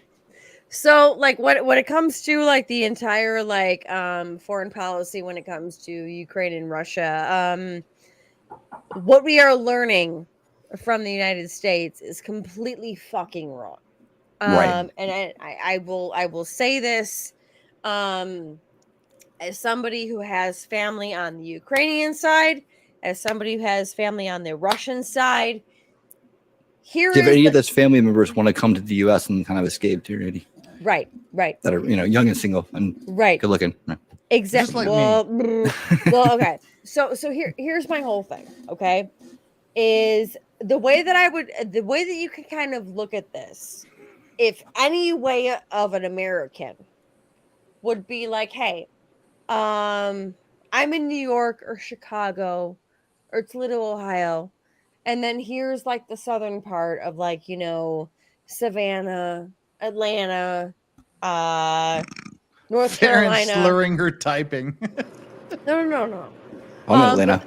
But the point is that it's one of these things where it's like, oh, like we're in the same country, but they're like the southern part of the country, right? That is the exact same way in the Ukraine, how they feel about East and West. For example, in the western part of Ukraine, they are very much pro-NATO, meaning NATO, oh my God, anything that the United States does, anything that like Germany, the UK. Why are you laughing at me? If Farron gets any slop here, we're gonna have to put her on a Kaiser roll. That's beautiful. What? Oh, we're just gonna make you a big open face. Well, hey, look, I tell you what. If you want to be on the stream this weekend, I'd love to have you. We guys can talk. I was just gonna, like we said, me and her hit it off because we both kind of look at things through the subversion filter, and she was kind of catch on to what I was saying. I was catch on to what she was saying. And we're like, hey, we should talk. And anyways, that'll be a nice addition to the Yuri series I'm doing. I'm also putting out soon a new parody about the Kangaroo Court of Alex Jones, starring Viva and Barnes. So it should be pretty funny. I'm also doing a series on Rumble called Unbreaded Chronicles.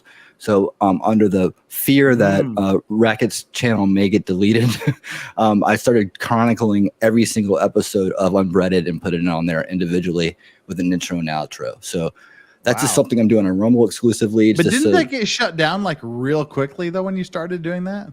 No. It's still up and running. It's doing really well. I got 8 episodes up already. I put about 4 out a week. And this is Rumble, not YouTube. Oh. Yeah, that's why I did it there. I know the guys, some guys tried it on YouTube and they didn't go too well for them. So, but I was like, hey, if this channel gets deleted, we're going to lose all that great material. I want to save it. I want to preserve it. I put it on there along with my latest video was what would happen if Ben Shapiro met Rekieta Law. It's a funny parody video. Definitely go check it out. Don't play it live on the stream, but definitely go check it out. It's pretty funny. And so that's what I got going on. I am currently at almost 3 more till I hit 4K. 3 more till I hit 4K. Awesome. That's the closest I've been in a long time. Over a month I've been trying to break 4,000. It keeps going up and down. Everybody here needs to go to Outpost Nerd, Scott Cardinal, Winning Reality, Fair and Balanced, and me, and subscribe to everything and like everything you see. Thank you so much. Please do. Damn. I just hit 50 subscribers, which I've been hovering around like 43 for the past few weeks. But I've only I been thought doing you had this. like thousands. No, I get on people's streams with thousands. I'm a little. Okay. That's why I'm like, okay, I guess I'm bigger than I thought. But no, Well, I'm as I of just started 1 it. minute and 35 seconds ago, it's official. This is the longest 2-hour stream I've ever done. It's 7 hours Yes. and 44 minutes exactly. Sliding sideways. Yeah, the second longest one was my direct stream at 7 hours and 42 minutes. Like the mods, those are my mods that have stuck here for the last 7 hours. I question your life goals and your life things. But thank you all for being here. The chat, the Vice Squad is the most awesome chat on the entire internet. Sorry, everybody, you can't compare to my chat, even though like probably all of my chat is the same as Farron's chat. So Farron's is probably pretty cool too. Yeah. Everybody, thank you guys for being here and popping in just like unannounced and unexpected. It was great to have y'all here. On the way out, make sure you hit my like and my subscribe and my notifications and join my membership and do everything for me, but also Outpost Nerd, Scott Cardinal, Winning Reality, Fair and Balanced. Go visit them, give them a shake, give them a like, and enjoy what they have to offer because it's awesome. I mean, everybody here, we're a community. We sort of have we have this nice little group that we can all hang out together and talk about important things. We may disagree, but we still come out as friends at the end of the day. And yeah, chat, you guys rock. Thank you everybody for the amazing super chats, except for Brendan Lesko, who gave super chats to everybody but me today. You can just fuck right off. I saw. See you tomorrow, Brendan, though. I love you, man. If it makes you feel better, he's never even been to any of my streams. Ever. No. Just kidding, Brendan. I love you. You're awesome. So everybody, thank you for being here. Farron, hang around for just a second after so we can sort of plan what's going to happen 5 hours from now. Oh, fuck. I know, right? All right. Chat, mods, guests, everybody. Thank you for being here. Later. And until we all meet again, whatever you do not forget to enjoy your legal devices. Wow. The Baldo. Sure. Don't forget to enjoy your Baldo and your electrified solid steel dildos and anal plugs. Until then, enjoy your legal vices, which do not include fucking horses. Until then, talk to Farron. We'll talk to you later. Bye. Bye, everybody. Thank you. Bye.